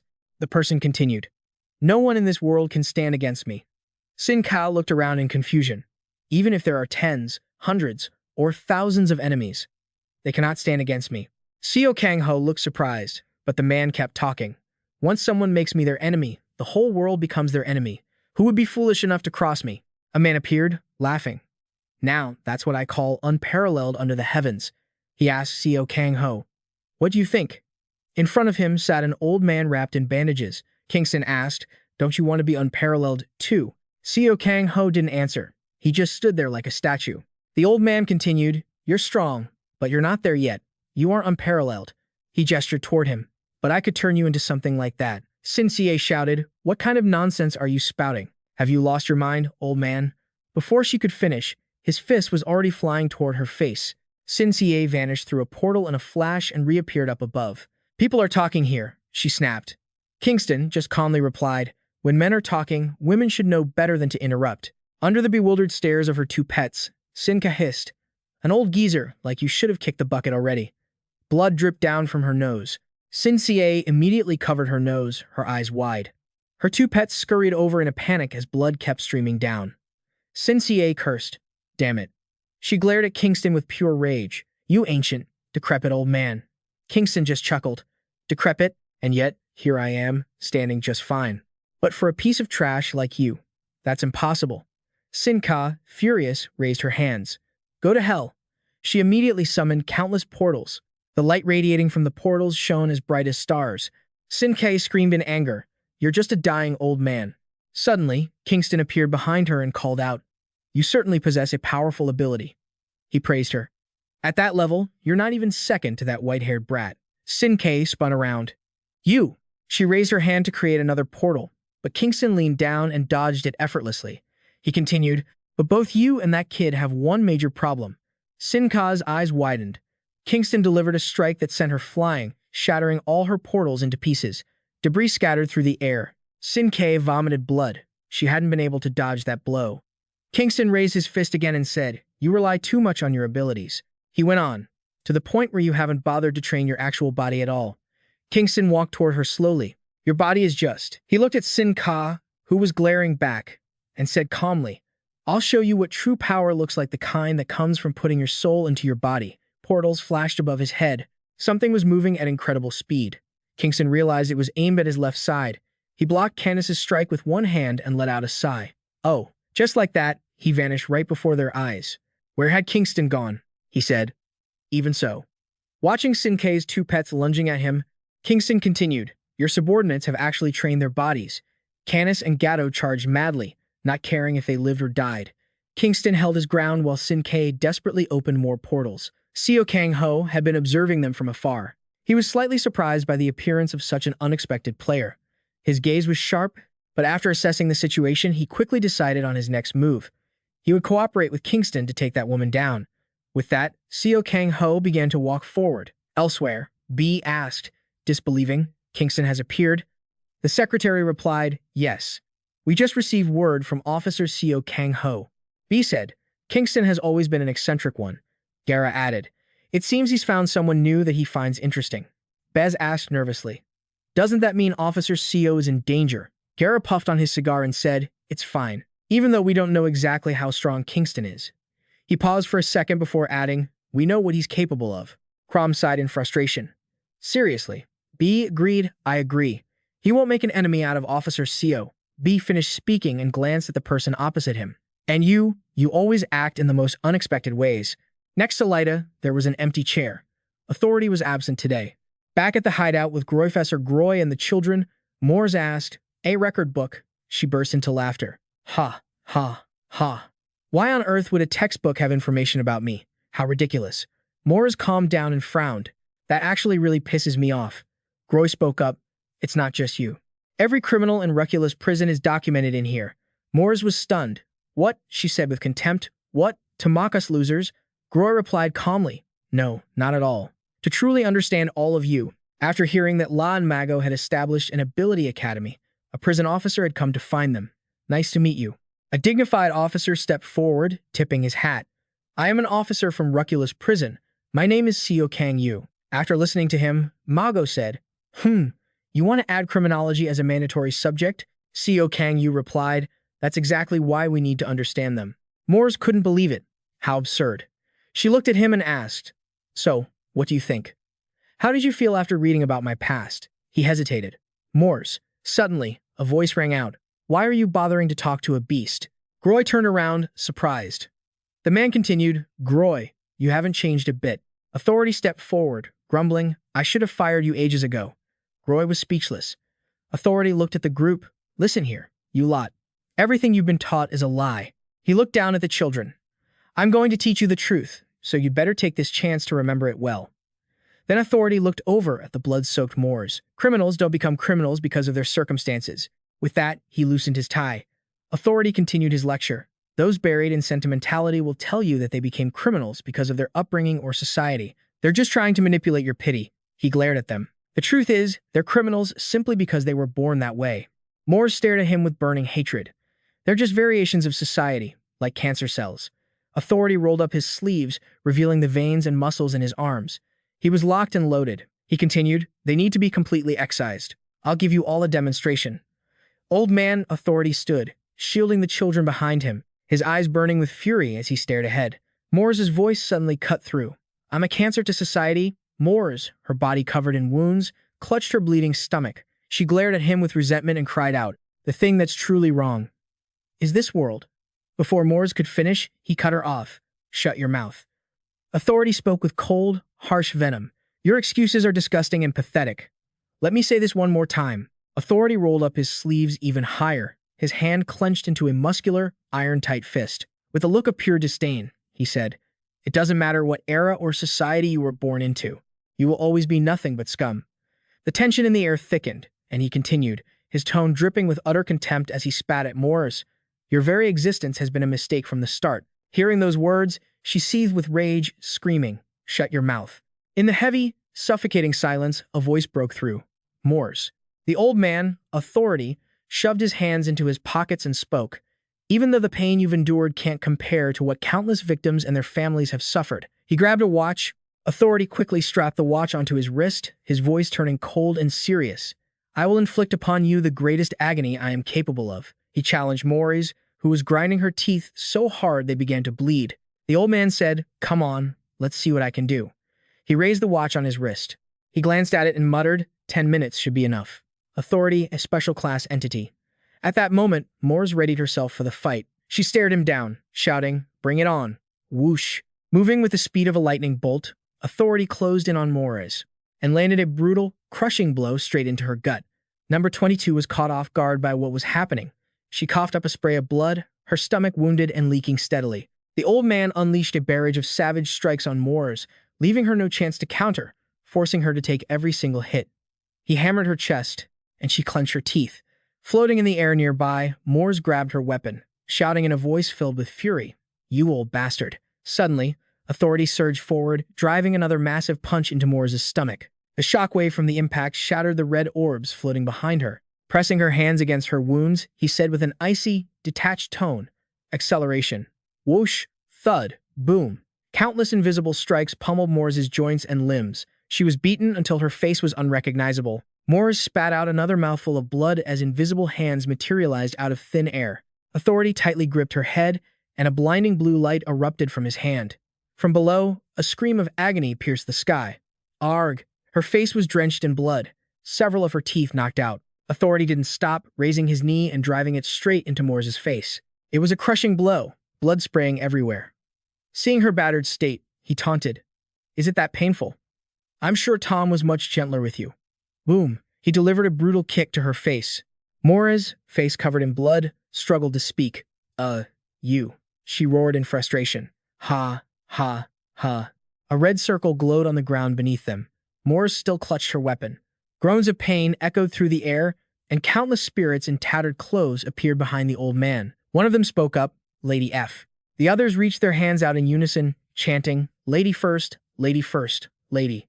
Suddenly, Authority knelt and slammed his fist into the ground. Acceleration.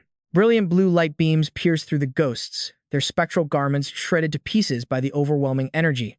He looked up, his voice cold. Quadruple. Boom! Authority punched her square in the face, sending blood flying in every direction. Moors was sent reeling backward by the sheer force of the impact, completely stunned. A blinding flash of blue light flared up again. Authority moved like a streak of lightning, appearing right in front of the flying Moors. Boom! He struck her with another powerful blow, launching her high into the air until she slammed into the glass wall. As she plummeted back down, authority was waiting. Slap, slap. He struck her cheeks hard. Boom. He hammered her cheek, landed a brutal gut punch, then another strike straight to her face. The onlookers watched in sheer horror, terrified by the gruesome sight before them. As her body emitted a pulsing blue light in midair, authority clasped his hands together. He raised them high, his eyes burning with hatred as he glared at her. Boom. He delivered a devastating blow straight to her stomach. Moors crashed onto the ground, dust and debris billowing everywhere. Covered in bruises and deep wounds, she coughed repeatedly. Hack, hack, hack. Seeing this, authority sneered with contempt. You look like you're in a lot of pain. That's the perfect expression for you. He raised his foot and, with a cold tone, stomped directly onto the wound in her stomach. He pressed down viciously. The victims and families you've harmed. I'm sure they suffered far more than you ever will. Moors let out a piercing cry of pain. Ard. Authority quickly glanced at his watch and hummed. Looking at the watch again, he announced, 3 minutes left. Hearing that, she gasped in agony. Time, acceleration, ability. He replied, precisely. He continued, when I activate my power, I can manipulate the time flow of anything I touch, including myself. He reached forward, grabbing her head again. I can also slow time down to a crawl.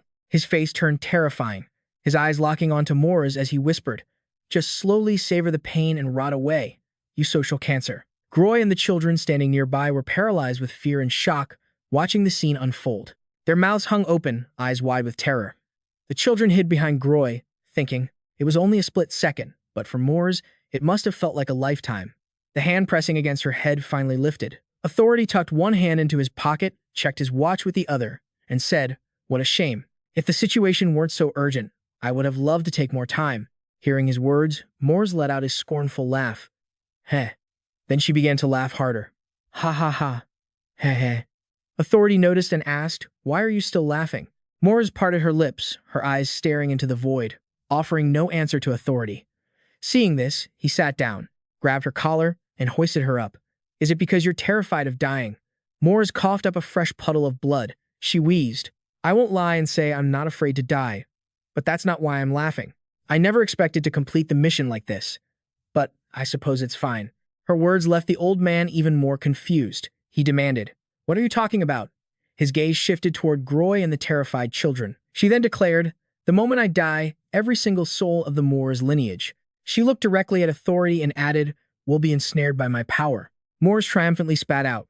All of them will follow me to the grave as a sacrificial offering.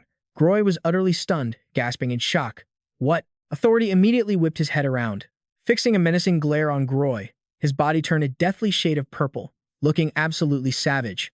In a mystical realm, glowing threads materialized like a formation across a blood-red sky. Kingston stood in a defensive stance, eyes locked onto his opponents.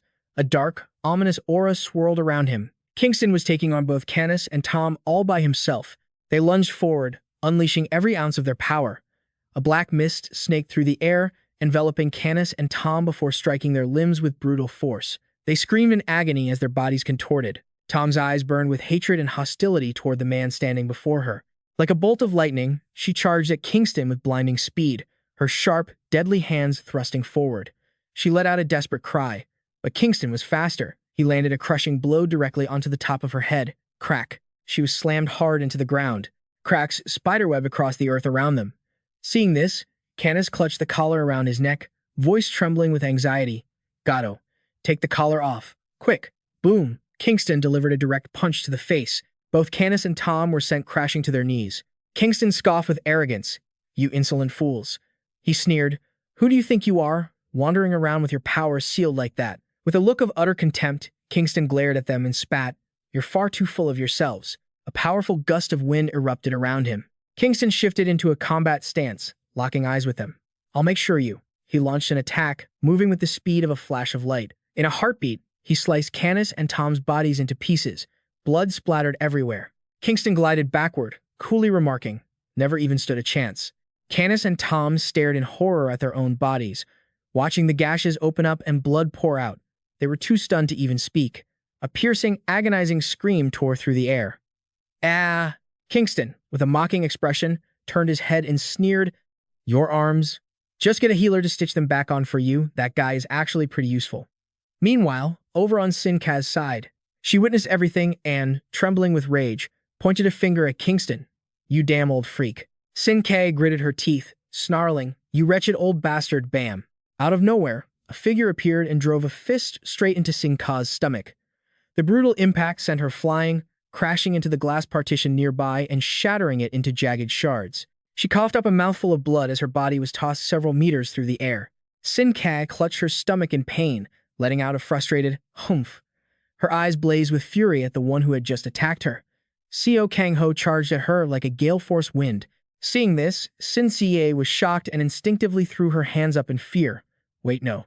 Stay back. Seo Kang Yu ignored her plea and lunged forward, teeth gritted, eyes wild with madness as a streak of white light flashed by.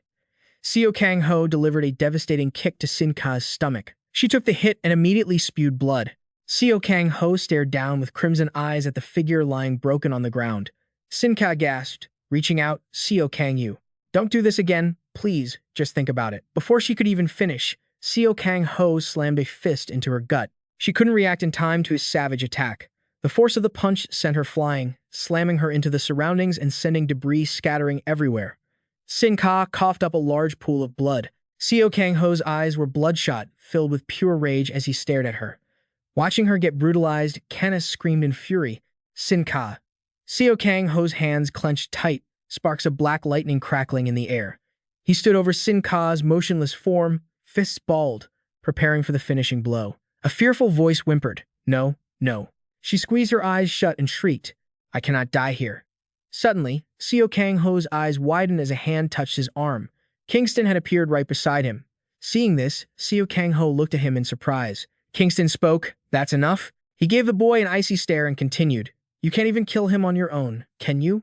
A true champion never relies on someone else's help. The scene cut back to the previous location, where authority gripped Moores by the collar, lifting her up and growling. The sacrificial offering ability, is it? Hearing his question, she replied with a look of disdain. That's right. If I die, it activates. Now, what are you going to do? Authority bristled with rage. Listen closely. He turned to Groy and said, I apologize in advance. Groy looked on in horror. What? Authority channeled his power and thrust his hand straight through Moore's body. She let out a guttural, agonizing scream, Kaya, and coughed up fresh blood. Authority's expression didn't flicker once. He spoke coldly. If you take this girl to be healed, force her to dispel the ability, and then kill her, you might survive. But if by some chance she slips through your fingers, tens, maybe hundreds of thousands of people will suffer the consequences. Authority looked down at Moore's body and continued, therefore, it is best to kill her right here. Your sacrifice is the most logical choice. To cure cancer, even healthy cells must sometimes be sacrificed. He threw his arms out wide, gazing toward the heavens, and declared loudly, self-sacrifice for the greater good is essential. He clasped his hands together and muttered, I thank you for your sacrifice. Authority glanced back at Moore's corpse, which was beginning to pulse with blue light. Groy, on the opposite side, noticed the anomaly and instinctively spread his arms to shield those behind him. Authority's eyes remained icy, looking at the body without a shred of emotion. This is extremely dangerous. It's fortunate this can only be triggered upon death. If it could be used while alive, it would be even worse. With that, he stared one last time at the deathly glow radiating from Moore's body, then turned on his heel and walked away without looking back. Still wearing that same expressionless, detached face, he raised a hand to wave goodbye to Groy. Well then, I'll wish you a peaceful rest first. After saying that, he suddenly called out to Groy. Groy, I don't need to apologize to you, do I? Groy could only stand there and watch Authority walk away, filled with an uneasy dread of his own death. Authority asked one final question before waving and walking off. Your body is pretty sturdy, aren't you? Surviving is something you're good at. Just as Authority left, a sinister, haunting voice echoed through the air, instantly sharpening Groy's gaze. It seemed like the soul of Moores had returned to carry out that wicked curse. Surrounded by countless gigantic chains, Moores glared at Groy and the others with eyes full of a lethal, sinister smirk. In an instant, the chains whipped out like massive serpents, tightly binding the arms of a little girl in the group. Then they went for the other children, and even Groy was swiftly bound by those terrifyingly heavy chains. The children panicked immediately, their eyes filled with terror, as they realized they were facing life and death in the blink of an eye. They screamed in terror, which only made Groy more anxious and panicked. He quickly swallowed his fear and spoke in a deep, gentle, and comforting voice. Everyone heard his call. The children stopped crying. They looked toward him with eyes filled with fear, but also brimming with hope for survival. Groy reassured them, "Don't worry, I promise to protect you all." With that, Groy walked alone toward the soul of Moors. He looked her straight in the eye, leaving her confused. "What's this?" Groy spoke up. "Just like I told you, look at those poor, innocent children. They'll be safe." Moors stared at him suspiciously, seemingly unable to grasp what he meant. Groy looked at her with a determined expression. "Here, the only one who can go with you is me." Back at Seo Kang Ho's side, he was frantically rushing toward Kingston, his overwhelming momentum and bloodshot, deathly glare terrifying everyone. Kingston took a defensive stance, ready to block Seo Kang Ho's direct attack. The two immense forces collided, creating a massive shockwave. Kingston looked at Seo Kang Ho and suddenly smiled, saying, "Just as I thought." Watching Seo Kang Ho seize the chance to turn and finish off Sin Ka, he continued, "If it were you, you would reach true greatness." Terrifying waves of power radiated everywhere. Kingston managed to rush in and block the attack aimed at Sin Seo. He looked at Seo Kang Ho with annoyance for being ignored. "Am I, an old man, just to be left behind? Let's talk." Seo Kang Ho grew impatient and gritted his teeth in anger. Seo Kang Ho yelled for him to move and clenched his fist, preparing to charge again. Nearby, Kenneth and Gatto watched Kingston and Seo Kang Ho fighting, their hearts filled with anxiety and fear. As Seo Kang Ho lost his mind, he heard Kingston's voice. "Hey, young man." He easily blocked Seo Kang Ho's punch with one hand and said, with a tone of advice, "I understand how you feel." At that moment, bright white light began to emanate from Kingston. He slowly lowered his hand, pausing to tell Seo Kang Ho, "But to resolve this situation, you can't let your emotions take over." With that, he prepared to counterattack. Seo Kang Ho seemed to sense the danger radiating from him. He barely managed to dodge Kingston's strike. The attack was deflected. A massive hole appeared in the ceiling, caused by Kingston's punch. Sin Ca managed to pull herself up, but she was left gaping in terror at the sight. While in a panic, she heard Kingston speak to her. "If you want to escape." Sin Ka looked at Kingston. He stood there proudly, without looking back, and told her, "Now is the time, girl."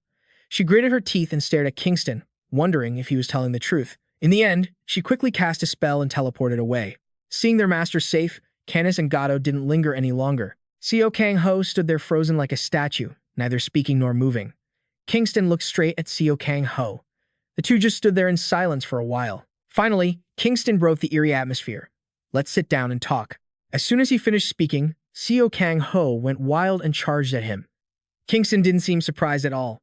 He just let out a light "oh" and calmly adopted a stance to receive the attack. "Fine, the body can say a lot of things." Back to Moors and Groy, Moore's skeptical voice rang out. "What was that?" Groy calmly stood before her and spoke as authority had said. "Beyond my defensive capabilities, I'm nothing special. At first, I didn't even like my own power." He paused for a moment, then continued. "But after talking to Lao Sha, I realized my power is necessary for this society." As he said this, Groy activated his magic. He heroically declared, "I will use every bit of my strength to take on all the harm in place of these children." The children seemed to understand Groy's words. They looked at him with worried eyes and called out, "Teacher." Moors, hearing this, asked Groy in confusion, "Why would you go that far?" Groy replied calmly, "I already told you." He looked straight at Moors, "Because I am a teacher." A flash of bewilderment crossed Moore's eyes. She screamed back frantically, "What does that have to do with you walking to your own death?" Groy still patiently explained to her, "Moors, we could never understand each other because we live in completely different worlds." Then he looked at her with a sharp, accusatory gaze, raised by the wrong people and turned into a killing machine. Hearing this, Moors became instantly enraged. She gritted her teeth and yelled at Groy, "Shut up." Groy kept looking at Moors with that same gaze, continuing in an accusatory tone. "In this life, you've never had a choice of your own, manipulated like a puppet." Moors, seeing him continue, screamed at him to stop. "Shut up." But Groy kept condemning her, walking down the wrong path for the future of others. Moors exploded. "Silence." Groy refused her. "No, I can't do that." He repeated his earlier words once more. "I will go to hell with you and fix all the mistakes that you've been taught." Moors, seeing his stubbornness, cursed him, "Bastard." Groy kept going. "If I keep talking." He looked over at the children, who were watching him with teary eyes. A teacher's job is to dedicate themselves to the future of their students. He thought back to when he first started his career. "So, ever since I was appointed as a teacher at this school, I am ready to sacrifice myself for you students." One of the kids screamed in terror, trying to stop him. "Teacher, no, you can't." Groy looked at his beloved students with the affectionate gaze of a responsible and kind educator, comforting them. "It's all right, kids." He offered a gentle smile, whispering his final words to them. "Grow up to be good people, because you are our future." Seeing their teacher like this, the children didn't know what to do. They could only keep their teary eyes fixed on him, as if trying to hold him back. Moore witnessed the scene, gritting her teeth, at a loss for words. The memory shifted back to when Moores was just a child, and a gentle voice echoed, "Hello, everyone. From today on, I will be your guide." 3 troll children in ragged clothes stood there, looking up with innocent, curious eyes at the person who had just introduced herself as their teacher. She leaned down to look at them and introduce herself. "I am Tellum." She looked straight at the children, smiling warmly as she continued, "From now on, you are my future." At 12 years old, Moore was among those 3 children. She looked up at her new teacher with sparkling eyes, listening intently to what she had to say. "Are you ready to sacrifice yourselves for me?" Continuing through Moore's childhood memories, Tellum had selected children with special abilities from the orphanage.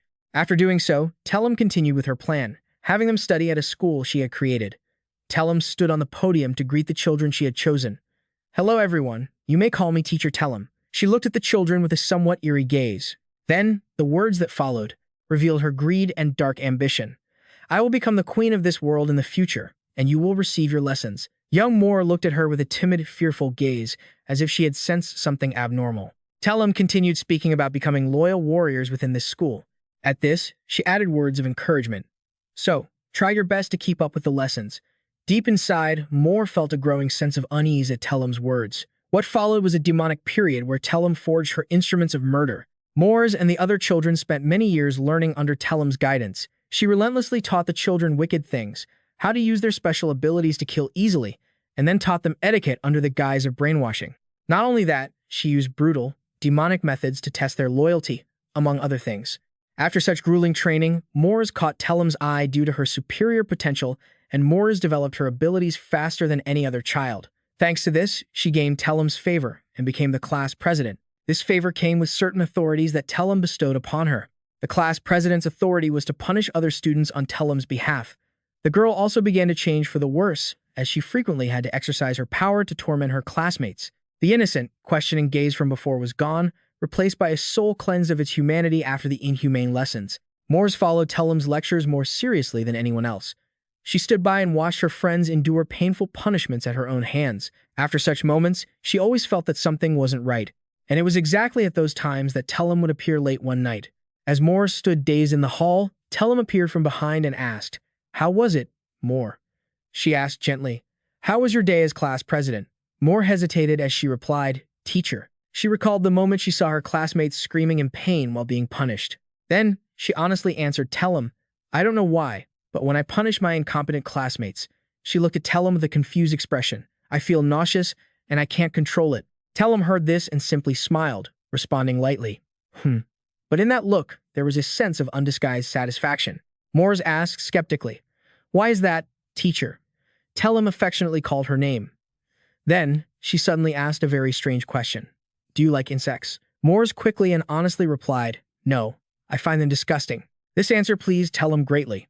Exactly, that is the point.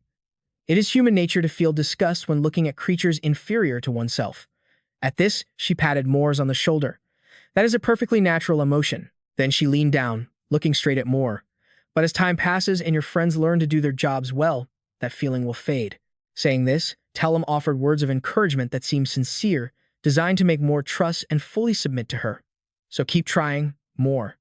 It's a good thing I gave you the role of class president." These words seemed to gradually brainwash Moore. From then on, Moore continued to use her authority to punish her classmates. Even though Moore still felt an inexplicable disgust, even when there were times that nausea made her feel she couldn't take it anymore. Eventually, it happened. Just as Tellum had said, over time, that feeling slowly disappeared. During a group lesson, Tellum looked down at her almost matured students and said, "Time has passed so quickly since you arrived here." She stood proudly on the podium, looking down as she made a grand declaration. 5 years from now, when you are grown, I will become the queen of this world." Just like that, the children of the past were now adults. They still had to train frantically under Tellum's supervision. Even fighting each other became part of their training. They fought wildly in rain or shine, seemingly becoming numb to pain and harsh weather. And finally, one day, when they had truly matured and stood before Tellum with reverence, Tellum's plan proceeded smoothly without a single obstacle. Tellum looked at them with a triumphant gaze, as if seeing her tools perfected. Everything went on like that until that event happened. On a beautiful sunset, a man with a slash across his abdomen leaned against a wall, constantly making sounds of pain. Oh. Along with that, a cold, emotionless voice echoed. What's this? Can't you kill them in one go? A man asked suspiciously. Perhaps I overexerted myself last night. He held a woman in his arms. The woman asked, let's see. The man gently stroked her head and replied, we should rest tonight. The identities of these two mysterious people were revealed. The man was Seo, and the woman in his arms was Hilo. Both belonged to some unidentified, mysterious special system. The scene shifts back to Tellum's school. Drops of blood splatter onto the floor as Tellum lies motionless, covered in wounds. Clock punches straight through Tellum's chest, leaving her eyes wide open in death. He sounds puzzled, asking, what's this? Then, with a deadpan expression, he remarks, this girl was pretty weak, huh? Clock and Hilo exchange words, sounding as if they're blaming themselves, but their faces remain emotionless. In fact, there's a hint of excitement in their voices. Master Authority told us to be careful. Did we get too strong? Clock muses, walking over to Tellum's body. I guess so. Still, he continues, her dream of starting a school to raise these kids into rebels was quite the ambition.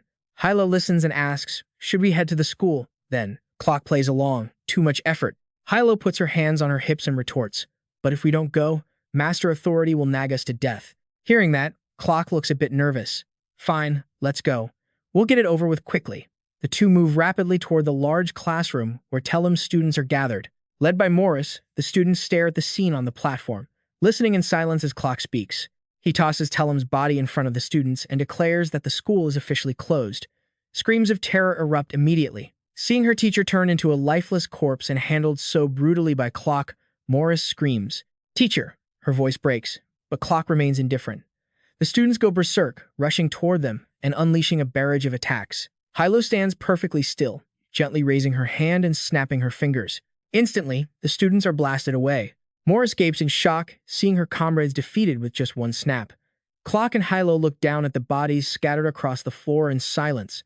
Clock sighs, muttering that she trained them too well. Hilo wonders if it's truly right to bring these kids along. Clock speaks his mind. If we try to re-educate them to fit into society, it'll take too much time and resources. He eyes the students writhing in pain on the floor. After a moment, he adds, even if we educate them, they're basically walking, killing machines. They're ticking time bombs. You never know when they'll go off. Clock turns to Hilo. Have these kids killed anyone yet? Hilo replies seriously. We caught them before they could act, so probably not. Did we act too rashly? Clock ponders. This is a tricky situation. He drops Tellum's body and continues discussing with Hilo. What do we do? Hilo, what do you think? Hilo decides that to avoid future trouble, dealing with them now is more efficient. She explains her reasoning. They've been brainwashed and live in a twisted world. If these kids grow up, they'll definitely turn into villains.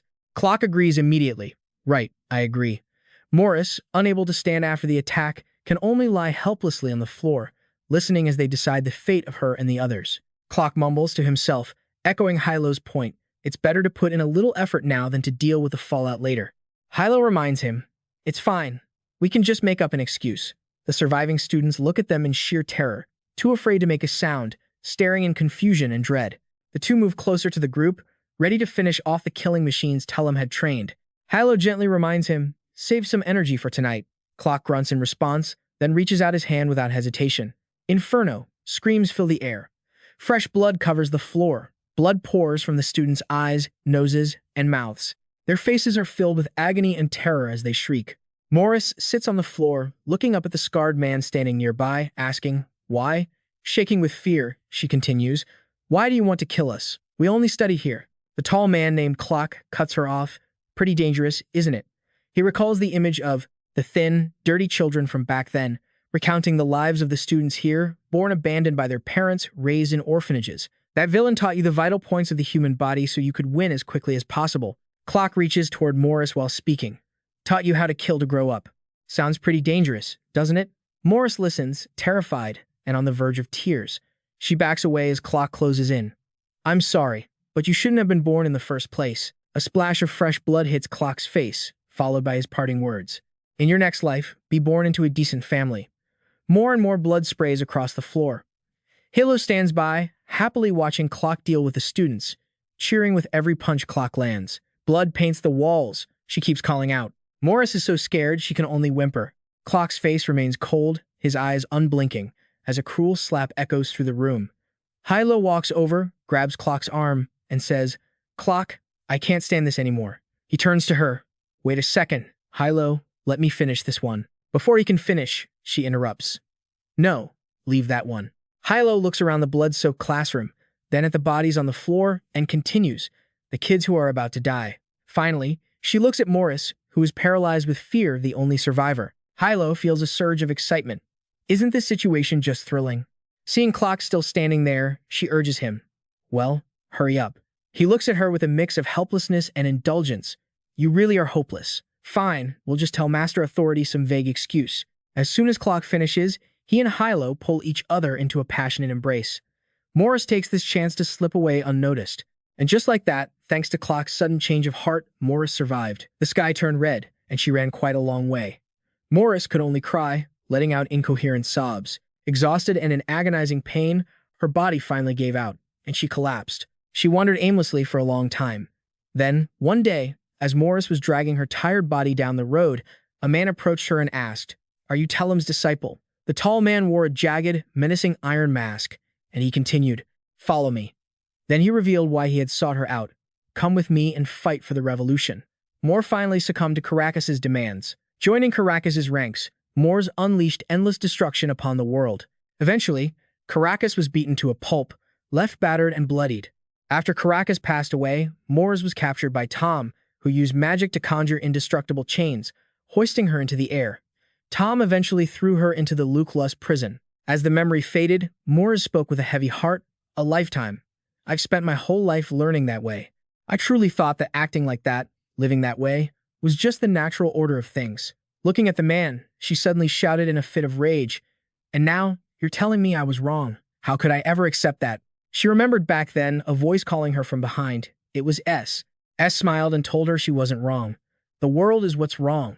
If I become queen, I will reshape this world into a place where you truly belong." S's eyes were filled with sincerity as she asked, "Moore, do you want to become my subject?" Returning to the present, Moores raised her voice. "Give me an answer." Groy. Moore looked at the children, stuttering. I. She recalled the cold, blood-stained face of authority, repeating the words of authority and those so-called heroes. Her eyes turned hollow as Moores uttered the question that had haunted her for so long. Was I really not meant to be born? Groy called out to her, "Moore, there isn't a single soul in this world that wasn't meant to exist." Groy spoke softly, wanting her to understand. "I know the horrors you've endured. I understand completely. But that doesn't mean your sins can be forgiven. You have committed far too many crimes." Her expression turned panicked at his words, but he placed a hand on his chest, determined. "I will stay by your side. I will soothe the wounds you suffered as a child, and I will hold you accountable for the crimes you have committed." Moore stared down at him, unblinking, as she heard him tell her he would accompany her as a teacher. Groy spoke up. "Moore, I have one last request." He asked if she could help shield the children's eyes so they wouldn't have to witness this. A final request before death. Whatever he said must have struck a nerve. Before Groy could even finish, Moores screamed in fury, "Shut up! Shut up!" Groy tilted his head back, looking at the sharp blade above him. Then he gently turned to his students and smiled. "Everyone, please, turn away." The children called out in unison, "Teacher." His face was filled with joy, and with no regrets, he said, "It has been an honor teaching you all." At that moment, the children began to panic. Some cried, while others were frozen in absolute fear. Moore's eyes were more ferocious than ever as the blade began to fall. Groy couldn't bear to watch and squeezed his eyes shut. Then, the blade slammed down with a deafening crash. As Groy slowly opened his eyes, he saw Morris's head right in front of him. He gasped in shock. "Morris, someone like you." She spoke. "You don't have to follow me. I know I was wrong." Beside her, the blade began to dissolve into nothingness. Morris finished her last words. "I've known it for a long time. I just didn't want to admit it. Because once I admitted it, I realized I had already gone too far." How disgusting. Her memories returned to that day in the hall. After punishing her friends, she held a staff, and before her stood her wounded friends, yet they still tried to comfort her. "Moore, we're okay." A student hugged her arm and said, "If you didn't do it, would you have been reprimanded by Lum? We'll be fine." Moores looked down at the floor and saw herself covered in her friend's blood. So disgusting. Then, the memory shifted to her time imprisoned by Tom. She called her more and continued, "It's time to stop living like someone else's puppet." Looking into Tom's eyes, I felt like I was truly disgusting. The memory shifted again to the time Moore spent in the Ruculus Prison. She was sitting all alone in the empty cell when a voice echoed from outside. "It's a pleasure to meet you." Moore looked through the small window on the door and saw a lovely girl standing outside, introducing herself. "I'm Hung Jia, the jailer here. Is there anything that makes you uncomfortable?" In the dark cell, seeing my reflection in the soup bowl, the jailer continued, "I feel disgusted with myself. It's so painful. That's why I couldn't admit it. I didn't want to believe that the things I learned were wrong. It's the world that's disgusting. The world is what's wrong. I tried to believe that just to keep on living." Moore remembered the sight of him laughing happily with his students. Then she reverted to her young form. Moore stared at Groy's face, completely entranced. The flashback ended, returning to the present as the glass panes hanging overhead began to crack and shatter. Moore whispered, "Ah, I really can't hold on anymore." Her eyes began to close. What a truly disgusting life. Once she finished, Moore slowly faded away, drifting off like smoke. Groy stood dazed, watching the smoke vanish, while the students rushed from afar to embrace him. Kingston spoke to Seo Kang Yu. "Even if you're angry with me, it won't change the situation."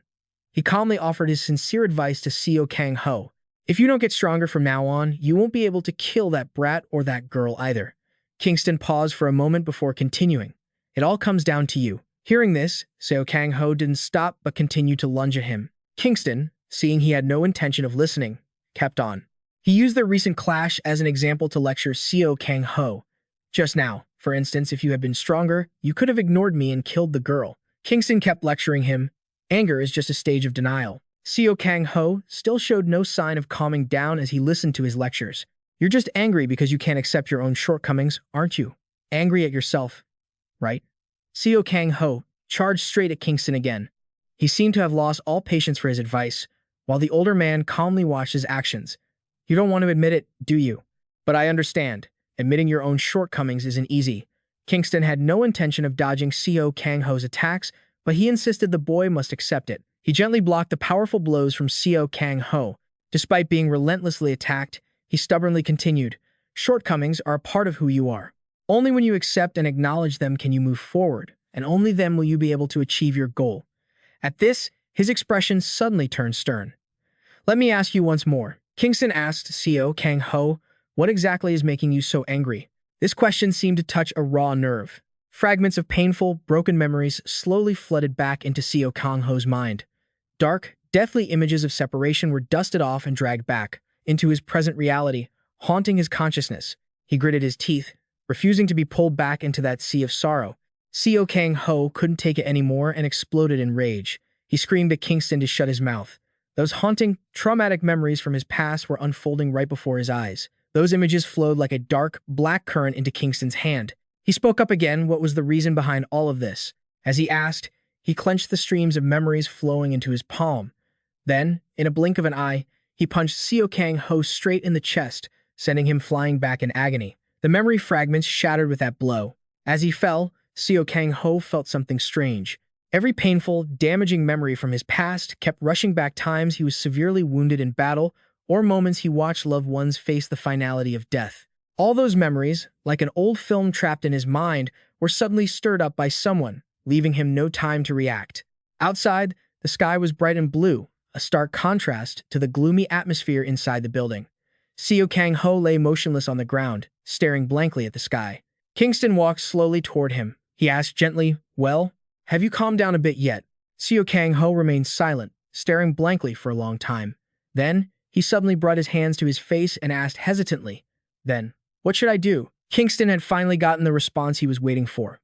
"What to do, you ask?" He didn't answer the question directly, only saying, "Don't you already know the answer yourself?" With that, he held out his hand to Seo Kang Yu.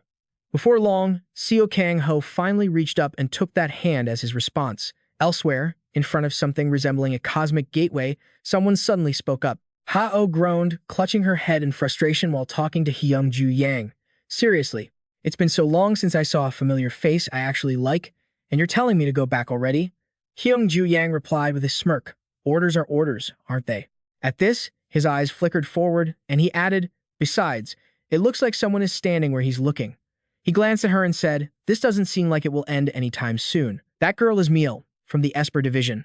In a corner of the ruined city, Lepus was struggling to fend off the rapid-fire techniques of his opponent. On the other side, West was continuously casting spells to attack Lepus. The constant clashes caused massive explosions. Just then, SK, who had managed to break away from Seo Kang Yu, arrived. West had clearly opened a portal. "Why aren't you heading back yet? What are you doing?" West turned his head and replied, "I still have work to do." But before he could finish, Shinsa called out to him in a stern voice. As soon as he was called, he turned back to look at her and was met with a sight that left him stunned.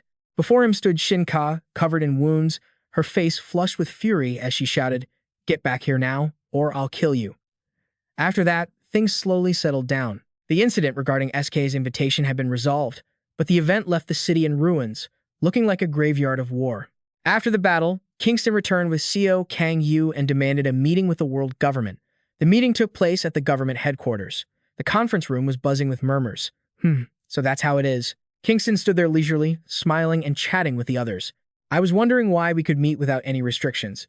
He paused, scanned the room to see who had shown up, and continued. "Turns out it's because there are some familiar faces here." The acquaintances he mentioned, Ba Da and Gara, spoke up to greet him. "Long time no see, Kingston. Are you still doing well?" Kingston laughed and joked with the two. "So you finally climbed to those positions, huh? Truly greedy bunch."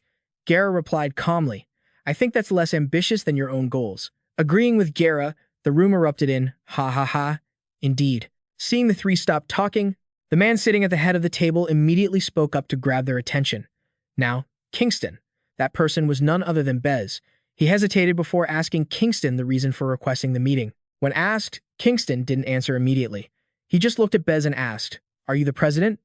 You're quite young, aren't you?" Only then did he get to the point. "Actually, I didn't come here to discuss anything. I came to make a one-way announcement." He stood directly across from Bez and declared with powerful authority, "Seo Kang Yu is my disciple now. Stay out of it, that is all." The moment he finished, the expressions of everyone in the room changed. Everyone was shocked by Kingston's announcement. No one expected him to declare something like that. After that, he didn't linger and left immediately. Once Kingston was gone, the key figures in the room erupted into a heated debate. Bez asked for opinions on whether to support or oppose Kingston's proposal. On the opposition side, there were four. First Crom, then Buddha, followed by Gara, and finally Inhei. There was only one supporter, Authority, while Elgido remained neutral, not siding with anyone. Seeing so many people opposing it, Authority grew slightly angry, and he slammed the table, demanding, "Is this all those in power can do? Why are you opposing this? Overwhelming power is on our side. Do you intend to pass up this opportunity?" He pointed directly at them, questioning them. "Especially you, Crom. I don't really understand your choice." Crom, being called out, frowned in annoyance and voiced her thoughts irritably. "A criminal is just a criminal. We cannot accept any of their demands. Just agreeing to meet with the government was annoying enough." Enhei, sitting next to Authority, also spoke up to retort. "He's ridiculous, isn't he? Authority, isn't Kingston the same criminal you once insisted had to be executed first? Yet now, you're trusting the words of someone you thought was that dangerous." Authority was taken aback and quickly retorted, "You guys, honestly, the situation is different now, isn't it?" As for Bez, he could only sit and listen to them argue endlessly. He had a massive headache over this whole situation. He was lost in thought, trying to find a way to resolve this difficult mess, but their arguing just made him pull his hair out in frustration. Damn it, this must be the curse of my turn. Meanwhile, in a warm and dreamy bathroom, Shinkei had returned and was soaking in a warm tub. She, too, was deep in thought. She couldn't stop biting her nails, her face a mask of confusion and panic. She couldn't stop obsessing over Kingston's terrifying power. That old man, everyone thought he had weakened so much. After being imprisoned for so long, she couldn't help but wonder, but had he really grown weak? Just how strong was he in his prime? While Sinka was muttering to herself, "My plan will be," Seung Hwan walked in from outside and called her name. Sin Sie hurriedly stood up, while Tran Chi wrapped a blanket around her shoulders. She curiously asked, "You asked me to take a bath with you, but..." Seung Hwan hesitated for a moment before continuing, "Is this truly necessary to defeat Seo Kang Yu?" Seeing him walk in and ask that, Sin Ka happily spread her arms and replied, "Of course, this is an indispensable step for growth." Seung Hwan's appearance seemed to ignite something within her, making her feel more confident. "No, my plan won't fail." Her eyes sparkled as she looked at Seung Hwan. "I have Seung Hwan," she thought, along with many other secret cards. Names like Harrow, Terapia, and Aura flashed through her mind. Thinking this, she happily hugged Seung Hwan tightly, thinking, Time Time will solve everything. She held him so tight that Seung Hwan groaned. I can't breathe. At the Hero Association, authority sat solemnly in the front row. Mianji was also present. The moderator saw that most people had arrived and spoke up. It seems everyone is here. The moderator continued.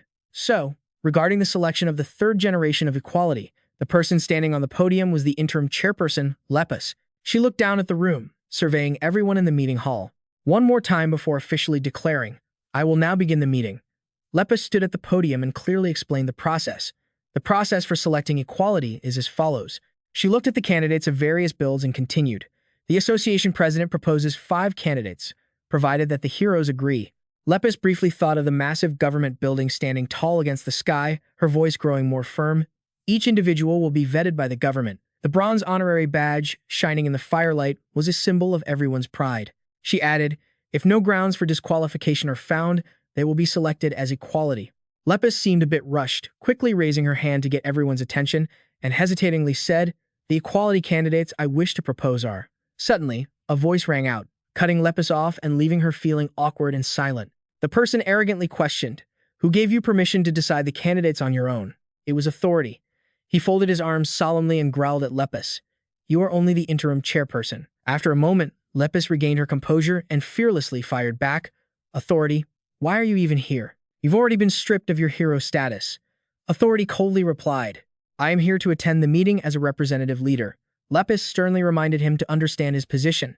Then you should just sit quietly and observe. You have no right to interfere with association affairs. Authority didn't care at all about what she said, remaining firm in his stance. I will say this again. I do not recognize you as the association chairperson. Lepus shouted back, agitated. You don't need to worry about that. Authority continued in a flat tone. He stared her down with a threatening glare, warning all the candidates present. Our world government will boycott any equality candidate chosen by the interim chairperson, Lepus, for any reason whatsoever. Lepus was stunned by his malicious words. She gasped, what? The formal hall went silent. Authority spoke loudly. You are not the official chairperson. You are only temporary. Everyone listened intently to his words. Authority seemed to gain more courage, boldly stating his opinion. This is a momentous decision regarding the selection of equality. The person who decides the future of the association cannot be someone holding a temporary position. At this point, authority emphasized, it must be done by an officially appointed chairperson. Lepus hurriedly spoke up in protest. Authority, do you even realize the current situation? We need to select equality as soon as possible to resolve the crisis. Authority sarcastically asked, resolve the crisis? It's laughable to hear that coming from your mouth, Lepus. He recalled the past, the map of Portugal, and Authority brought it up. Tell me, Lepus, what did you actually do in Portugal? Authority remembered West, fighting valiantly, and continued in a low voice. Instead of capturing the criminals, you just spent your time playing around with West. Lepus, agitated, rushed to explain her motives. Behind her, a brilliant magic circle glowed beautifully. You think that if I didn't kill the target, it was all just a game. I prioritized protecting the civilians first. She suddenly remembered the moment Lao Sha unleashed his power, and then Groy and the children. She glared angrily at Authority, sternly questioning him. And what about you, Authority? I heard you planned to sacrifice the children held as hostages. Lepus voiced her frustration. Why do you always make others sacrifice? You haven't changed a bit. Authority growled, her name, Lepus. Authority glared at her, unable to understand. Why should I change? You're the one who needs to change. Lepus froze for a second, staring straight at him. The vast hall echoed with the man's deep voice. Not waiting for her to speak, Authority paused, stood up, and turned to glare at the crowd behind him. All of you need to change. Authority spread his arms and casually asked, still hung up on what I did in Portugal? I made the decision that suited the situation. Seeing the stoic, patient expressions on their faces, he continued excitedly. In the end, there was no loss of life, right? Lepus didn't expect the man in front of her to be so blatant in twisting the truth. She gritted her teeth in indignation. Authority. He continued his sacrifice rant. Well said. Authority pointed at her, his voice stern. You are the ones sacrificing this society to protect criminals. Authority thought of the tall building with lights always on, using precious taxpayer money to nurture and shield countless murderers. Seeing her silence, he pushed further, citing social responsibility and rehabilitation, all words that sounded nice but meant nothing. He thought of the court of justice as a dark nightmare. Rehabilitation? How ridiculous. Authority agitatedly asserted, they will never change. They're all just scum. He seemed to see Sin Ka secretly manipulating the entire globe in his mind. Look at them. Just escaped and already preparing. Authority emphasized. They are crawling under that madwoman's command to prepare for another massacre in this current situation. Lepus fell silent, at a complete loss for words to counter his arguments. Authority sneered.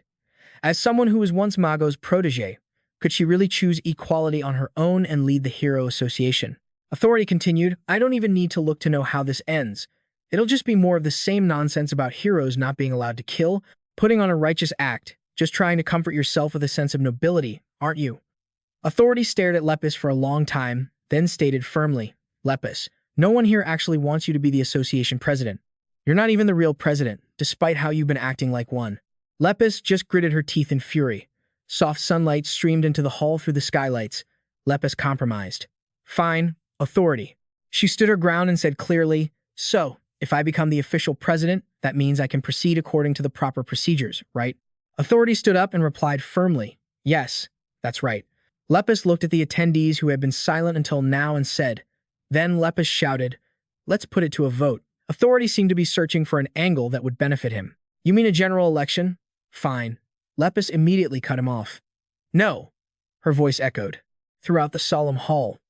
Due to the time constraints, Lepus looked out, staring with trust at the rows of packed seats, and continued, we will take the opinions of the heroes here, and the decision will be based on the majority. She asked for his thoughts.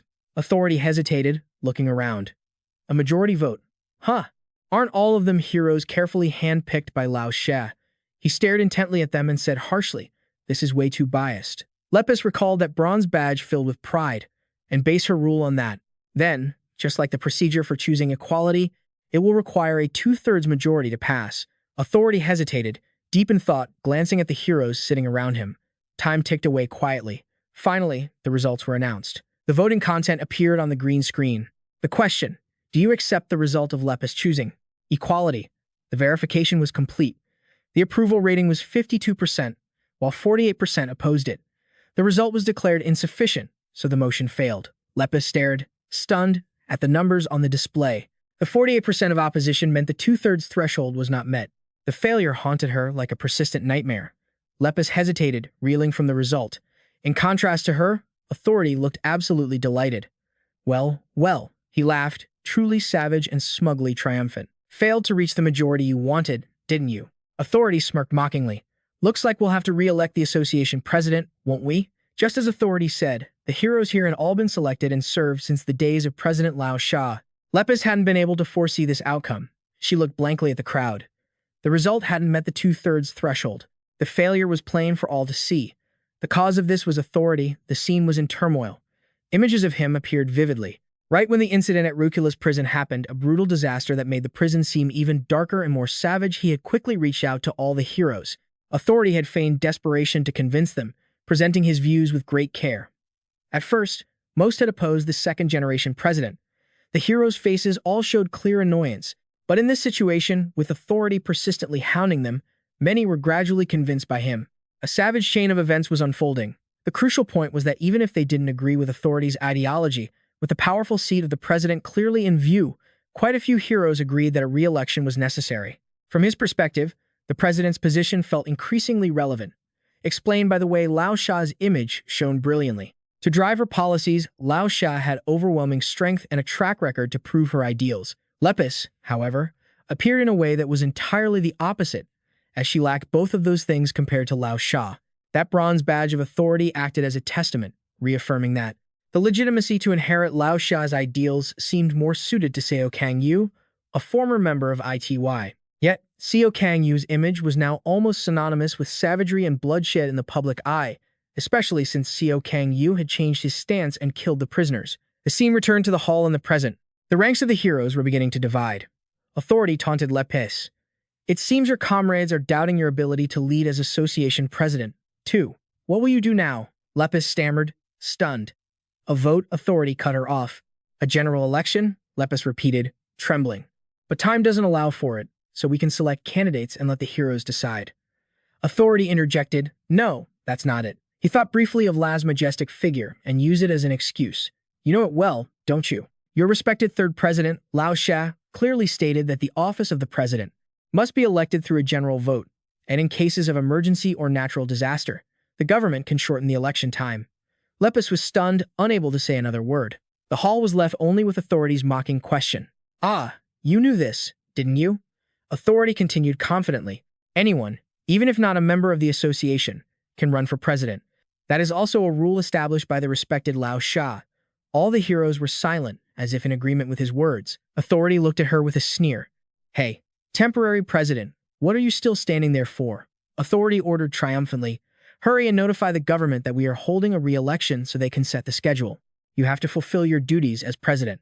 Lepus was caught in a difficult spot, hesitating, unsure of what the right move was. Authority growled, emphasizing, "Even if it's only temporary, huh?" Authority resigned from his world leadership position and announced he would run for president of the Hero Association. The question posed to the entire public was, between the two candidates, Authority and Lepus, who was more suitable to be the association president? Warm sunlight shone into the luxurious presidential office.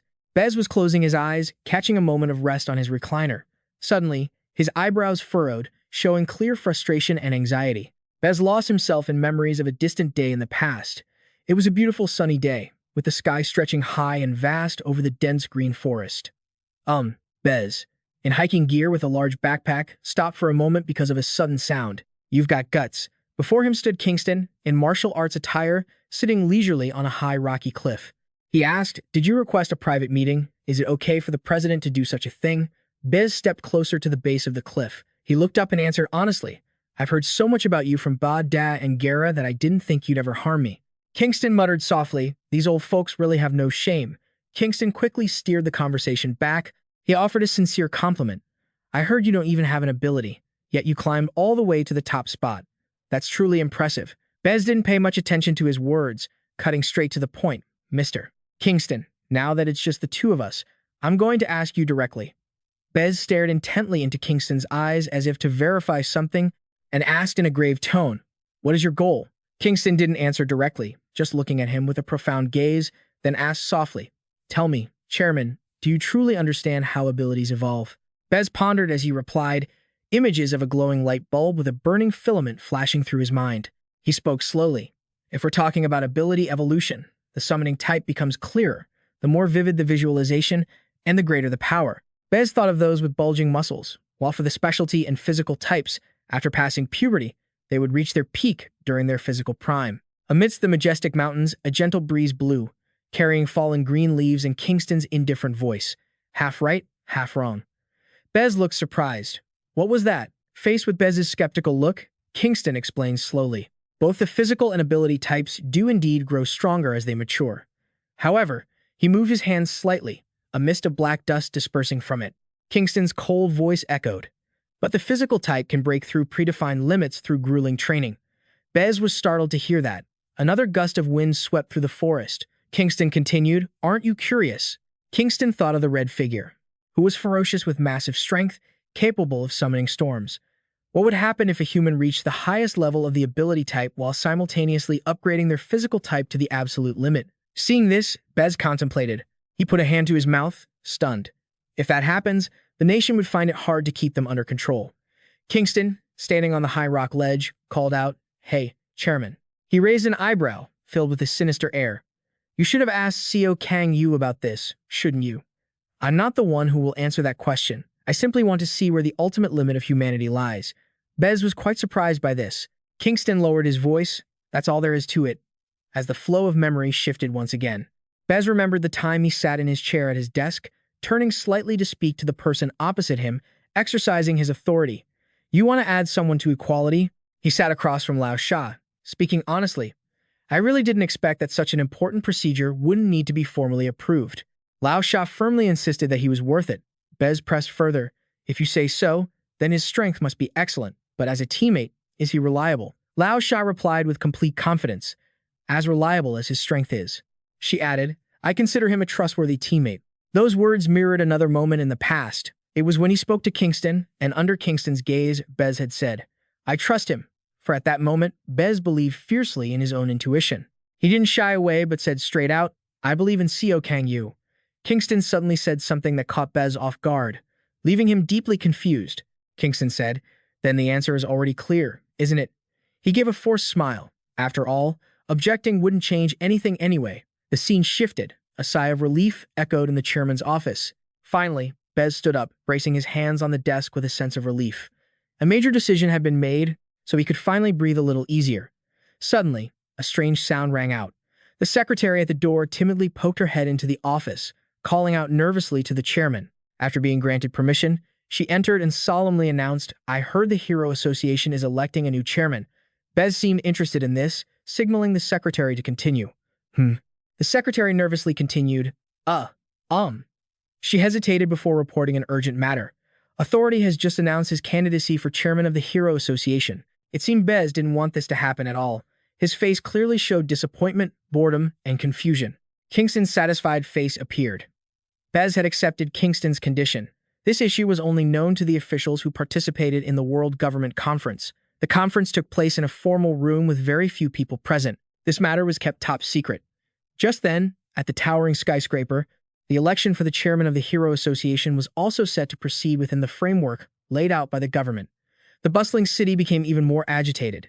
Even at night, after 3 days of registration, there would be 3 public debates. In contrast, the assembly hall was filled with tension. For 2 weeks, a circular percentage chart with a red border appeared, and the Hero Association hall would be elected through a popular vote. The maximum security prison, which was always lit up, brought about a thorny problem. However, the term of the chairman elected this time would be a maximum of 4 years. If the prison break incident at Ruculus Prison was resolved, the term would come to an end. Hidden beneath the peaceful appearance of the city were insidious schemes. Furthermore, in principle, anyone could register as a candidate. Thus, having too many candidates could easily lead to chaos. At this moment, the glowing dots representing the hubs of power all over the world took on more importance than ever. Therefore, only those supported by the hero representatives in their regions were allowed to run. Authority, with his clock symbol, looking solemn, and Lepus, with a rabbit and carrot symbol, became 2 separate factions. During the registration period, Authority and Lepus both successively announced their campaigns. In the familiar conference room, the girl with purple hair, Mute, whose ability involved the mic, began the opening. "Hello, members of the Hero Association. I am Mute. I will be the host for this chairman election." Faced with the serious participation of the big shots, Mute explained the procedures for the election, noting that candidates would have the opportunity to speak before the entire association. She looked toward Authority, who was already standing at the podium, and introduced. First, the speech from candidate Authority. He spoke to the heroes in front of him. "I will be brief." Authority pressed his remote, and an LED screen lit up. Authority signaled, "Look at this." It was a sharp image of the inmates in Ruculus Prison. Authority said harshly, "Because you kept pursuing your ideals, these monsters were released." He looked at the heroes below and questioned, "What do you intend to do? Catch them alive, lock them up, then let them out again?" Authority frowned, clearly expressing his dissatisfaction. "I believe you won't repeat that foolish act ever again." Next was the speech from Lepus. She stood seriously at the podium, bravely presenting evidence to defend her viewpoint. During Authority's time as chairman, he has been condoning the heroes' massacre of civilians. Lepus thought about those heroes, like Hero and Chloe, and her voice grew even more firm. Perhaps the number of civilians killed by heroes is no less than those killed by the villains. She thought of SK's cruel image, unable to help but agree with the urgency of the situation. "I know the current situation is critical. A madman preaching eugenics is threatening humanity, but Authority is no different from that lunatic." Lepus looked at the people below and continued earnestly. "He values human lives based on status and uses the banner of justice to force the minority to sacrifice." She closed her eyes, showing clear distress. "Friends, everyone is equal. Please don't forget the duty of a hero that Lao Sha once emphasized." The rabbit symbol of Lepus and the clock of Authority are completely contradictory. The initial strategy for both candidates is as follows. Within the city of skyscrapers, they are reinforcing their support bases. Across the continent, both are busy rallying representative heroes from each region to their side. The Authority clock symbol appears, showing the heroes supporting Authority. Those are the seasoned North American man, Angunar Su, and another elderly man from India, Ader. The rabbit badge appears, showing the heroes supporting Lepus, the European representative. There is a girl from Oceania, the masked one, China, Myanmar, and the man from the Middle East, Kafea. There is also the one from South America, Hassan, and the one from Africa, Enigo. In the city center, after consolidating the support bases for both candidates, they appeared on the newspapers with eye-catching headlines right on the front page. Both Lepus and Authority have used every means to campaign in the court of public opinion until the final day of the election. They use negative attack strategies to take each other down. The moment has arrived, and on the final day of registration, Mute looked at the mic, watched the LED board, and declared, "So the registration period is over, right?" She stared at the screen in front of her. "Now, we will go through 3 debates." Suddenly, she was extremely startled. "Huh?" She looked at the others and the screen in front of them, exclaiming in shock, "What? What is this?" She announced that one more person had unexpectedly registered to run. Both Authority and Lepus were extremely surprised. By natural reflex, they looked at the screen to find information. The sound of throat clearing echoed throughout the hall. Ahem, ahem. A strange voice rang out. "Hello, members of the Hero Association." A young girl standing on the podium gently introduced herself. "I am Medius." Contrary to her voice, her eyes clearly revealed a sinister look along with a hint of triumph. She continued, "Current profession, high school student." Lepus's eyes widened, unable to believe what she was seeing. What on earth is happening? Authority didn't say anything, but his face showed contempt and disdain. It took a long moment before he exclaimed in shock, "What the hell is this?" The unexpected appearance of Medius caused the atmosphere in the entire hall to drop a beat. Contrary to the frozen, awkward atmosphere, Medius's face showed clear confidence. She had obviously anticipated this situation. Medius's appearance made Authority visibly uncomfortable. He immediately voiced his complaint. "What kind of situation is this? Do they think the election for the Hero Association chairman is like electing a high school class president? It's obvious that only those supported by the regions representing heroes can run." That's right. The crowd's criticism seemed about to erupt. Suddenly, a stern voice rose. "I will support her."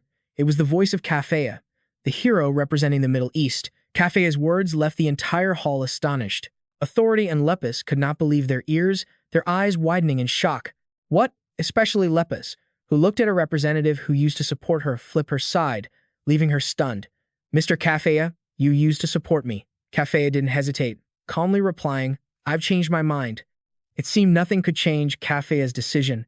His eyes were full of seriousness. "I now support Medius."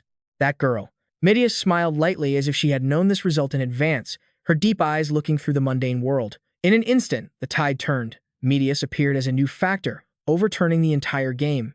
And so, candidate number 1, Lepus. The first 2 candidates had no major differences. Candidate number 2, Authority. The biggest difference in this race comes from the newly emerged candidate. Candidate number 3, Medius. 3 candidates have officially registered. Newspaper pages quickly updated the hot news. The new information was buzzed about and posted on major newspapers. Seeing Medius dominate the media, Authority couldn't help but feel annoyed. Every article was talking about that high school student. It really was a viral sensation.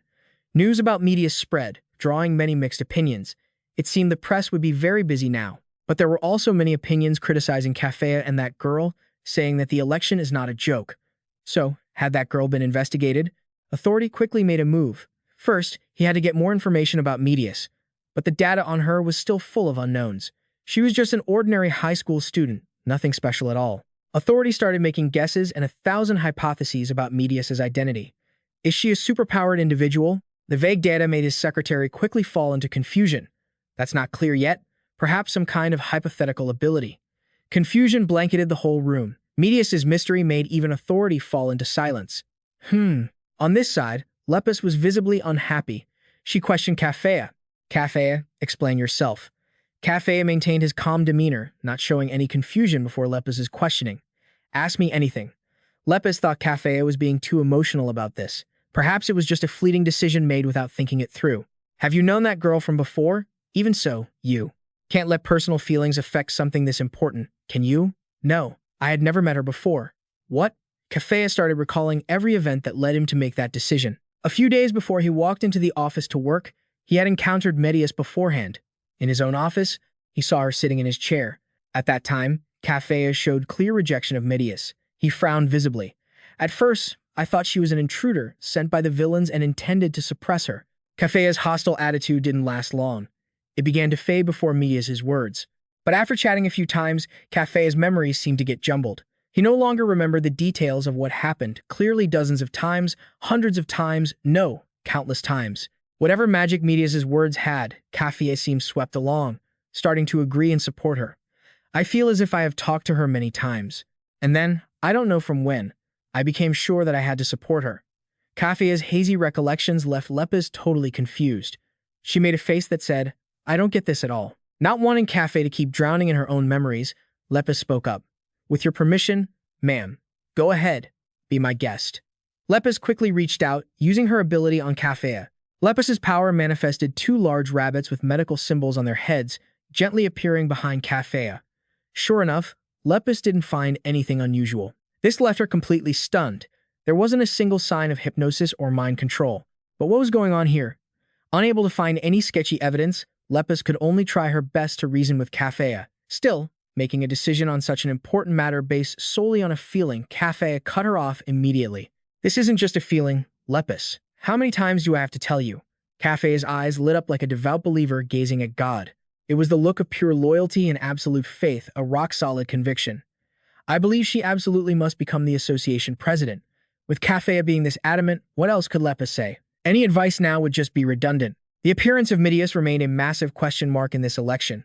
A mysterious figure had emerged, but what would her presence mean for the future of humanity? It was a difficult question to answer. She wasn't just a mystery, but she wasn't an immediate threat either. The people most directly affected by this were Authority and Lepus, but they had bigger fish to fry. Both still had plenty of suspicions about each other, but they decided it wouldn't change the situation, so they focused on one another instead. It seemed neither of them saw Midias as a real rival. They were only bent on outdoing each other. The debate began. The debate kicked off with the host's sweet voice. Mute waved to the audience. Greetings, everyone. I'm Mute, your host for today's debate. Before we begin, let me explain the rules. First, let's talk about the timing. Mute began to explain. Each candidate will have 10 minutes to speak. Each has been numbered to facilitate the flow of the debate. The order of speaking follows the candidate numbers. The candidates wouldn't just be giving speeches.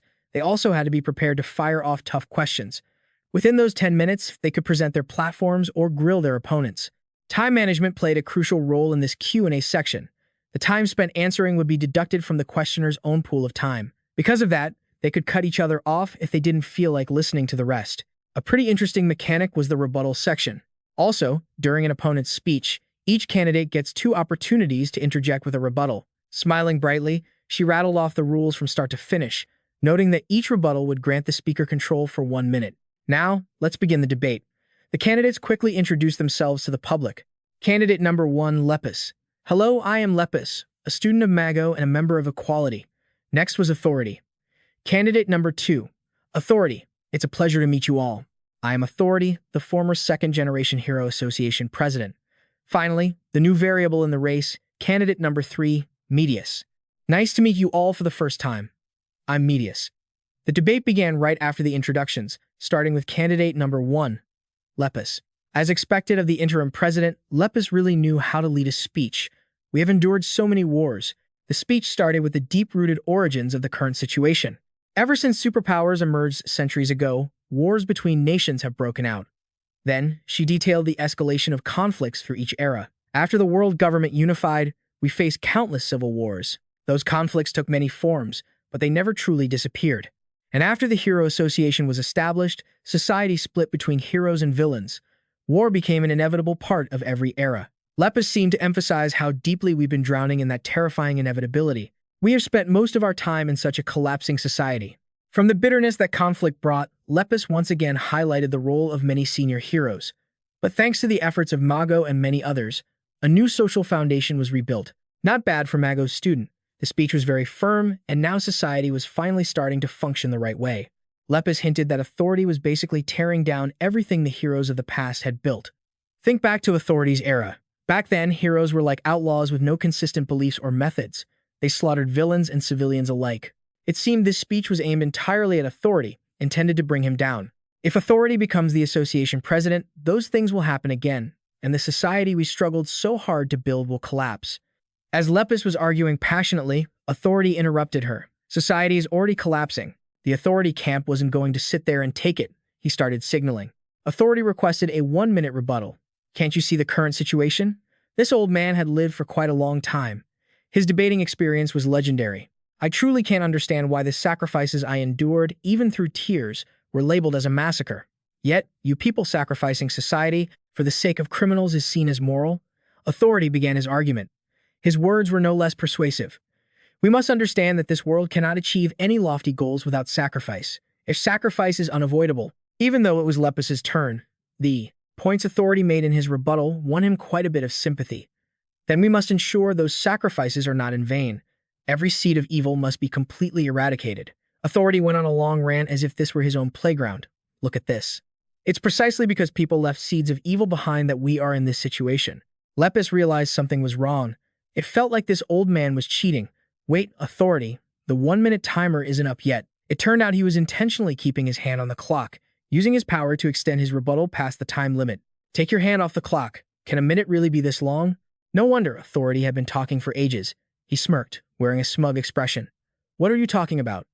That punchable face made Lepus even angrier. She continued, if you don't take your hand off, Before Lepus could finish her sentence, Mute's voice rang out. That's enough. That's enough. Lepus was immediately shut down by Mute, unable to continue. Mute used her power to silence Lepus, while reminding her of the rules. Lepus, you are only allowed to speak when your opponent's rebuttal time has ended. Mute, the silence ability user. Authority was quickly warned as well, but this old man was way too stubborn. He just shrugged, looking like he didn't give a damn. Authority, please try to hold back on using your powers. The battle seems to be entirely revolving around Lepus and Authority. They are posturing for the sake of public image. The actions of these two are completely understandable. They are fiercely defending their stances in the elections.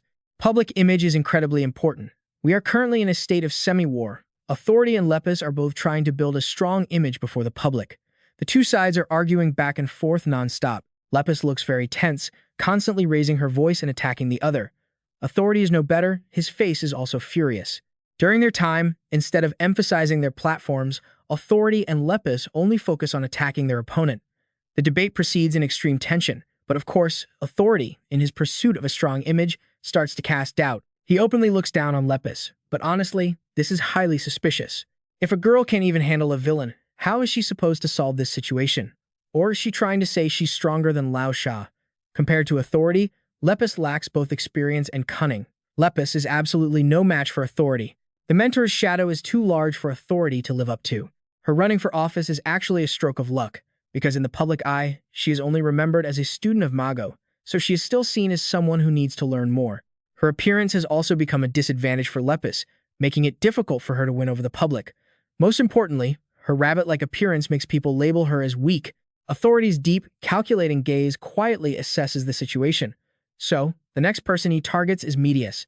If he can just crush that variable, this debate will end in his favor. Finally, Medius enters the stage in an atmosphere leaning toward Authority. She shows no signs of nerves or anxiety. It is Medius's turn. Medius begins the debate in a way no one expected. She starts by commenting on her opponents. Mr. Authority has transformed the Hero Association from a small organization into a global corporation with his decisiveness and incredible drive. Lepus also receives praise from Medius. Lepus, the successor to Lao She's will, has strengthened this corporation with strong ideals and belief. Medius calmly continues amidst the confusion of her two opponents.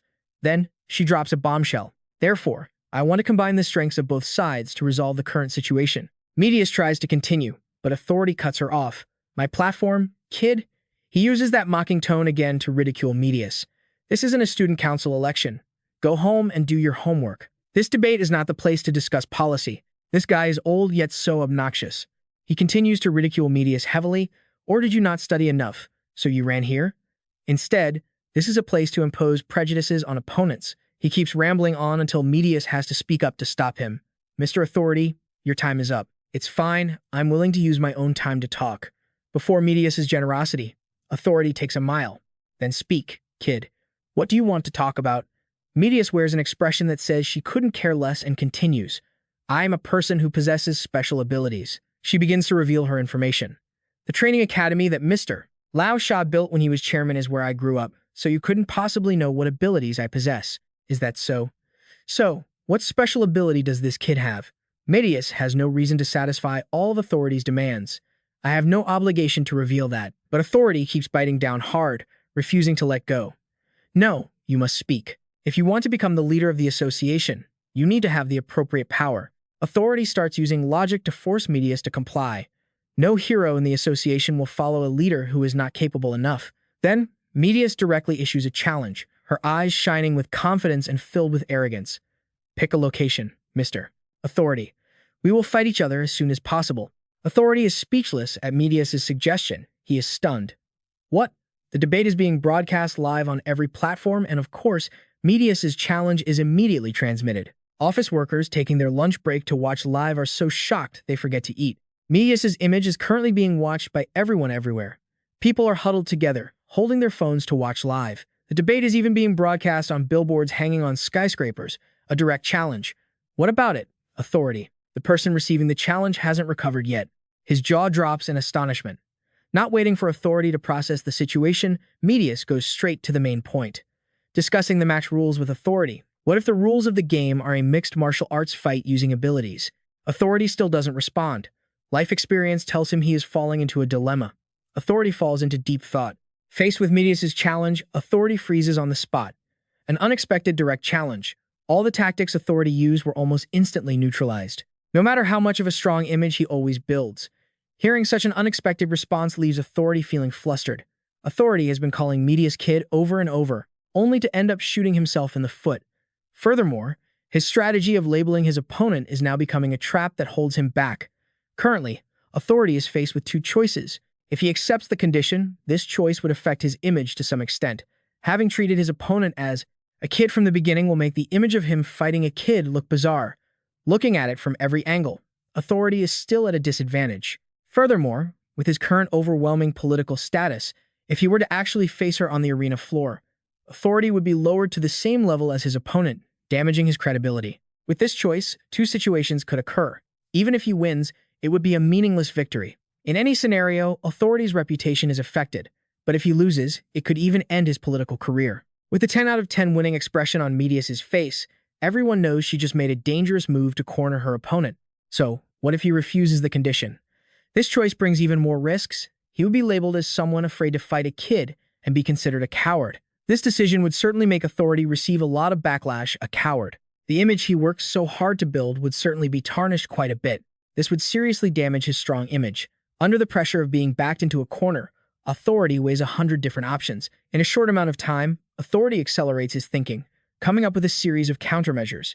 But Medius, who has participated in countless debates, also surprises everyone with this move. Regardless of the choice, for now, the most important thing to determine is Medius's "I don't give a damn" expression and her mysterious abilities, which make the chess game with authority even more difficult to solve. What was her ability? Authority fell into a long, deep silence. The triumphant look he wore during the debate with Lepus had vanished completely. What kind of ability does she actually have? Suddenly, the scene shifted to an open field of lush green grass, the air feeling crisp and fresh. Authority lay on the grass, gazing at the sky, looking incredibly relaxed. Haven't you felt like something's been strange lately? Huang Ju Yang, confused by authority's vague, cryptic remark, asked, "What's that supposed to mean?" Authority continued with his philosophical rambling. "I don't really get it either, but whatever. I keep getting this feeling like everything I'm saying is just repeating over and over. Sir, I've always been like this. How much longer is this going to drag on?" Authority let out a sigh, his eyes cast toward the horizon, lost in thought. Man, am I just getting old, or is something actually off? Meanwhile, Medius refused to give authority any more time to think. She asked him point blank why he wasn't answering. Authority knew he had to come up with a countermeasure fast. He decided not to answer directly and instead started rambling, beating around the bush. True, she's just a kid, so she's acting entirely on emotion. Challenging me to a duel right in the middle of a debate? That's not rational at all. Looks like I have to drag this debate into the mud to get out of this. He put on a mature, condescending air to overpower Medius. Listen, kid, this debate isn't a place for you to play games, but the old man had messed with the wrong person. Once Medius was in, she was going all the way. I am completely serious. Authority. Medius even used authority's own logic against him to bolster her bid for association president. As you said yourself, the most important thing is actual capability. The very argument authority had used to corner Lepus was now being turned against him. Just moments ago, while talking to Lepus, he had claimed that Lepus was weaker than Lao Sha and therefore untrustworthy. Right. Medius continued, drawing examples from the hero headquarters during his time as president. Medius's sharp analysis didn't have a single hole in it. You made the heroes fight each other to rank them, didn't you? Every word Medius spoke left, authority speechless. Then, you should try ranking yourself against me, too. Medius was determined to corner him to the end. If it's inconvenient to hold it here, we can decide on a venue after the debate. Having failed to stall for time and getting roasted by Medius, authority realized he was in trouble. Damn it, I've tangled with a literal venomous snake. Medius extended her hand toward authority in a gesture of goodwill, but her smile carried a hidden, chilling meaning. I shouldn't have messed with her from the start. She's not like me, she has nothing to lose. Authority continued to stall, trying to buy more time. All right, you make a fair point. He tried to continue, but no sound came out of his throat. Wait, that's mutability. Authority was truly gagged. He couldn't speak even if he wanted to. Mute quickly signaled that Authority had already rambled past his time limit. Mr. Authority, Medius has decided not to let you stall any longer. Please remain silent. Authority was completely stunned, losing the initiative before he even knew what hit him. Was this brat just waiting to hear the answer she wanted before cutting my time off? Seeing Medius calculate every move so perfectly, Authority couldn't help but feel a growing sense of fear. What kind of ability does she have that makes her this confident? Forced into a defensive position, every move Authority made put him at a disadvantage. Should I? He hesitated about playing dirty. Maybe I should gamble, take a high-risk move, max out my speed, and strike before anyone notices. As he was calculating, Authority suddenly froze. His confusion became evident as he realized Medius was leaning toward him, observing every single twitch of his. Authority was shaken. Luckily, he hadn't made a move yet. Medius stared at him with deep purple eyes that seemed to look straight into his soul. Her cold, emotionless expression sent shivers down Authority's spine, and his eyes widened in terror. 1,000 doubts raced through his mind. Could she be? After a brief back and forth, Medius finally began her official speech. The first debate was nearing its end as she started to speak. Medius opened with a vivid metaphor, visualizing the current turmoil. Having gone through countless battles, our society is like a tangled mess of knots, full of unresolved problems. The problems were so numerous that the knots in Medius's mind felt like a chaotic jumble. And those knots, no one has any intention of untying them. Then, there are those who forcefully cut through these issues. She named a familiar figure as the one who cuts everything away. I believe that is Authority. However, Authority's solution doesn't make the problems disappear. Instead of cleaning up the severed knots, he just keeps slashing away mindlessly. Because of that, even the perfectly fine threads are starting to get cut. She mentioned another figure who deeply impacted these issues, the one who takes those threads and reconnects them. I believe that is Lao Sha. It went without saying that Medius's comparison was incredibly fitting. Lao Sha is the one who tries to heal this world. But the problems don't stop there. That's why the world is as chaotic as it is now. Among the knots, Lao Sha has reconnected. There are rotten ones creeping in.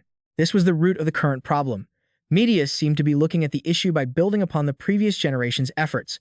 However, we cannot just leave things as they are. We recognize the mistakes in the methods of those before us, but we can't just slash everything like before, either.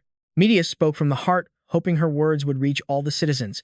We need to prune carefully so we don't damage the healthy threads, and then meticulously tie them back together. Medius embodied harmony, a school of thought that recognized the achievements of both sides. This is not the time to lean toward an extreme. We must find the balance point and move forward in harmony.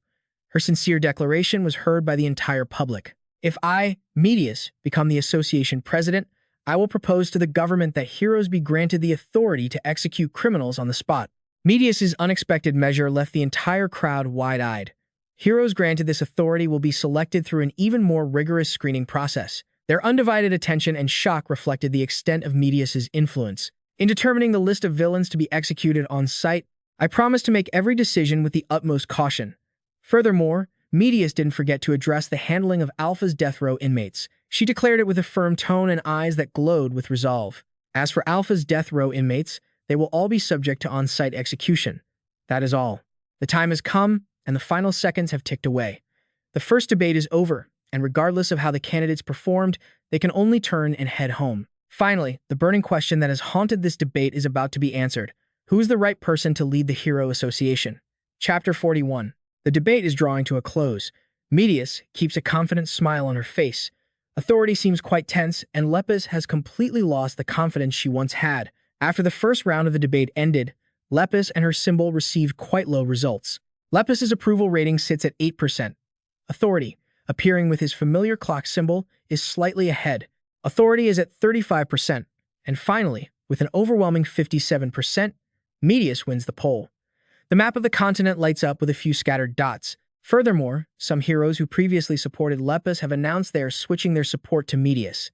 That includes the masked hero from China, Mienji, as well as the one from South America, Hassan. The podium, usually dazzling during press conferences, is bathed in light. Given the situation, Lepus holds a press conference. She pleads desperately, trying to regain the public's support. I listened to what Medius said during the debate. I spent too much time engaging with authority and couldn't counter Medius's points at the time. The reporters remained silent, listening intently to her presentation, silently making their own judgments. Lepus adds, A high school student lacks social experience. What standard does she have to decide who lives and who dies? Lepus expresses her discontent with the issue. She is just as dangerous as authority, she asserts. After criticizing Medius, Lepus continues. The scene shifts to a luxurious room. Lepus enters solemnly, looking a bit desperate. Everyone. Inside are those who used to support her, but have now switched to Medius, Mianji, Kafea, and Hassan. Kafea asks in a low voice, "Why did you call us here?" Lepus doesn't hesitate to voice her long-standing frustration. "Stop pretending you don't know. Why would you choose that high school student?" Hassan replies indifferently, "It's simple." He raises an eyebrow, implying more. "I have a feeling there is no other reason beyond that." Lepus pauses, hesitant, saying, "Even so, if that's how you feel, but..." She looks at the woman opposite her, asking Mianji in disbelief, "I didn't expect you to make that choice." A man's shadow appears between them. It's Ju Lei, who says softly, "If your master, Mr. Ju, knew about this, he would surely be very sad." Mianji finally speaks up. "Our master." She recalls the past, that moonlit night when butterflies fluttered through the air. Mr. Ju looked up, lost in thought, and said, "This world is complex, Mianji." He stared at a butterfly in front of him, letting his voice drift away with the wind. Things once considered obviously right can, over time, become wrong, and the opposite happens quite often too. Mr. Ju and Mianji stood in the middle of the flower garden. Then he looked at her. "To be honest, in the past, I have killed many villains." Mianji was slightly startled by this sudden confession. Ju Lei continued, lost in his memories. He saw himself standing calmly among hundreds of corpses. Ju Lei added, "The reason is simple, because at that time I believed it was the right thing to do." Another figure appeared in that scene, Lao Sha. Ju Lei's voice took on a nostalgic tone. "But after meeting Mr. Lao Sha, my perspective changed. Even so, I don't think my current perspective is absolutely correct." He looked at Mianji and advised, "Mianji, in this world, there is no single right answer. Regardless of the situation, try your best to adapt to it. As long as you have done your best, that is enough." Mr. Ju's words still echo in Mianji's mind. Her gentle voice fills the room. He often said things like that. Mianji speaks reasonably to Lepus. Precisely because of that, after listening to the entire debate and looking at the current situation, I don't think it's Lepus, but rather Medius, who is fit to be the president of the association. Lepus is stunned, unable to respond to Mianji's words, just standing there frozen. Kafia shows clear reserve in his tone. "Lepus, we do not support you." He says politely, "During the election period, please refrain from meeting us." Lepus bows her head, silent, wavering, not knowing how to turn the situation around. In contrast to her situation, Medius appears radiant. She is surrounded by a myriad of bright lights. After the first round of the debate ended, the entire media began focusing on Medius. In the newspapers, there are images of Medius with sensational, exclusive headlines. There are articles about her high school days, reports delving into Medius and her family, articles about her background, and stories about the latest election updates. Pictures of Medius and authority are on the front page. The articles are all about the confrontation with authority. Newspapers with Medius's image are everywhere. Among the topics causing a stir, the most prominent one is Medius with her mysterious smile. Along with that is the question that attracts the curiosity of the audience. What exactly is her power? Authority stares, eyes wide, intently examining the information. On the screen in front of him is a magnified image of Medius during the campaign. It's a video recording every detail of her facial expressions and gestures that day. Authority keeps his eyes glued to the screen, as if trying to extract information about this mysterious girl from the short snippet of data. He pays closer attention to her features, especially those deep blue eyes. Suddenly, Authority's eyes widen as if he has discovered a hidden detail. The quiet room finally has a sound. "Yeah." Authority realizes the truth in shock. He mutters to himself, "So that's it." At the same time, at the SK base, Kana speaks up cautiously. "Sin-K, Sama, don't you find life becoming repetitive and boring lately?" Kaido agrees. "I agree." Sinka sighs. So humans feel that way too, huh?" She strokes her chin. "I'm not the only one who thinks so, right?" On the other side, a hat with a complex emblem appears. It's the hat worn by Ho. She sits in a corner, bored, eyes looking up, trying to see the brim of her hat, thinking silently. In the ruins, a shrill scream erupts. Ha, ah. A young boy cries out miserably with tears in his eyes. So boring, I can't take it anymore. I'm bored to death." That is Frida, who possesses a special system. Images of him from childhood, youth, adulthood, and old age appear. His life only lasts for 1 week, and he lives it from beginning to end every single week. Currently, he is in his boisterous teenage years. Frida lies on the ground, rolling around and screaming, surrounded by Natura, Bakhen, West, and Vid. Frida shouted, "Ugh, when am I finally going to be able to get out of here?" Natura smiled gently and said, "Sin, you'll have to wait a little longer. A variable has come up, so please, just be patient." Vi muttered to himself while scribbling something down. What an interesting ability. I can feel the inspiration just pouring out of me. Frida called out softly, "Natura," and he looked over to see what he wanted. Frida said eagerly, "Let's head out for a bit." A worried voice echoed through the ruins. "If Sin finds out, he's going to be furious." Another naive voice replied, trying to be reassuring. "We won't get caught. It'll be fine."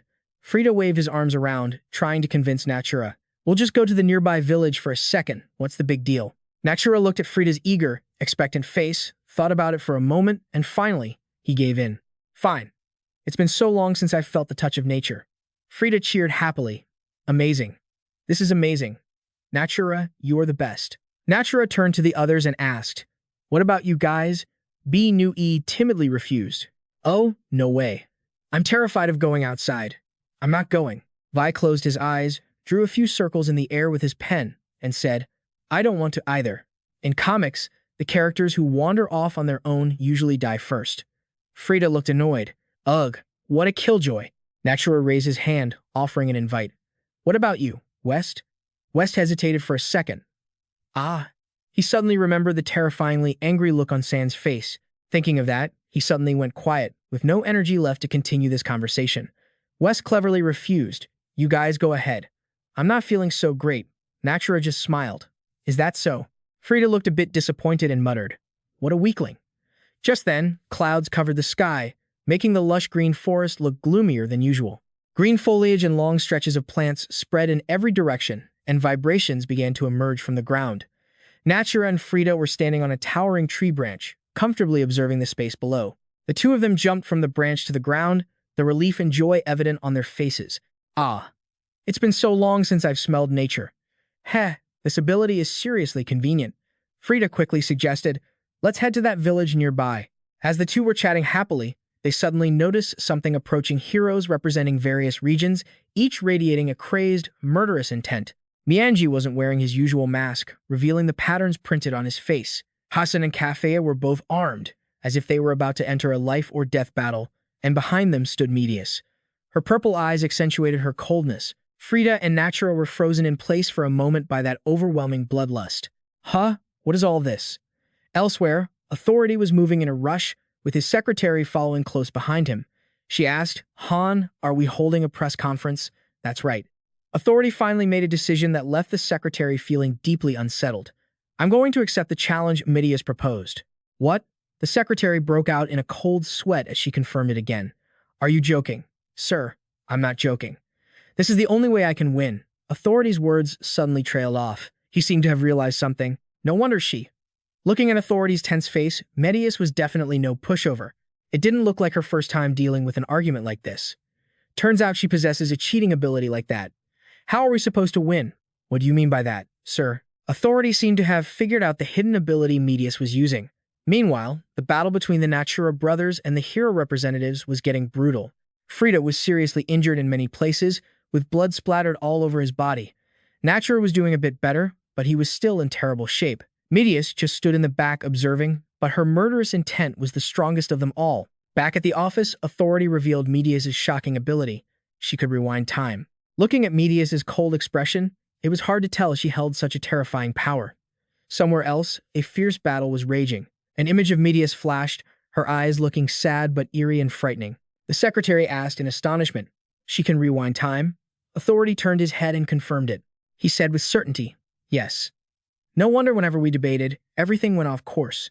The more he thought about it, the angrier he got. He gritted his teeth and said, "She has rewound this debate countless times and altered the future into a place that benefits her."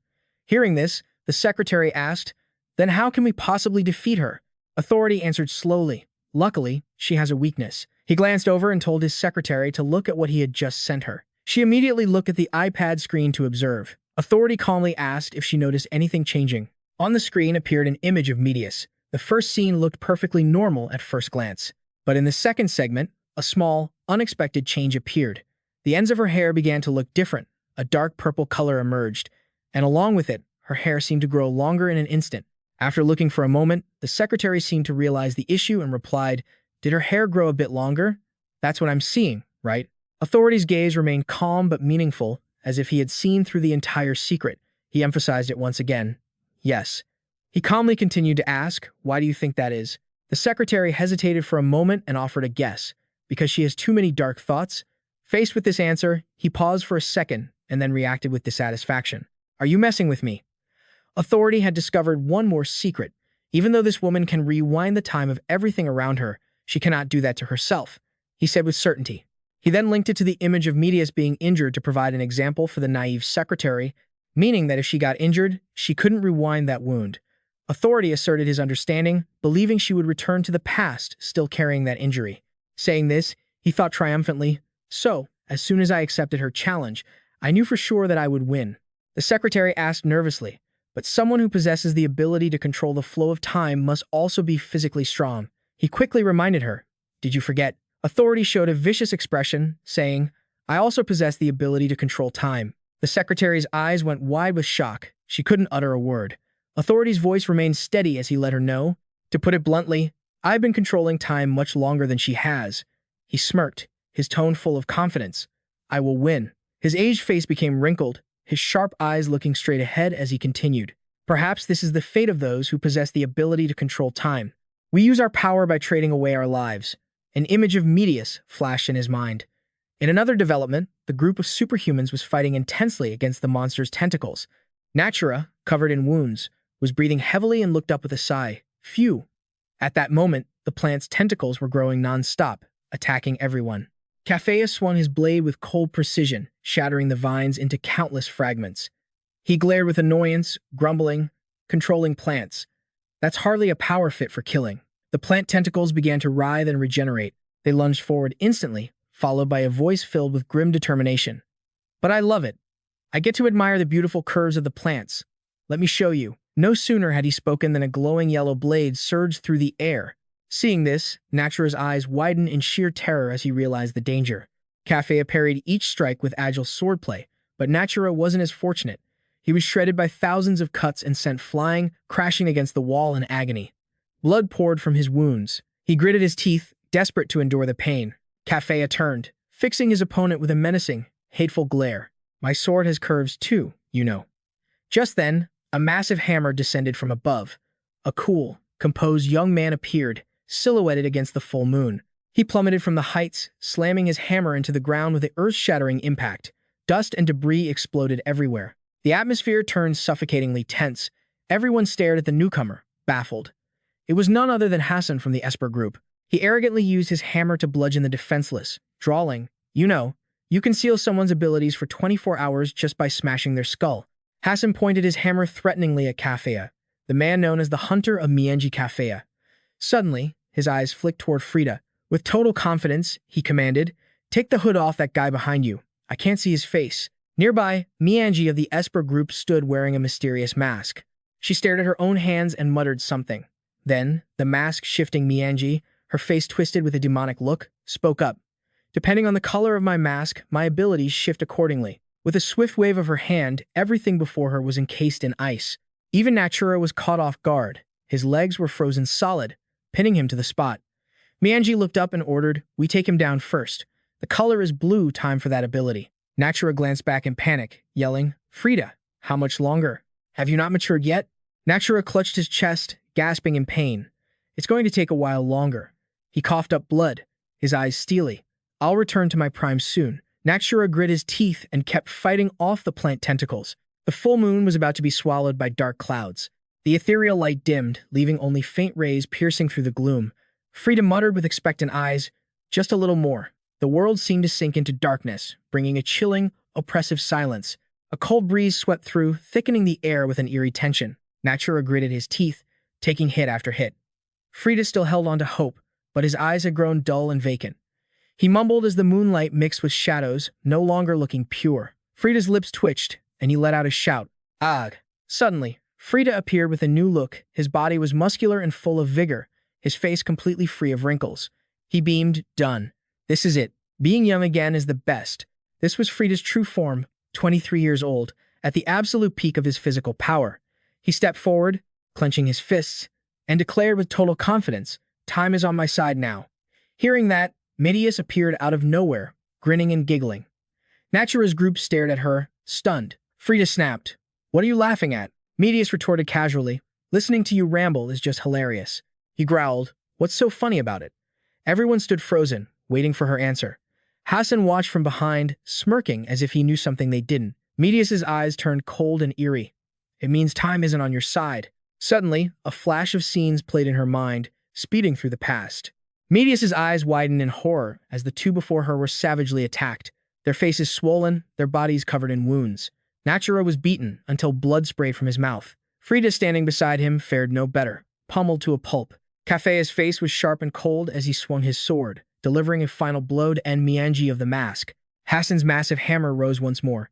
He vaulted into the air and brought down a lethal strike on Natura's group. One by one, they were smashed on the head, a crushing blow that left them unable to resist. With their heads bloodied, Midias's voice echoed, "As long as I'm alive." Hassan stood coldly, watching them. Midias smiled triumphantly. "Time will always be on my side." The room was pitch black and silent, save for a single light beaming from the ceiling. Authority leaned back in his chair, lost in thought, until his secretary opened the door. "Candidate." He opened his eyes and asked, "Have the reporters gathered yet?" She shook her head. "It's not about that." Her expression was one of shock. "There is something important you need to see." This video was just posted. Authority looked at her, puzzled. The footage began with some child's play, then was suddenly interrupted by an emergency news broadcast. Midias appeared. "Greetings, everyone. I am Midias." She displayed two faces on the screen. "Tonight, I have captured the third-floor prisoner and Natura. Both are currently bound and under tight security in a secure room." Both were shown there, Cafea, leaning his sword on his shoulder, standing rigidly, alongside Hassan and Mianji, all supervised by 3 regional hero representatives. Midias continued, explaining her plan. "I originally intended to execute them on the spot, but since I am currently acting as a civilian, I have handed them over to the government for now. The final decision will depend on who becomes the association chairman next week." She smiled confidently. "Oh, and one more thing regarding the duel with authority. A proposal was made in light of the current situation. Let's put that off until after this matter is resolved. I will arrange the schedule with authority. Instead of internal conflict, we should focus on capturing the villains." A cunning smile blossomed on her face. "I believe authority will understand this as well." With those final words, Midias bowed to the screen. "That is all. I am Midias." The screen went black. Authority scowled after watching the clip. The secretary continued her report. "Also, there is a request for a dialogue with Midias." She waited for his response while the chairman sat deep in thought. "How do you want to answer this?" It turns out authority is sitting on the sofa right now, asking, "What do they mean?" He calls her by her nickname. The girl rewinds time. Midias faces him and replies, "You've figured it out, haven't you?" Authority asserts, "It's not just me.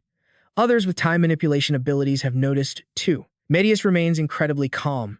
"As you said, I have the ability to manipulate time," the girl shares honestly. "However, I cannot rewind my own time." Authority immediately understands and continues.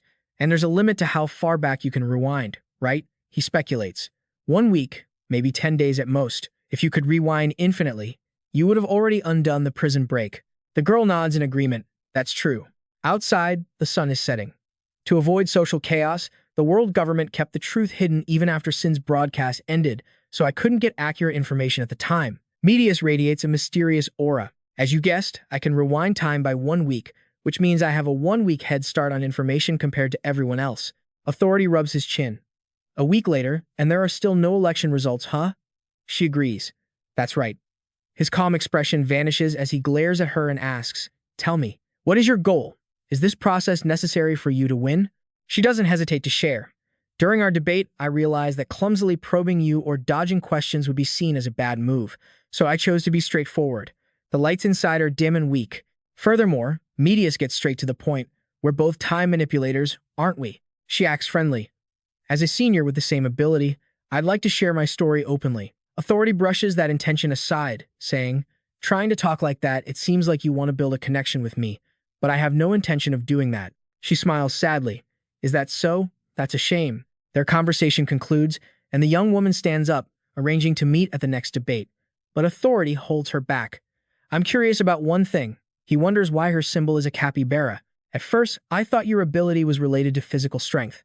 The badge on her shirt flashes. "The reason? Medius randomly gives an excuse that it's just because it's cute.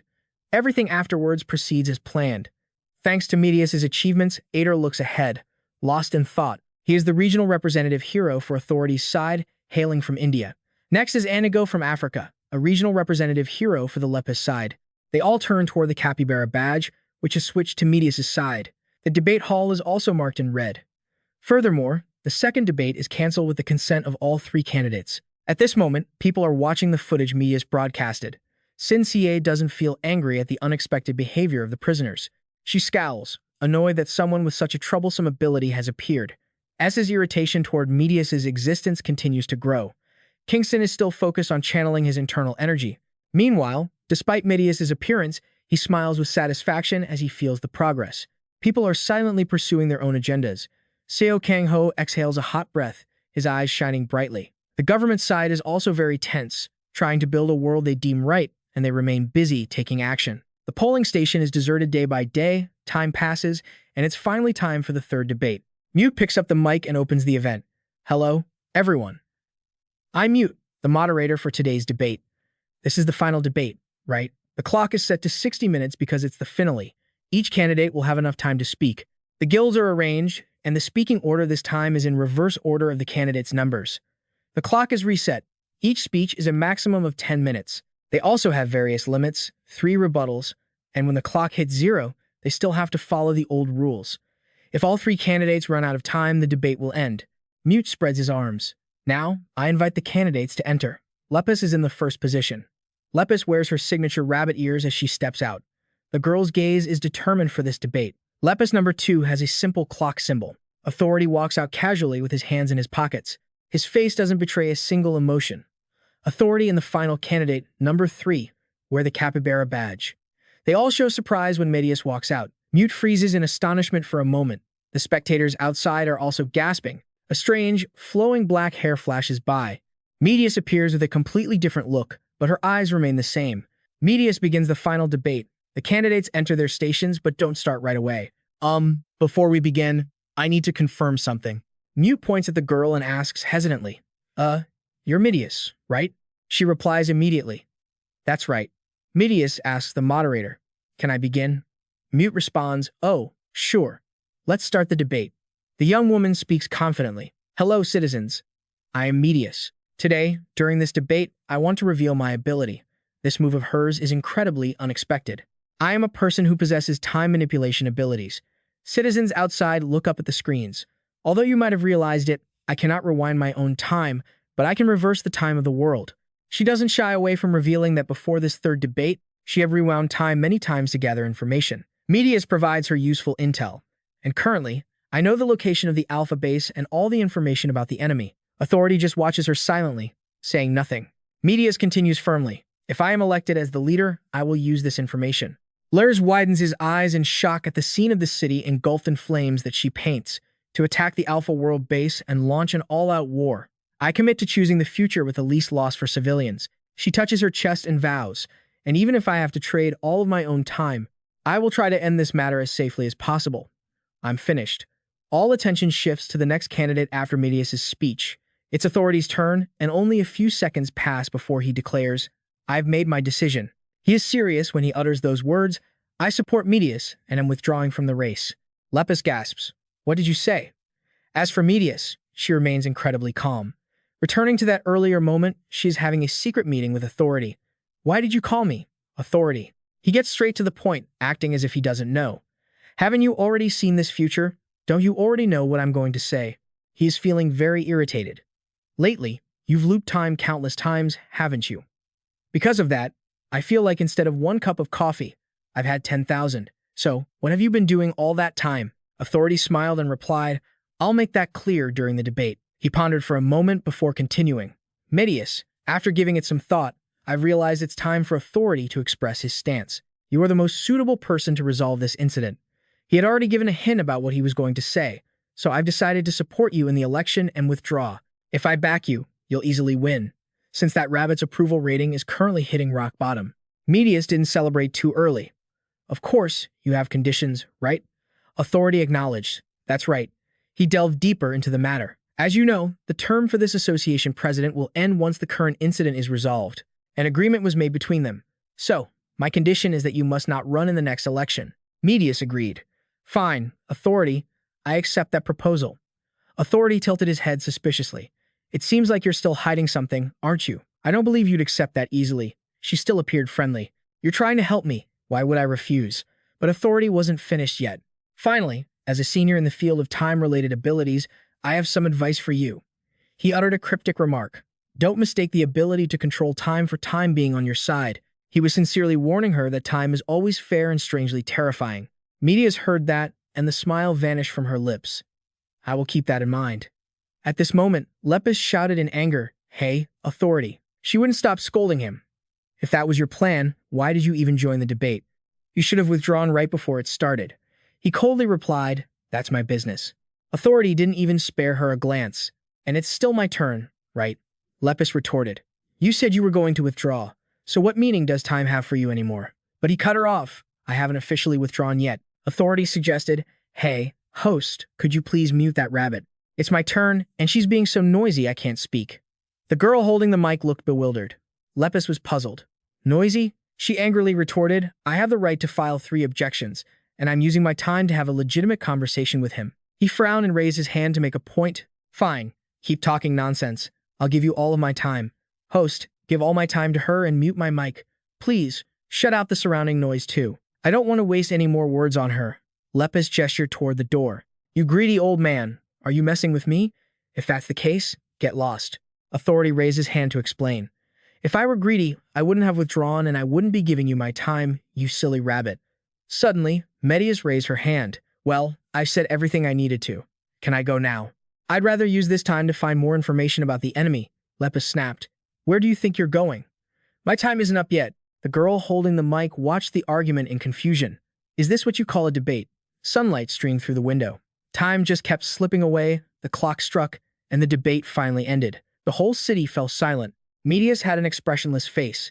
The president of the Hero Association, 4th-ranked Medius, immediately confirmed the election results with the world government and summoned Medius.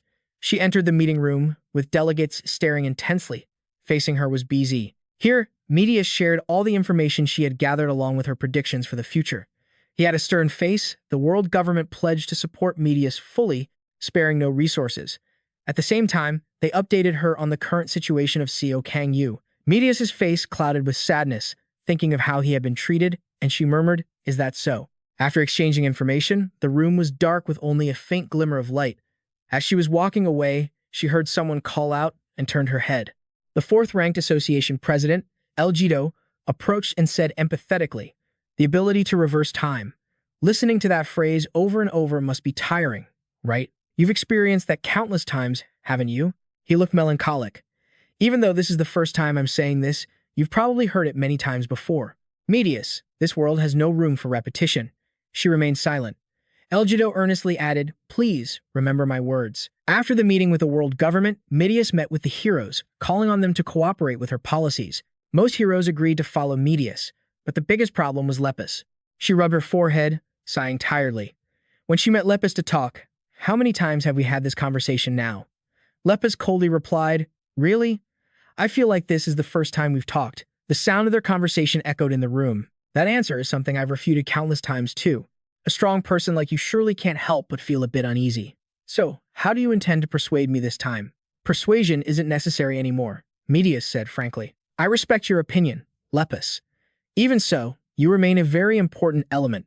Please, hold on to your convictions. But I hope you will join this battle plan. Lepus said, You don't need to say that. I'll join anyway. At the Grand Hero Association building, Authority smiled, hands in his pockets, looking cheerful. Congratulations on being elected president of the 4th Association. Medius replied politely, Thank you. Authority looked at her expression. Judging by your face, it seems you couldn't persuade that rabbit. Huh? A weak woman who can't even kill a villain. Medius didn't think so. She denied it, replying, You could say she is a person very firm in her beliefs. He was intrigued. Get everything done quickly. 4th President, I'm looking forward to your first speech. If you need advice, I'm always ready. Medius bowed slightly, her hand on her chest. Thank you. The emblem symbol of Medius appeared. The first speech of the 4th Hero Association President, Medius. Standing at the podium, she said, Hello to all members of the Hero Association. I am Medius, the 4th President. The avatar of the three equalities appeared, depicting a bird spreading its wings along with the scales of justice. She presented, "The reason I summoned you today is to announce the selection of the third-generation equality before we proceed with the campaign." Those sitting below had cold gazes. "These are the names I have chosen." Suddenly, the emblem symbol flared up, emitting a powerful light. The man carrying a sword on his shoulder, Kafea, the girl with red hair, the tall man with a melancholic expression, the alchemist Ader, and the rabbit girl behind her, the rabbit barrier expert, Lepos. The crowd below was surprised, many were angry, and finally, Medius looked straight at the person sitting in front and called out, "Authority." She smirked. "And as for the team leader, it will be authority. I'm done here." He frowned, his mouth slightly agape in disbelief. Medius's selection for the IQ team had left the heroes in a state of turmoil. Lepos's eyes widened in shock. "What?" Kafea stood silent, saying nothing. At the meeting, Medius smiled at Authority and said, "Lord Authority, after this speech, could you spare a moment for me? I need some advice." Authority frowned slightly, but he didn't refuse. Later, the two met privately in a dimly lit room. Authority spoke first. It seemed she was hiding something, and as it turned out, this was the reason. Medius replied nonchalantly, "I had no intention of hiding anything. If you ask, I'll answer." He scoffed and said, "I have no desire to work with people whose personalities clash with mine. It's just exhausting. That's why I suggested you lead them." Authority listened and asked, "Do you think they'll actually listen to me?" Medius smiled and said softly, "Lord Authority, if you join Igwa and the snack team for this campaign, your chances of winning the upcoming election will be much more secure." He stood his ground and replied, "There's no need for that. I am certain to win the next election. That rabbit is no opponent for me." "How can you be so sure?" "If Lepus joins this campaign as an IQ team member and earns significant merit, she could become a real threat in the next election." Authority frowned, insisting, "There is no way that will happen." She continued to pose other scenarios. "Ah, what if someone else who possesses a variable ability like mine decides to run in the next election?" He suddenly went silent, offering no response. Medius continued to persuade him, "If you help me in this campaign, I will use my abilities to support your victory in the upcoming election." Authority was quite surprised by her offer. "Lord Authority, grant me your power. If you stand on my side, your influence over the association will be bolstered, and that will be a huge advantage for you when aiming for the next chairman position." He listened to Medius's words and fell into deep thought, then quietly said, "In any case, in the timeline you've experienced, it seems I was active in the IQ team too. Looking at how you didn't turn back time, that must be it." "Understood. The fact that we are sitting here talking is just a waste of time. Fine, I will support you. But remember to keep your promise to help me in the upcoming election." Medius responded immediately. "Understood." She paused for a moment, then said with an expressionless face, "The more we talk, the more interesting I find you." "What was that?" Authority didn't understand why she said that. Medius slowly explained, "Most heroes, when talking to me, ask if they will survive this campaign, but you haven't asked that even once." Authority was slightly taken aback by this. He said, "Because I don't imagine a future where I die. The only future I see is the chairman position. Quickly focus on planning the campaign and end this, because the next chairman is definitely me." Authority urged her. Medius once again explained the reasons for choosing the IQ team during her speech, successfully gaining the heroes' consensus. And just like that, the third generation of the IQ team was chosen. Medius named this campaign the Annihilation Campaign. To counter the Hero Association's moves, the SCA sent out invitations worldwide. However, since Medius had already intercepted information about who received the SCA's invitations, she sent heroes to eliminate most of them before the letters even arrived. This resulted in very few people joining the SCA's ranks. Canis observed those standing outside and remarked, "Fewer than I thought." Right then, Terapia, a physical-type user, called out, "Hey, SK Alpha gone. Why are we only ranked as grade 3? Soar physical type, Natura special type, and Asin deviant type all look their way in unison. We don't think we're inferior to those guys." Varus, a man of the physical type, frowned and asked, "Where is Seong Hwan?" Sin CA smiled and told them, "If you contribute significantly in this battle, I will promote your rank. If your merit is truly extraordinary, there will even be rewards. As for Mr. Seung Hwan, he is training separately." The group went silent, no one speaking, each lost in their own thoughts. Then, in the quiet of midnight, in the dark night sky, giant fireballs stained the space over the SCA base red. Naturally, such a massive commotion couldn't happen without her knowing. Sin Kao looked at her hands, which were conjuring fire, and said, "Red. Huh. It seems my luck today isn't bad." Canis watched the fireballs in the sky and yelled in worry, "Sin Ka." Fireballs appeared in the air. She just calmly replied, "I'm looking at them too." In the quiet night sky, massive fireballs were slowly descending toward their base. Then, S quickly created a large, purple shield to block the fireballs. But the IQ team had prepared in advance. Kafeus stood on a giant carrot, holding his sword. He chanted an Arby's spell and used his sword to shatter the purple shield covering the area. It quickly broke into pieces, and the fireballs instantly rained down, destroying the entire zone. The attack's intensity was terrifying, and the impact radius was massive. Authority and Lepus watched from not too far away. He clicked his tongue and said, "If you had summoned Meal and coated her with fireballs, the power would have been even greater. But you refused to do it." Lepus retorted, "I've told you how many times? Doing that would make the power too great, causing harm to our own allies." Authority glanced at her. "If teammates can die from just that, they'd better quit being heroes." Lepus was extremely displeased with his words. "You're the one who should quit. Hey, I'm the leader here." Just then, Terapia appeared from behind and said, "Come on, stop arguing. Let's move to the coordinates the chairman provided." Authority smiled slightly and asked them, all right, everyone, let's get ready. Wipe out the cancer cells." The Hero Association moves out. The Annihilation campaign officially begins. This is the council Tamil Medius established. Mute, a deviant type, handles sound dampening for security. She can create a sound exclusion zone to prevent eavesdropping. Groy, a deviant type, is responsible for protection and security, taking measures to prevent any assassination attempts against Medius. Ethiopia, a deviant type and genius mechanical engineer, is in charge of communications. Just then, Terapia appeared from behind and said, "Come on, stop bickering and let's move to the coordinates the chairman provided." Authority gave a faint smile and asked them, all right, everyone, get ready to move out. Wipe out those cancer cells." The Hero Association is deploying. The extermination campaign officially begins. This is the council established by Medius. Mute, an anomaly type specializing in sound dampening, is in charge of security. She can create soundproof exclusion zones to prevent eavesdropping. Groy, a protection type anomaly, is responsible for security and preventing any assassination attempts against Medius. Ethiopia, a genius mechanical engineer anomaly, is in charge of communications, in charge of the communication devices used to relay orders. The advisory council held a meeting and reached a conclusion that if we don't have information on where the target is heading, we can't take action. Hassan folded his arms and asked, "Strange, how could they? Was there a mole at Ruculus Prison, and did they leak that intel?" Medius asked with a serious expression. "Once we take out the S rank, we'll use her mind reader ability to find the truth." She placed both hands on the table, calling everyone back to the meeting. "For now, let's focus on the mission."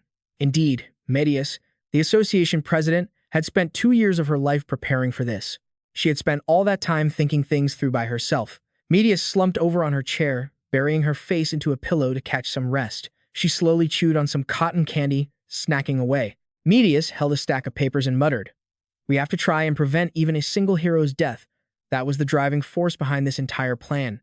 So, her plan was to rewind time the moment a dangerous situation arose. With a weary look on her face, she raised a hand to her head. "This ability is so inconvenient. It would be great if I could rewind time for myself while keeping my memories. It really is an extraordinary power. Aren't you being a bit too greedy?" Medius kept rewinding time, trying to create the future she wanted alongside her team of advisors. She had looped time far too many times. Was she dreaming of a perfect future? Authority stood slightly hunched, one hand in his pocket, and said, "The Demon King told her that time is fair. You know." A purple light flared as she kept resetting time. A circle, much like a mirror, appeared. It reflected Medius's image. However, the future she desired refused to show itself.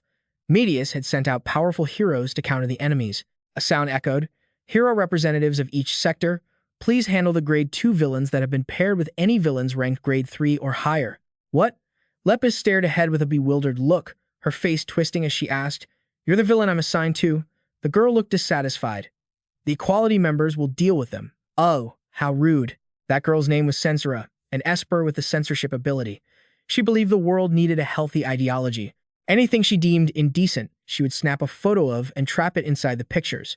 Censora shouted with a frown, "Ugh, how indecent, how indecent, how indecent." Lepus bit her lip hard, her hands clenching into fists. "Didn't Medius put me here to handle her because I'd have the advantage? She's clearly a terrible matchup for me." She raised both hands, and a light appeared as her rabbit-themed costume enveloped her body. Lepus tugged at her outfit and asked, "Hey, this is fine, right?" "No, why wouldn't it be?" she asked back, looking worried. "Standards? What are your standards?" Censura immediately shouted, "They're whatever I think they are. How could you possibly understand?" They change based on how I feel in different situations. She held up her camera, preparing to snap a shot. You've basically got the body of something that needs to be censored. Why are you walking around in that? Are you a pervert? Hearing that, Lepus gritted her teeth in anger. You little. She swung her hand, using her power to send Censura crashing to the ground. This is what I want to wear. Jerk. Lepus, fuming, continued. I like rabbits. So what? She raised her hand and spoke into a comms device. Medius, are you there? Yes. Lepus, what is it? She shouted back angrily. Didn't you say I'd have the upper hand here? You're just trying to push me into a disadvantageous situation to get me killed. You're a member of Equality, yet you're complaining this much about handling a single grade 3 villain. Quiet down. Censura is unconscious on the ground. You aren't going to kill the villain, are you? That's why I assigned you to a villain who is unlikely to kill others. She's someone we won't have a problem with, even if you let her slip away. Lepus spoke up. Are you kidding me? Furthermore, she looked at the camera lying on the ground. There are civilians trapped inside the picture she took. If we kill her recklessly, there's a high chance those civilians will die. Lepus fell silent, watching and listening to Medius. That's why I chose you to deal with her. Do you understand now? She picked Censura up and said to the other side, what a troublesome brat. But I'm an adult now, so shut it. The full moon shone brightly in the sky, casting soft rays of light below. Kafea walked forward, his expression fierce, hand gripping his sword tightly. A voice suddenly rang out. How lucky. He looked up at the girl sitting on the building. She looked down at Kafea and said, I've been wanting to meet you. You're still looking at me so calmly, aren't you? Huh? She jumped down from the heights. I didn't expect to meet both individuals known as sword gods today. Today is definitely a special day, a good day to die. Even though I asked the other sword god to teach me, I was rejected because she said she hadn't reached the sword mastery she desired yet. Kafea kept staring without saying a word. She drew her sword. A glow surrounded her. What is a sword? I've slashed through countless lives, but I still don't understand. The ones I kill show no mercy, and I want to attain enlightenment. Blood droplets splattered onto his face. However, I found enlightenment in a place I least expected. Her eyes glowed bright red as she raised her weapon. The sword in her hand, along with her body, was covered in a surge of power. Kafea calmly drew his own sword. She lunged forward, a flash of light igniting in her red eyes. He stood perfectly still and unleashed his ultimate technique. The girl was instantly dealt a heavy blow, spitting up blood. Kafea then spoke. A sword is not a tool you swing for yourself, it is something you swing for the sake of others. In a corner of the city, under a dreamy purple night sky, a hand was raised to cover a head. Authority stood still, observing something. He looked up at the man standing on the building. That must be the guy I'm assigned to. The man glanced at Authority and spoke up. Your Authority. You're a bit old, but despite that, your fighting spirit is pretty decent. It's a pity Emiya didn't come, but you'll do. Hey! His voice made the man stop. Authority reached up and grabbed his tie. The thing I hate most is trash acting like there's some big shot. He yanked his tie off with force. Talking is just a waste of time. I'm going to kill you, trash. The mutant took a full punch from Authority to his stomach, his hands opening wide to reveal sharp, deadly claws. He tried to swing back, but Authority dodged it. The mutant clutched his stomach and complimented him. That's a heavy punch, damn good one. And as expected, your speed increases when you accelerate time really fast. Authority raised an eyebrow, confused by the man's mumbling. The mutant drew his sword. The feeling of slicing something is worth it, but his opponent cut him off. What the hell is this trash talking about? Authority told him, I haven't even used my time ability yet. The mutant froze. What? He hadn't even finished speaking when he took another kick to the face. I just dodged, that's all. Trash. Red blood sprayed as the mutant's body was sent flying backward. He groaned in pain as blood trickled down his head. Authority scoffed. You've already transformed, and you still couldn't dodge that. Even the reinforcement types have their own hierarchy. Absolute trash. He whispered to himself, what if I actually use my time abilities here? The mutant shouted in a panic, wait, hold on. But Authority didn't even care. He lunged forward to finish him off with a fourfold speed boost. The reinforced mutant's head was completely crushed. Wait, what? Blood rained down on his face like a downpour. Did you really think you could counterattack if you had more time? Get lost, you piece of trash. And just like that, the hero's battle ended successfully. The three great members of Equality easily defeated the third-floor prisoner. Lepus had trapped the girl with the camera inside a sphere. As Lepus stood there alone, a voice suddenly called out to him. Authority appeared out of nowhere, causing the girl to jump and scream. She realized it was Authority immediately, while he began scolding her. I knew it, this crazy rabbit, she asked, confused. Knew what? The prisoner Lepus was holding was still unconscious, And that woman with the camera, why didn't you just kill her? Why drag her along? Authority rolled up his sleeves, dropped the protective barrier. I'm going to send her to hell. But Lepus dismissed his nonsense. The old man didn't back down. Fine, then I'll blow up the barrier along with her. Lepus wasn't afraid and conjured a magic circle. Go ahead and try. However, someone telepathically reached out to them. Lord Authority, please calm down. It was Medius communicating with them. There are civilians trapped inside her barrier. Just bring her to the detention center and we'll deal with her later. He was still unhappy. What if she escapes? Medius assured him. Lord Authority, in every future I have experienced, there has never been a case where that woman with the camera became a variable. He asked again, will she die within a week? Medius replied, I haven't seen that happen yet. She explained her process in more detail. Currently, I'm not monitoring things day by day. I'm observing hour by hour. Authority shouted, hour by hour? Medius, what kind of future are you trying to paint? She answered him with a metaphor. If you've already sketched out a big picture, even if there are mistakes, you have to keep drawing until you finish it as quickly as possible. Then, the drawing was erased. If you keep drawing a little, erasing, drawing wrong, and erasing again, when will you ever actually finish? She was extremely confident in her plan. Even if it takes more time, I won't let a single hero die. Authority looked at his blood-stained arms and reminded her, Medius, no future is perfect. Don't try to carry everything on your own. Losing heroes is inevitable. She remained firm. Even so, I will do everything I can. He stopped arguing with her. You're the leader now, so I'll listen to you. He still wouldn't let the prisoner go. But in that case, take a look at the future 1 week from now. Based on that outcome, we'll decide this girl's fate. Medius spoke softly and complied. Understood. Bloody memories of the heroes flooded through her mind. It kept repeating over and over again. Medius's eyes widened in surprise, and she reported back, Lord Authority, according to the results from my experience in the future, she doesn't become a variable. She reaffirmed that after being escorted, she would be held in prison without any issues. He reluctantly accepted. Fine, just let it go for now. The people in the strategy room listened silently to Authority. So, he asked seriously, are we actually going to win this war? Medius hesitated. Victory seems feasible, but if things continue as they are, some heroes will lose their lives. He wasn't very surprised, that was inevitable. Medius remained focused on her goal. Authority, if there's a way to save them, shouldn't I try? Even if it consumes all of my time. He let out a weary sigh. Authority turned away. Still, you need to leave some time for my election. They ended the conversation. Understood. Lepus was curious. Election? What are you two talking about? He turned around and barked an order. Shut up, rabbit. We're moving to the next area. The people in the meeting room were also actively discussing. Lord Leader, are we sure we're going to win? Victory seems certain. Then focus on minimizing casualties among the heroes. Medius shared with them. But there is something strange, she pondered. Even when the entire group of villains from Alpha World is destroyed in the battle, she listed off names one by one.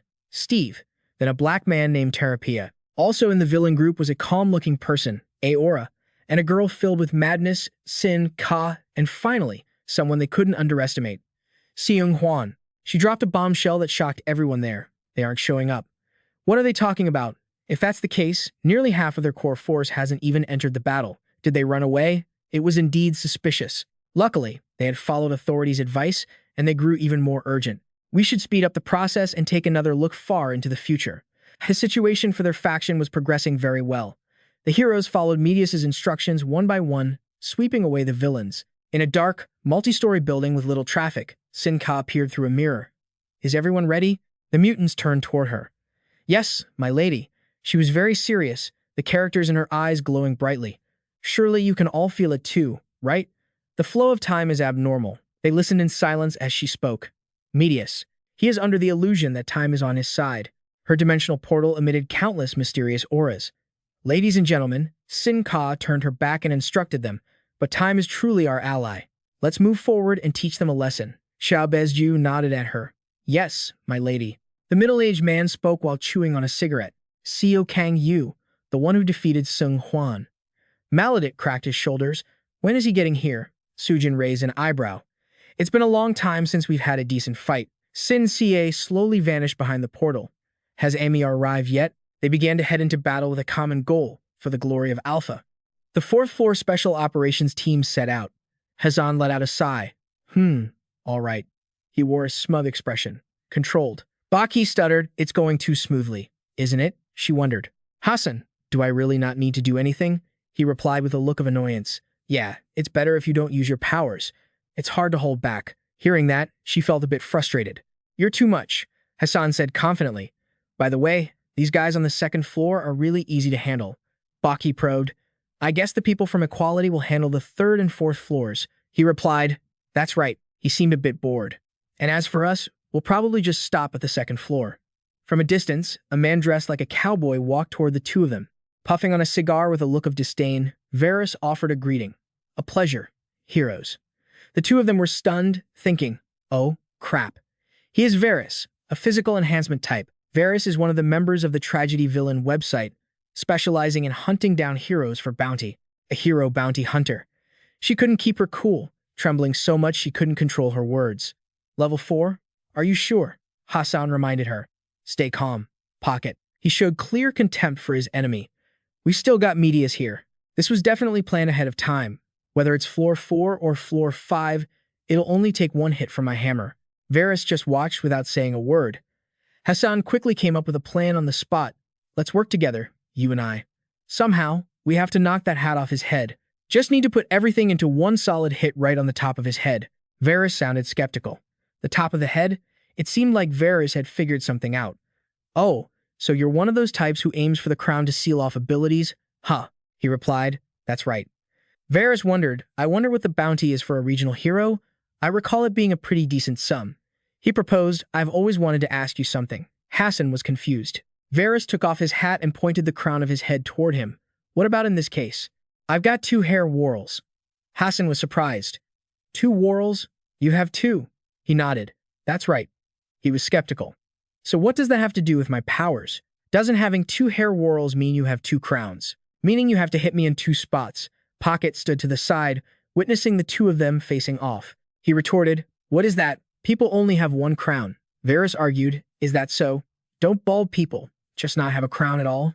Hassan explained, that's nonsense. There's no such thing as someone without a crown. Actually, I love fighting bald guys because their crowns are so easy to spot. Varys exclaimed, oh, that's a new piece of information. He teased. Before you go picking on bald people, you should probably go see a doctor. Hassan looked exhausted. 2 hair whorls are a sign of early-stage hair loss. Varys was speechless upon hearing that. He grew slightly angry. You, he declared, we're going to kill you in the most painful way possible. He wondered why. Varys started reaching for his gun. You told me something I didn't want to know, and it makes me feel insulted. Realizing Varys' move, he and Pocket immediately took their positions. Pocket, get ready. Got it. Yes. She began to focus her power. Hassan and Varys were both a bit surprised at the sight. Oh my, that's terrifying. She had transformed into a giant rabbit. Pocket was in her transformed state with a furious look on her face. Ready. Varys seemed amused. Physical enhancement type. Huh? This is going to be an interesting battle. Kingston explained. Physical enhancement types are different from special or summoning types, which usually control energy outside the body. Most people with physical enhancement powers only control the energy inside their own bodies. He listened intently to his master. That's why. Many in this class believe their potential is set at birth, which leads to laziness or even giving up on training altogether.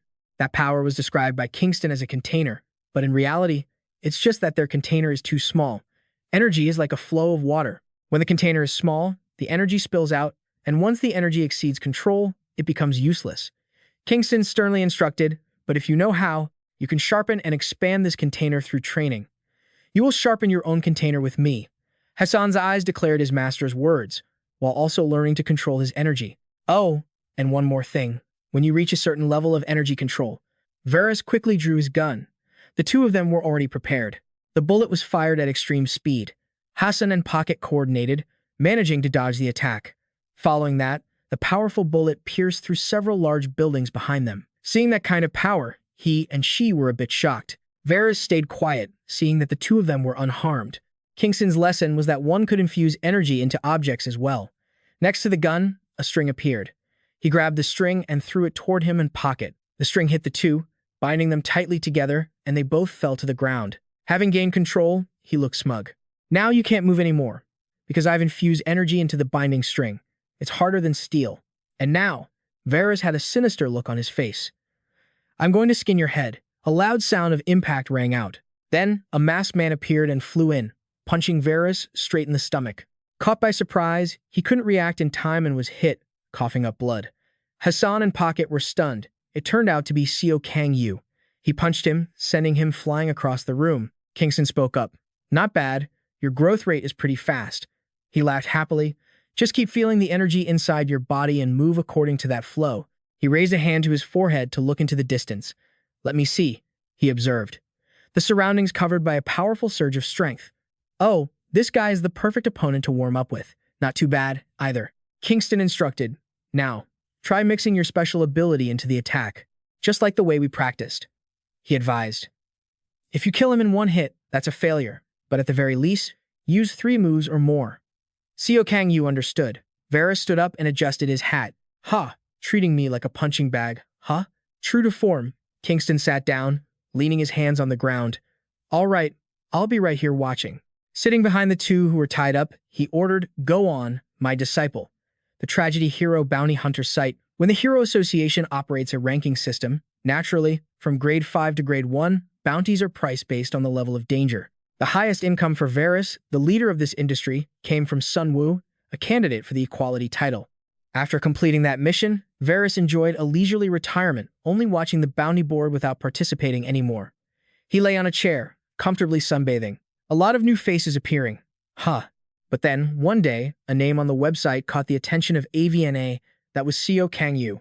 Even though he was at the equality level, Seo Kang Yu didn't have a bounty price listed on him. Out of curiosity, Varus contacted Tragedy to ask why, but the voice from Tragedy on the phone replied that, truthfully, it was unmeasurable. Seo Kang Yu had never gone into battle, so there wasn't any information on him at all. Tragedy then made an offer. "Or why don't you try fighting him once to set a price? We will pay you a worthy sum." Boris replied with a sigh of refusal. Returning to the present, Boris explained, "Back then, I didn't think he was anything special, so I was just a little curious and let it go." Boris continued, "But after hearing the news that he defeated Seung Hwan, I decided I had to see it with my own eyes." As Seo Kang Yu spoke, he reached out and drew the handgun from his hip. "What exactly are you worth?" Boris unleashed a barrage of bullets at Seo Kang Yu. The bullets flew toward him, but he just stood there, not even flinching. His expression was cold. Seo Kang Yu waved his hand, and an invisible hand appeared. Seo Kang Yu unleashed his dark light smash, nimbly using his hand to deflect the incoming bullets. In a flash, he lunged at Boris and shoved him to the ground. Boris immediately gasped in pain, coughing up a mouthful of blood. Seo Kang Yu's punch to Boris was charged with dark red energy, which surged throughout Boris's entire body. Seo Kang Yu followed up with an upward strike. Dark souls shatter. Boris was sent flying into the air by the attack, but Seo Kang Yu didn't stop there. He clenched his fist again for a barrage of soul-crushing blows. Seo Kang Yu treated Boris like a punching bag, pummeling him without holding back at all. Boris struggled to think. "I see, so that's why my bounty wasn't clearly stated." An emotionless look crossed Seo Kang Yu's face as a white, cross-shaped light appeared in the sky. Seo Kang Yu leaped into the air. His fists centered on the light. Seo Kang Yu spoke, Dark Knight Impact. Boris, lying there on the ground, battered and bruised. "Your bounty," he wore a smirk of mockery, "is truly immeasurable." Without further ado, Seo Kang Yu brought a pillar of red light down from the heavens. He drove that formidable power straight into Boris, sending shockwaves through the surrounding earth and rock. Hassan and Moors watched the scene, eyes wide with astonishment. Hassan mused, "Someone who can handle a 4th-floor level enemy like a child playing with toys. I had heard rumors he was secretly training." He glanced at Kingston, sitting behind them, never expecting to learn from him. Hassan called out loudly, "Kingston, please, accept me as your disciple." Moores stuttered as well. I want to as well." Kingston looked confused. "What is this?" "Get lost." Hans sighed. "Medius, I'm sorry for doubting you. So this is why you abandoned him." Moores was shocked. "I thought he was dead." Suddenly, a voice spoke up. "Our chairman is the best, indeed." Kingston fell into deep thought. Kingston had evaluated Medius's abilities as being on par with the authority. He looked at the image on the screen. It seemed Kingston deduced that he had the ability to experience the future and then return to the past. With this, he could guide the future exactly as he pleased. He looked at the sunset sky before him. Kingston frowned with boredom. This isn't fun anymore. He wondered if he should just go and kill him. Kingston's eyes were locked onto the screen in front of him. He recalled the past, when Bez had said, "Kingston, I've decided to entrust Seo Kang Yu to you, but if something unexpected happens, I won't be able to leave him in your care anymore. I hope you understand." Kingston sat on a rocky outcrop, mocking him. Oh, do you dare threaten me? Bez bowed his head solemnly. This isn't a threat, it's a plea. Kingston raised his voice, the leader of the world, bowing down to beg someone else. Don't you feel ashamed? Bez replied, if it's for the safety of the people, I am willing to do anything. Kingston leaned up, resting on his hand. Commendable. He smiled. Fine, I'll think about it in a positive light. Kingston waved him off. I'll observe a bit more. If I get bored, I'll go deal with him myself. Kingston postponed the decision, remembering his promise to Bez. But when Medius reversed time by a few months, Kingston decided to kill him. Just then, Kingston was looking up at the sky, deep in thought. The sky was clear without a single cloud. Kingston exclaimed. So, that's how it is? Seo Kang Yu, who was meditating behind him, asked, What's wrong? Seeing his reaction, Kingston frowned, deep in thought. Has he not yet reached the realm where he can sense this? How is it that Seo Kang Yu didn't notice anything unusual? Kingston said, It's nothing. Focus on your trick. It left Seo Kang Yu confused. Kingston looked back up at the sky, silently whispering to himself. Is this really all there is to it? Back in the present, Kingston praised Seo Kang Yu. Not bad. Your technique has become more refined. He clapped his hands continuously. There's truly nothing that improves your strength like real combat, he thought to himself, but he's still got a long way to go. Kingston looked toward Kang Yu, thinking, because you still can't sense this. He calculated in his head that he probably needed more real battles to sharpen his senses. Kingston whispered, Well, it seems this is going to be more interesting than I expected. He turned to leave. Let's go. Find the next opponent. The scene shifted to another location where Medius's report was heard. Hassan contacted them and said, Tell the others. Seo Kang Yu has finished eliminating Boris. Canis said with concern. A fourth-floor enemy, and he handled it this quickly. Mute exclaimed, That's Seo Kang Yu for you. Medius agreed, Yeah. Mia looked at her. If things continue like this, we might actually be able to save all the heroes. Medius suggested they keep reversing time. She continued, step by step, like putting together the pieces of a puzzle. The news that Seo Kang Yu had entered the battle had reached the heroes. The authority frowned, looking at the watch on his wrist. Is that so? He smirked with contempt. All I have to do is catch that brat Seo Kang Yu and it's over. Suddenly, someone else interrupted. Oh my, hearing that makes me a bit sad. Maladit expressed her indignation. It's like you don't even consider us a threat. She gave a chilling smile. Long time no see, former chairman. The authority frowned. It should be Chairman Lee. The equality group was moving along smoothly when Menj appeared. Someone greeted him. Long time no see, MJ. Ho also excitedly reached out to greet him. Meal, we meet again. Huh. Du Yang smiled. Let me send you back to your master. Meal replied, That doesn't sound bad, but not yet. On Medius's side, she was using her hands to create two symbols filled with mysterious details. This time, I will definitely catch you. West also reached out, gathering his blue energy. Go ahead and try, little rabbit. Bakye was trembling in the back, saying, As long as you don't kill me, I'm fine. Medius replied with a confident look. Don't worry, I won't kill anyone. Elsewhere, Ego also encountered Vidi's group. Vidi asked, Is it you? His face was full of contempt. The number 4 Terapia mentioned. The maid beside him chimed in, exactly the same. The two of them stared at him with far from friendly eyes. Ego gritted his teeth in anger. My name isn't number 4. I am Alter Ego. Night fell. The city was in ruins. Tatsujin was facing off against Amiya. She spoke up in greeting, Amiya.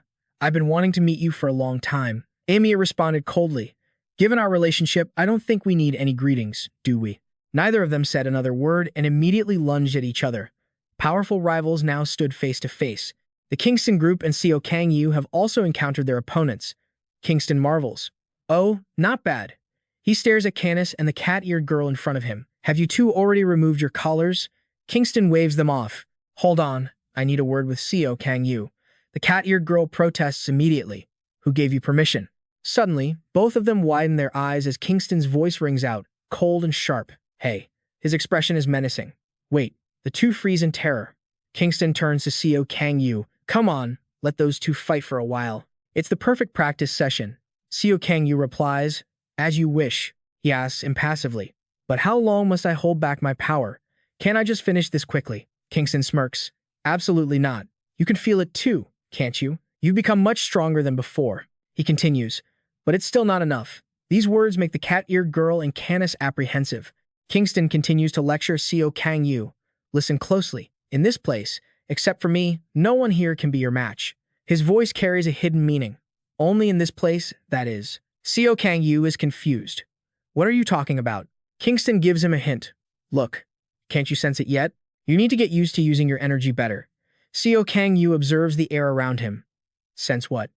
Kingston tilts his head, looking at the ruined city. You'll understand soon enough. Kingston turns to the other two. All right, we can move now. He lunges toward them with astonishing speed, causing both to grit their teeth in fear. Kingston pins Canis down to the ground before he can even react. He grips Canis by the throat. Let's have a one-on-one fight. The cat-eared girl is panicked.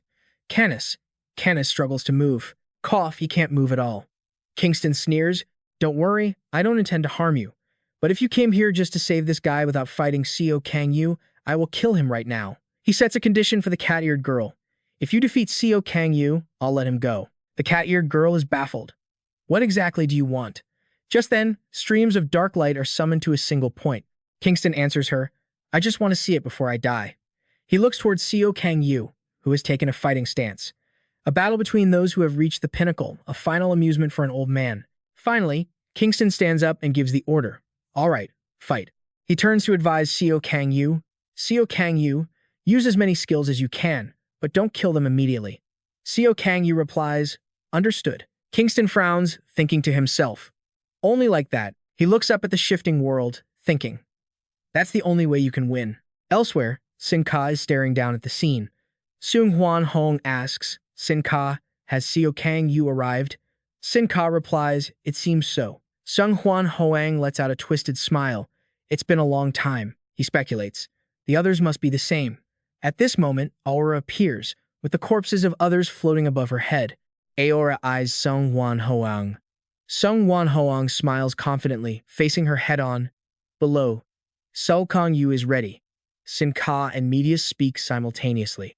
As the battle begins, the cat-eared girl and Seo Kang Yu lunge at each other, prepared for a fight to the death. Now, S continues into the newly released Season 2. Medalis's face is calm, her eyes closed, as she repeats the process of turning back time and redesigning the battle involving the three major guilds, MJ, Alter Ego, and Sepega Lepus Authority.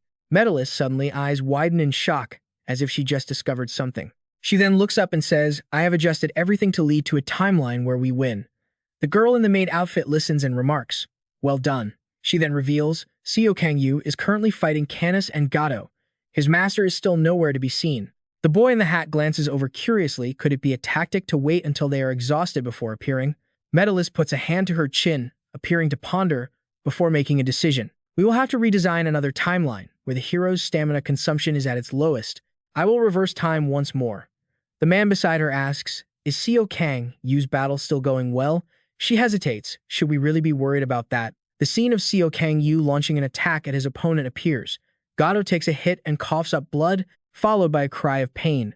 He doesn't hesitate for a second, clenching his fist to unleash the Chaos Spirit Fist. She grinds her teeth. Next, Gato screams out while flailing her arms. Seo Kang Yu is startled. With an expression of disbelief, he stares, while she emits a source of dark energy, her face twisted in defiance. Kingston, sitting on Canis, watches this scene and smirks. So that's how it is. Neither of them are human. This is the first time I've seen animals awaken skills. At the same time, he reaches out to grab his throat. You're a dog, and you're a cat. That brat really brings interesting things along. Just then, Seo Kang Yu clenches his fist and unleashes his technique, Dark Light Destruction Fist. Gato, terrified, leans back to dodge that powerful attack, then leaps backward. He lowers his voice. You dodged my attack quite easily, didn't you? Next, Seo Kang Yu turns around and extends his hand. His target is none other than Gato, Dark Lightning. Immediately, she is suppressed inside a small, square block. Kingston, with a smile on his face, raises an eyebrow and chuckles, planning to bury it in darkness and end it in one blow. Good idea. At the same time, a red flash of light pierces the dark night. The surface of the square block begins to show cracks. Gato leaps out from within that space. Seo Kang Yu calmly lunges forward. Kingston remains seated, watching, narrowing his eyes with a grin. But cats can move very freely in the dark. She uses her sharp claws to slash directly at Seo Kang Yu. The ground beneath his feet is ripped apart by the sheer pressure. After being hit, Seo Kang Yu grinds his teeth in rage. Kingston laughs nonchalantly. Getting mad, are you? Hearing this, his anger flares even more. Before them is a scene of the two, Seo Kang Yu and Gato, standing opposite each other as the darkness on his face slowly fades. Kingston narrows his eyes, impressed. Recovering your calm quickly, aren't you? Then he reached out, warning him. Oh, Kang Wu, don't try to just grab that cat. Have you ever seen a cat that's easy to catch? Kingston then offered him some advice. Focus on your opponent's energy flow. During Kang Wu's training, Kingston had identified two main issues. First, because his supernatural power was so overwhelming, he had never felt the need to train his body. Since he only focused on unleashing his power externally, he couldn't properly sense the energy flowing within. And the second issue, Kingston sat under the blue sky and asked with a slight smile, Oh Kang Wu, what do you think of the people you're fighting? Without hesitation, Oh Kang Wu replied, They're all just pests that need to be crushed. Hearing his answer, Kingston closed his eyes and nodded. I see. Then, Kingston gently advised, From now on, don't look at your opponents as insects that need to be killed. Think of them as warriors. Kang Wu looked confused. What the hell are you talking about? Kingston's tone turned serious. To cultivate your energy, you must respect your opponent as an independent individual. It will help you progress much faster. Oh Kang Wu's eyes widened in shock. You've been thinking like that while fighting all this time? He stated matter-of-factly, Of course. I've always tried to understand my opponents, respect what's worthy of respect, and reflect on what they've been through to gain such power. Kang Wu was still acting clueless and stammering. At the same time, Kingston gave a slight wink.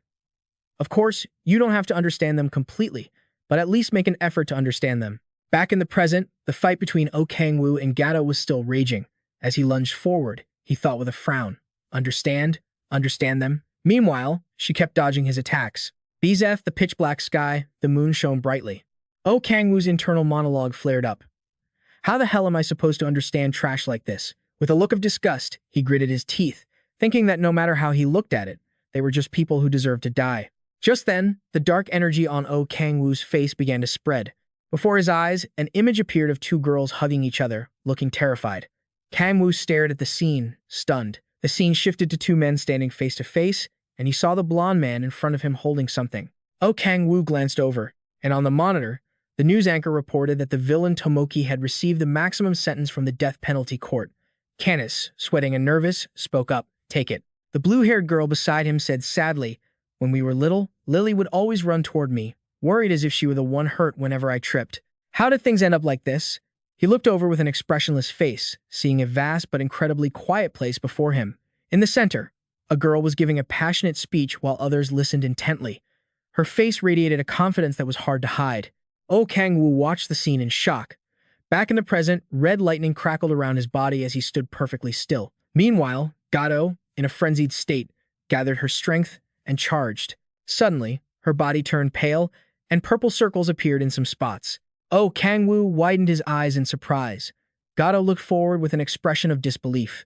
A massive explosion erupted instantly. A thunderous sound echoed through the space, and the ground was torn apart. Seeing half of her face vanish, Gato couldn't help but stare in confusion. Kingston watched the scene, unable to hide his admiration. At the same time, Gato thought, one life just vanished. Quickly. Revive already. But when she saw the state of her own body, her eyes went wide with shock. Writhing in agony, she exploded right in front of Oh Kang Wu, her face splattered with blood. Gato glared, wondering why she wasn't reviving. Kingston winked and clapped in praise. Congratulations, Oh Kang Wu. You've taken another few steps forward. And they were very long strides, at that. From then on, red ribbons of energy swirled before his eyes.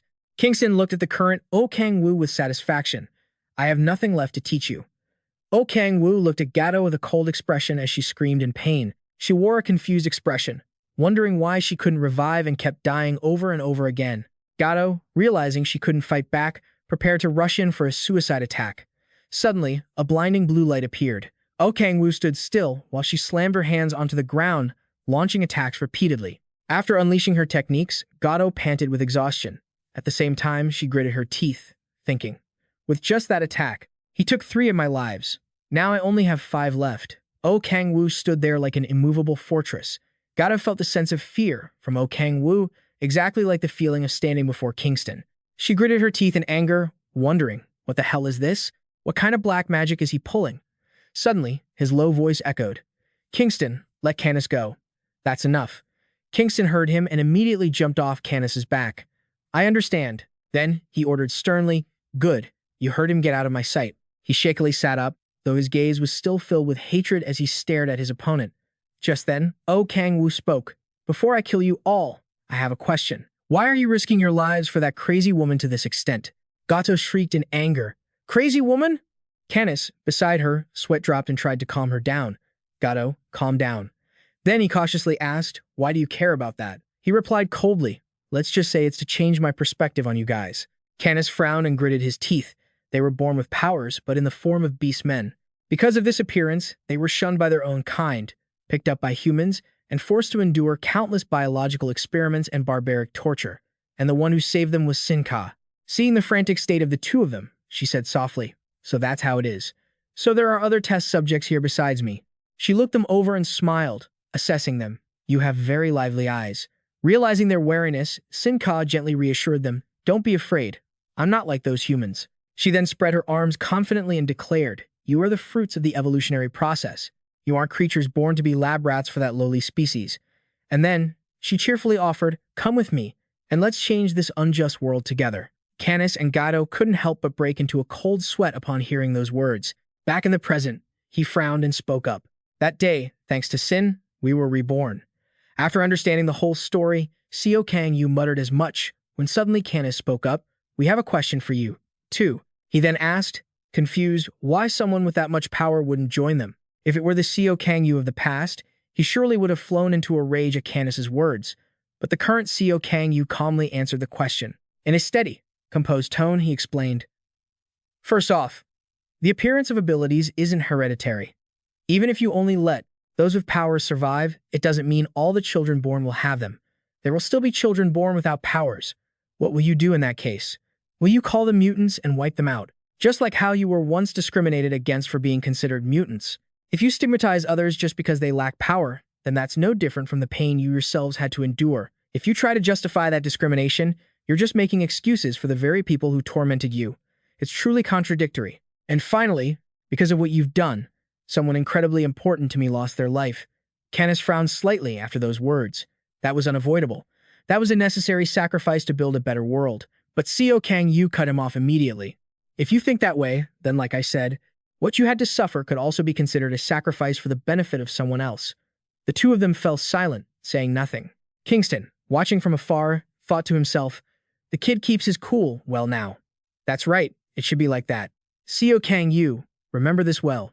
Anger is an emotion that disrupts the flow of ki, he thought, narrowing his eyes, but I'm still a bit worried. I wonder if you can keep your composure when facing that brat. A silhouette appeared in his thoughts, his facial expression still radiating a bone-chilling coldness. Next, Seo Kang Yu asked in a low voice, well, have you gotten the answers you wanted? Canis raised an eyebrow and replied, I admit there's a contradiction. But this world is already full of contradictions to begin with, so we will still follow Sin. Upon hearing their decision, he pulled his hat down and muttered, I see. And then, Seo Kang Yu declared, then I'll begin the execution. He lowered his voice, Gato, find an opportunity and run.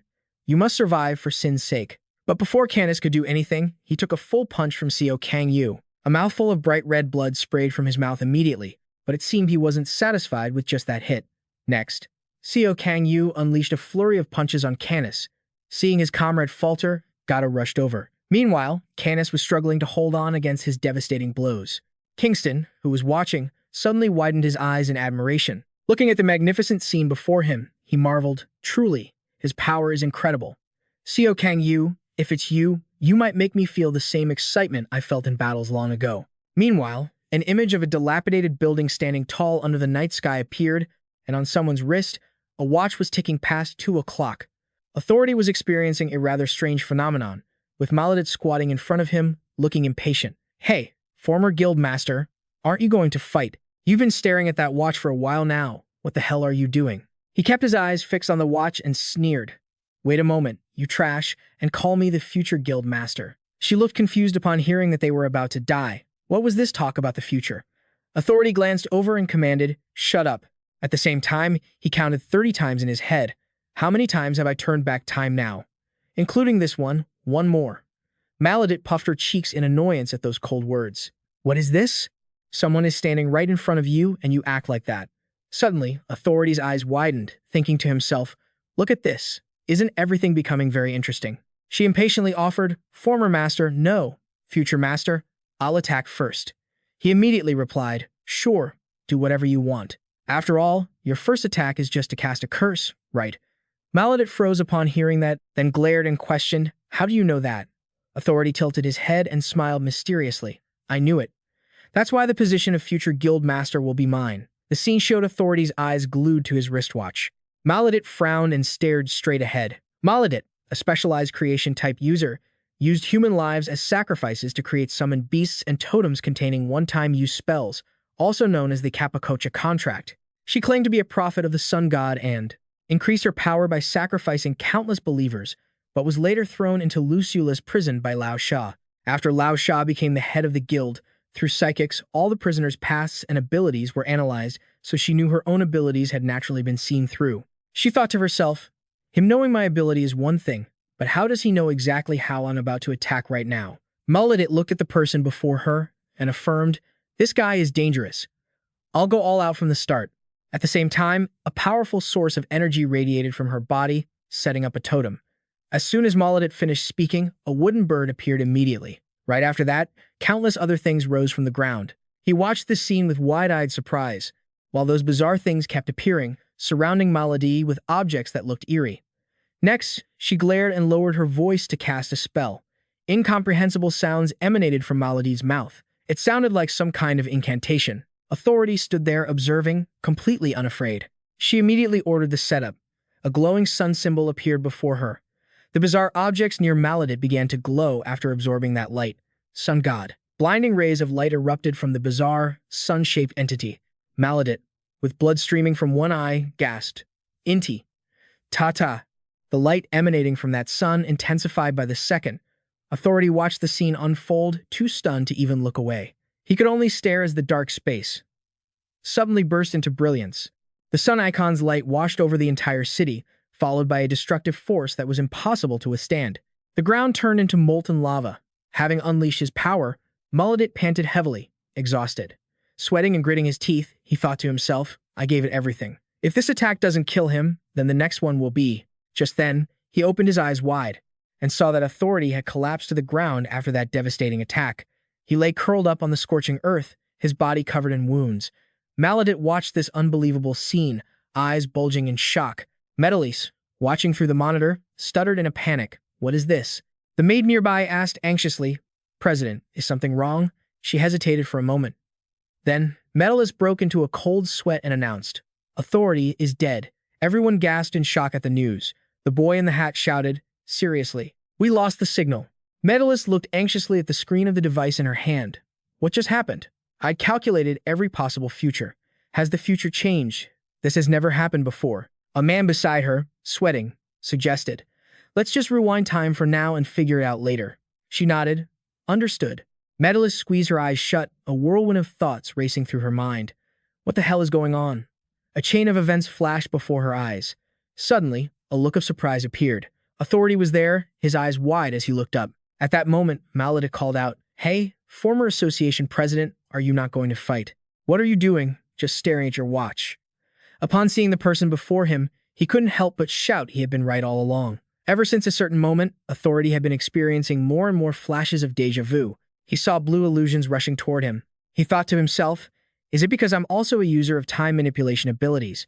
But these were only fragments. He couldn't see the whole picture. Still, those intense moments were clearly etched into his mind. Is there no way to utilize this? There has to be a way.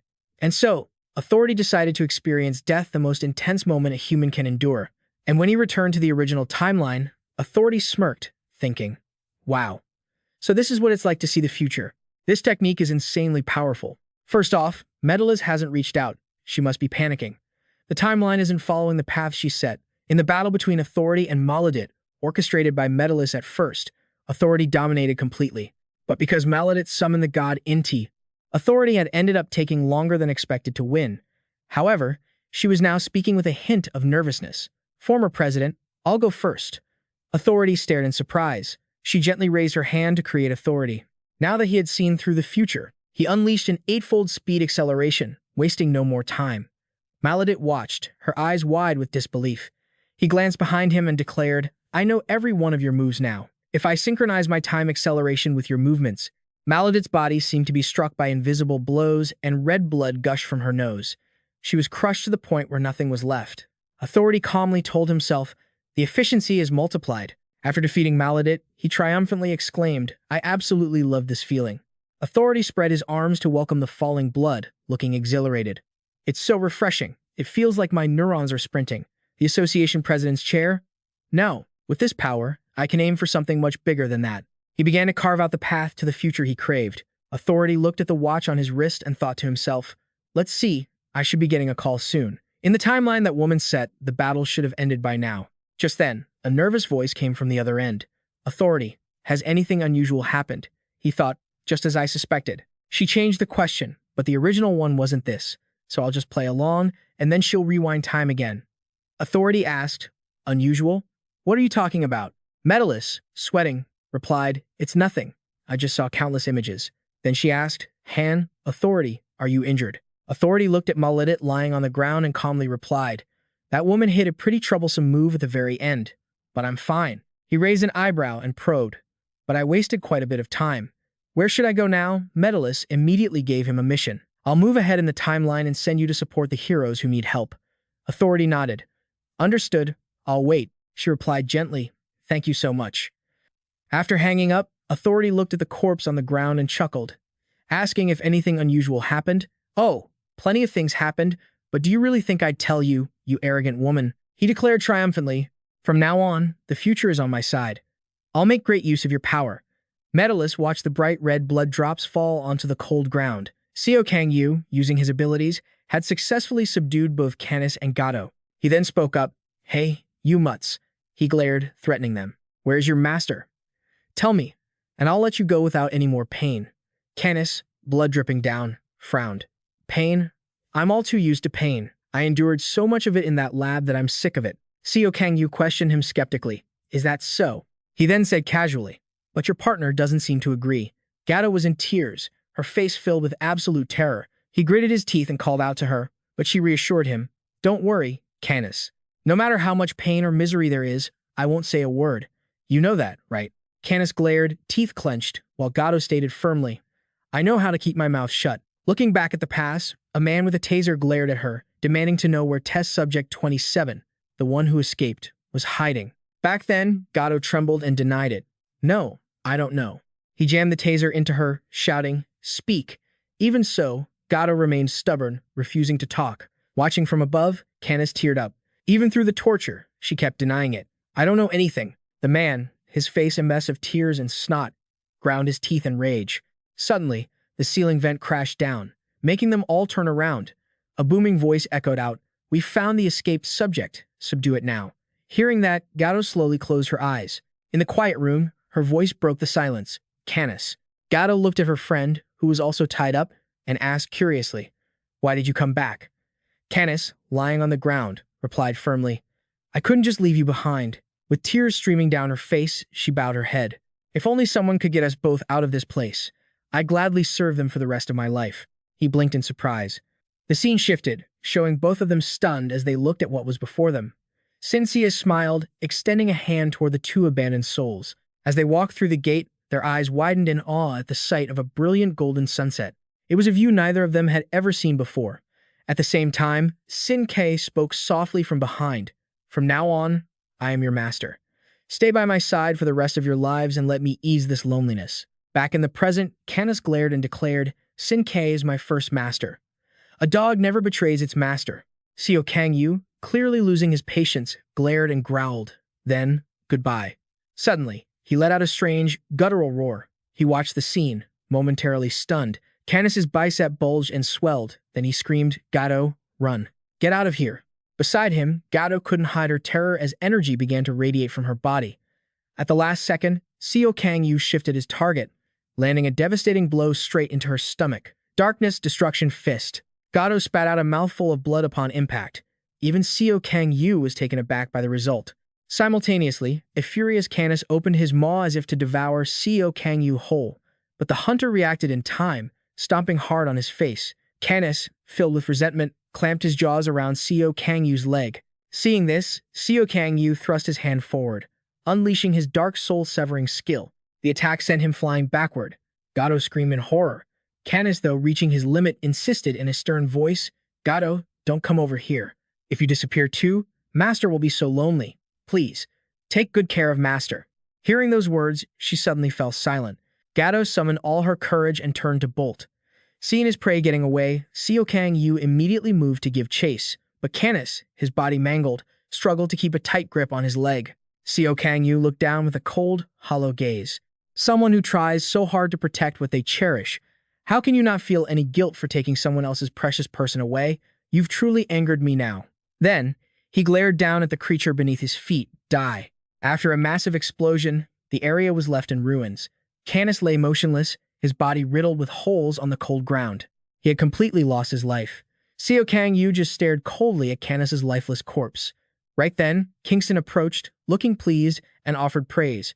"Looks like one got away. Still, you did well." He gave a faint, cunning smile. People driven by the determination to protect others are always such a pain to deal with. Kingston placed a hand on his shoulder. "That's enough for now. Kill that cat next time. All right, who are we fighting next? Have you chosen yet?"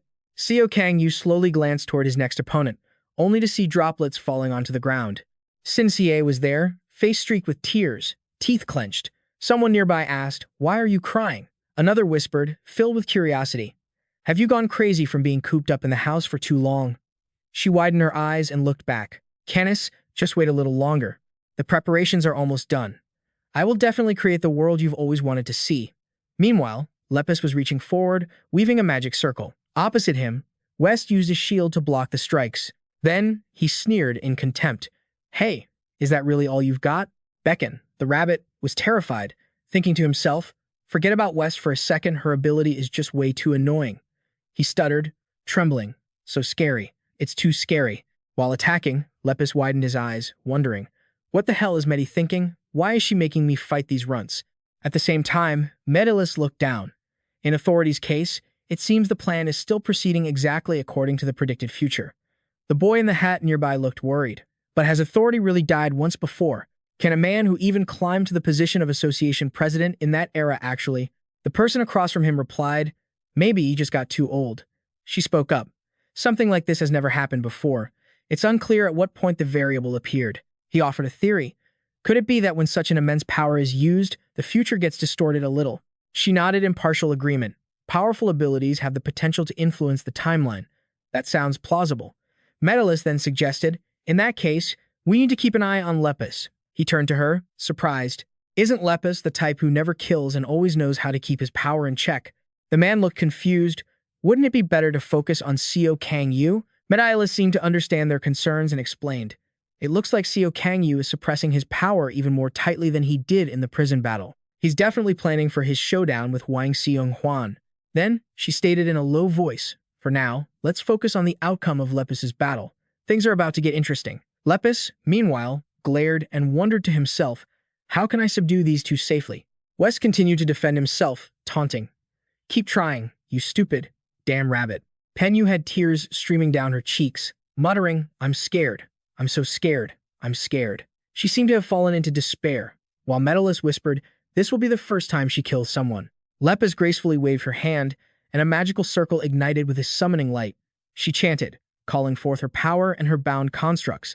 Immediately, a barrage of plush bunnies burst into the air, flooding the space with eerie, echoing voices. "I love you. I love you." Across from her, Seung-hwan focused his energy, erecting a sturdy barrier to block the onslaught of the bizarre bunnies. Watching the scene, West couldn't suppress his anger and roared in fury. "Hey, you rabbit freak. Are you playing games with me? Do you really think you can defeat me with this garbage? Get serious and actually attack me." The reason Lepus's attacks lacked lethality was partly because she was a pacifist, but more importantly, it was due to Pennell's ability. A special grade awakened, a child who summoned death. If there was one thing that set him apart from other kids, it was his perspective. A boy who saw a rotting rat on the ground couldn't help but sneer. "What a disgusting dead rat." Another boy chimed in, "Should we bury it?" The first boy shook his head, refusing. "Forget it. It's gross." Unlike them, only Penyu showed raw fear in the depths of his eyes. His friends noticed and asked with concern, "Pennell, what's wrong?" Before Pennell could finish, Penyu couldn't help but retch violently onto the ground. The boy shouted in disgust, "Pennell is throwing up. That's so gross." He was a child obsessed with the fear of death. The catalyst that awakened Penyu's power was his grandmother's funeral. Pennell and his parents had watched her cremation. The crematorium workers spoke up to deliver the final words. The family has confirmed everything. We will begin the cremation now." Soon after, the coffin slid silently into the furnace, quickly swallowed by the roaring, hungry flames. A while later, the ashes were reverently placed into a ceramic urn carefully engraved with her name. Pennell stood there, his face clouded with constant anxiety and dread. He stared at the urn, as if he couldn't grasp the reality before him. Pennell broke out in a cold sweat, biting his lip as if suppressing the agony inside.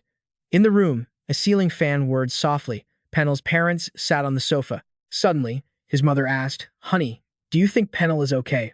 Her husband replied in a low voice, "He's had to face death at such a young age, only in his 3rd year of middle school. He's not even a child anymore, is he?" Contrary to their thoughts, trembling sounds echoed from Penny's room. "I'm scared. I'm so scared. Grandmother, who was always so kind to me. I never imagined that warm grandmother would end up so pitifully inside that tiny urn." He was like a lost soul, muttering to himself, Will that happen to me too when I die?" Pennell trembled, crying out, "I'm so scared." His face was like a stone mask, tears streaming down his cheeks in total tragedy. "I'm so scared." And that night, in the dark, silent living room, Penny called out, "Mom, Dad." They looked at him, bewildered by what was happening. At that moment, Pennell was enveloped in a gloomy, blue aura. He asked in a panic, "What is this?" His mother, worried, didn't hesitate to rush toward him with concern. "Pennell, what's wrong, sweetie?" However, the moment they stepped close, the aura immediately engulfed them. Pennell's eyes widened in shock, and he screamed, "Mom, Dad." On the floor, his parents lay lifeless. The scent of blood hung heavy in the air. Pennell stood there, shaking in terror. He stood frozen, not knowing how to react. His parents' deaths caused his power to spiral out of control, and everyone in the city died because of Pennell's ability. Later, the hero party appeared and ended this horrific tragedy. A power that releases gas from the caster's mouth when they touch someone while experiencing extreme fear. After being detained, Pennell underwent intensive psychological and psychiatric treatment. Closing the flashback, Lepus used her power while urging him on.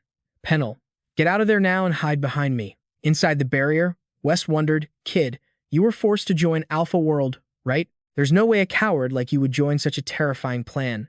By now, Pennell was holding his head in a panic, sobbing as he admitted, "It's true that I followed them because I had nowhere else to go." Saying that, Pennell countered bluntly, "Sung, Juan, and West. Everyone has been so good to me. I can't betray them." On the other side, Lepus was still trying to persuade him. "Of course they're nice to you. They can't let your power go out of control, can they? Come over to our side." He trembled, sharing his worries. "But if I get caught, I'll end up being executed anyway. I'm so afraid of dying." Hearing that, she wanted to keep talking, but Pinu cut her off. "And my mom told me not to follow strangers." "You're a freak," Lepus shouted irritably. "I am not a freak." West followed up immediately. "You've got some nerve saying that while wearing that outfit." She raised her hands to summon her power and said, "I'm just someone who loves rabbits." Watching the scene, West gritted his teeth. That woman, she only uses useless magic. The ability West wanted to steal from Lepus was, of course, the meteor summon. West could steal one type of summoning magic from each person. Through physical contact, he could steal the magic most recently used. When he killed an opponent, he had the right to choose and steal any magic he wanted. Therefore, to get Lepus's meteor strike, he had to force her into a situation where she had to use it or kill her. It seemed West had figured it out, whispering to himself. As expected, to get it done, then West made a decisive choice. He said, "Pennell, I'm sorry. I'm going to need you to step up a bit." Receiving the sudden request, Pennell was stunned for a moment. A giant rabbit stepped out, let out a breath, and then slammed down hard to break West's defensive barrier. Lepus pondered, calculating, how can I resolve this without agitating Pennell and breaking those barriers? Before she could act, a surge of power erupted violently from Pennell. He sat there clutching his head, letting the energy run wild through the space. Suddenly, Pennell looked up, his eyes rolling back in fury as a scream tore through the air. Lepus was stunned by what was happening, and she grew worried. "Pennell, why did you suddenly go crazy like this?" On the other side, West's voice rang out. "I have successfully stolen the magic from Malady."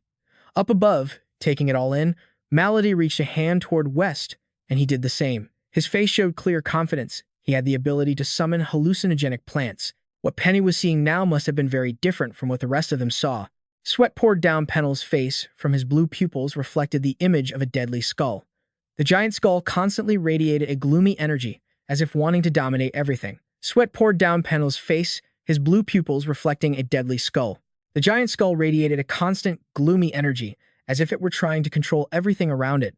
Elsewhere, Lepus raised her hand, struggling to steady herself against the intense pressure radiating outward. Confused and anxious, she thought to herself, what the heck did he do? The scale of this rage isn't just stopping at the third basement level. It's practically reaching the fourth or fifth levels. What should I do? How do I handle this? What would Master do in a situation like this? A flicker of memory surfaced. Mago was sipping hot tea when he asked the person across from him, "You say your daughter wants to learn summoning magic?" The mother nodded. "Yes. Even though I tried to stop her, she insisted on meeting you." While Mago was laughing heartily, Lepus suddenly pointed a finger right at his face and barked, "Hey, you bearded old man, you're just someone making a living off my family's funding. Teach me." Hearing this, Mago's expression froze for a moment. Even though her mother tried to hold her back, Lepus aggressively demanded it.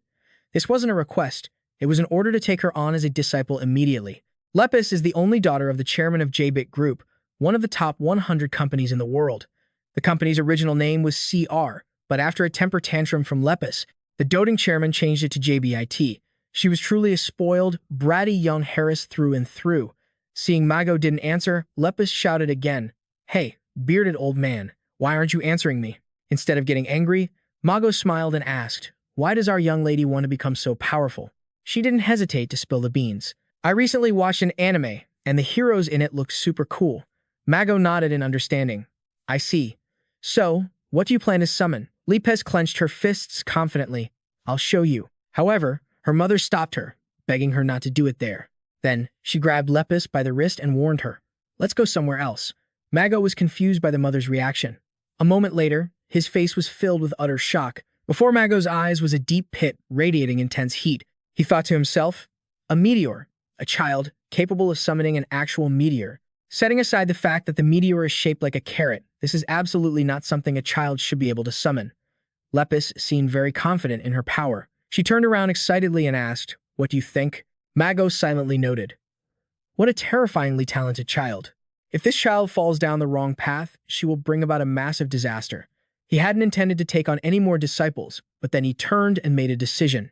"Very well, I will accept you as my disciple." Having her request granted, Lepus cheered. "Awesome, my talent really is the best." "Thanks, bearded old man." Suddenly, Mago turned serious. "However, I cannot accept you as a disciple if you don't know how to behave with manners." Contrary to her bratty behavior earlier, she thumped her chest and said, "Oh, no, master. I know how to be polite." After that, Mago taught Lepus many different types of summoning magic, except for the meteor magic.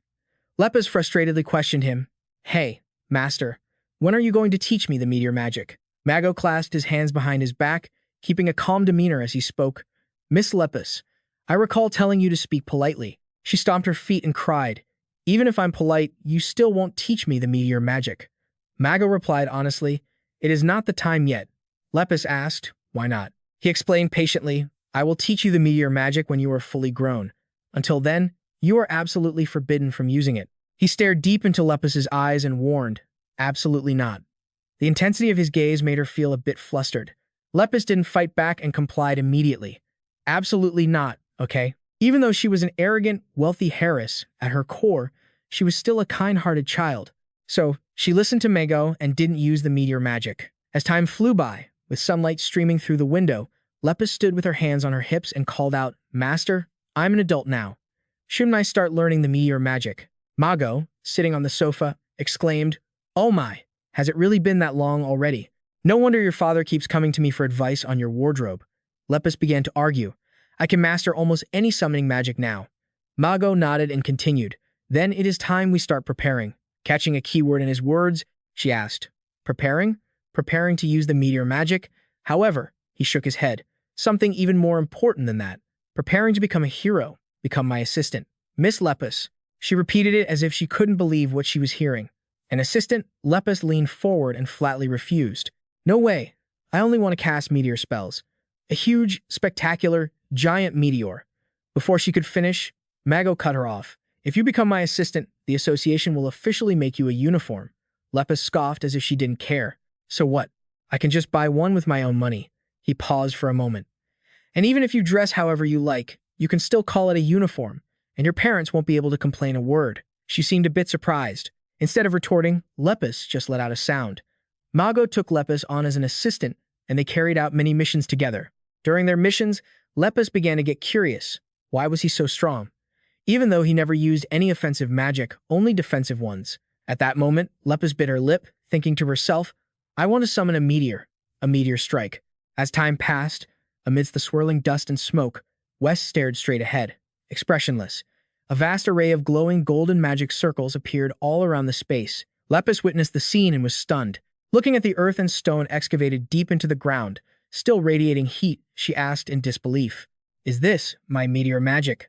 Mago, standing beside her, explained calmly, Every lesson you learned with me was the fundamental foundation of summoning magic. Because you had a solid foundation combined with your natural talent, you were able to create something of this terrifying scale. Miss Lepus, in the field of offensive magic, your talent has surpassed mine. You possess a truly terrifying gift. In the future, you will become even stronger than this. But remember this, with great power comes great responsibility. Congratulations on your graduation. Miss Lepus, I hope you will become a great hero. On the other side, authorities sat at his desk and sent his congratulations seriously. Congratulations on becoming a hero, Lepus. Usually, you would have to start from level 5 and work your way up. But since you're Mago's direct disciple, you'll be starting off immediately as a Tier 3 hero.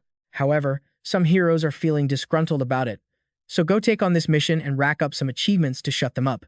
Your role will be to support a hero. Being Mago's former assistant, you must be used to support work, right? Lepus stood on the opposite side, asking, Who am I supposed to support? He slammed his hands on the desk and replied in a low voice, The person you'll be supporting is. As soon as he finished, a robotic voice suddenly echoed, grabbing her attention. It's a pleasure to meet you. You must be Mago's disciple, Lepus. The person reached out his hand to introduce himself. I am Hero. Hero didn't forget to give Hip a word of caution. I heard this is your first mission. Don't be nervous. I'll show you the ropes. She stepped closer to him and nodded. Oh, okay. Lepus thought to herself, he's certainly a bundle of energy. Then, Hero asked curiously, By the way, Lepus, why did you want to become a hero in the first place? Lepus bowed her head slightly and shared slowly. At first, I thought if I became a hero, I could summon meteors whenever I wanted. I started with such a simple thought, but after meeting Master Mago, I also wanted to be like him and become a hero who can heal the wounds of this world. Hearing that, he burst into laughter. You have an amazing teacher. He's truly someone worthy of being invited to the Equality Squad. You've gone on many missions with Mago, but this is your first official one, right? Lepus nodded in confirmation. That's right, because my master doesn't take missions. He just acts freely. He didn't hesitate to share. Then I'll have to show you how to handle an official mission.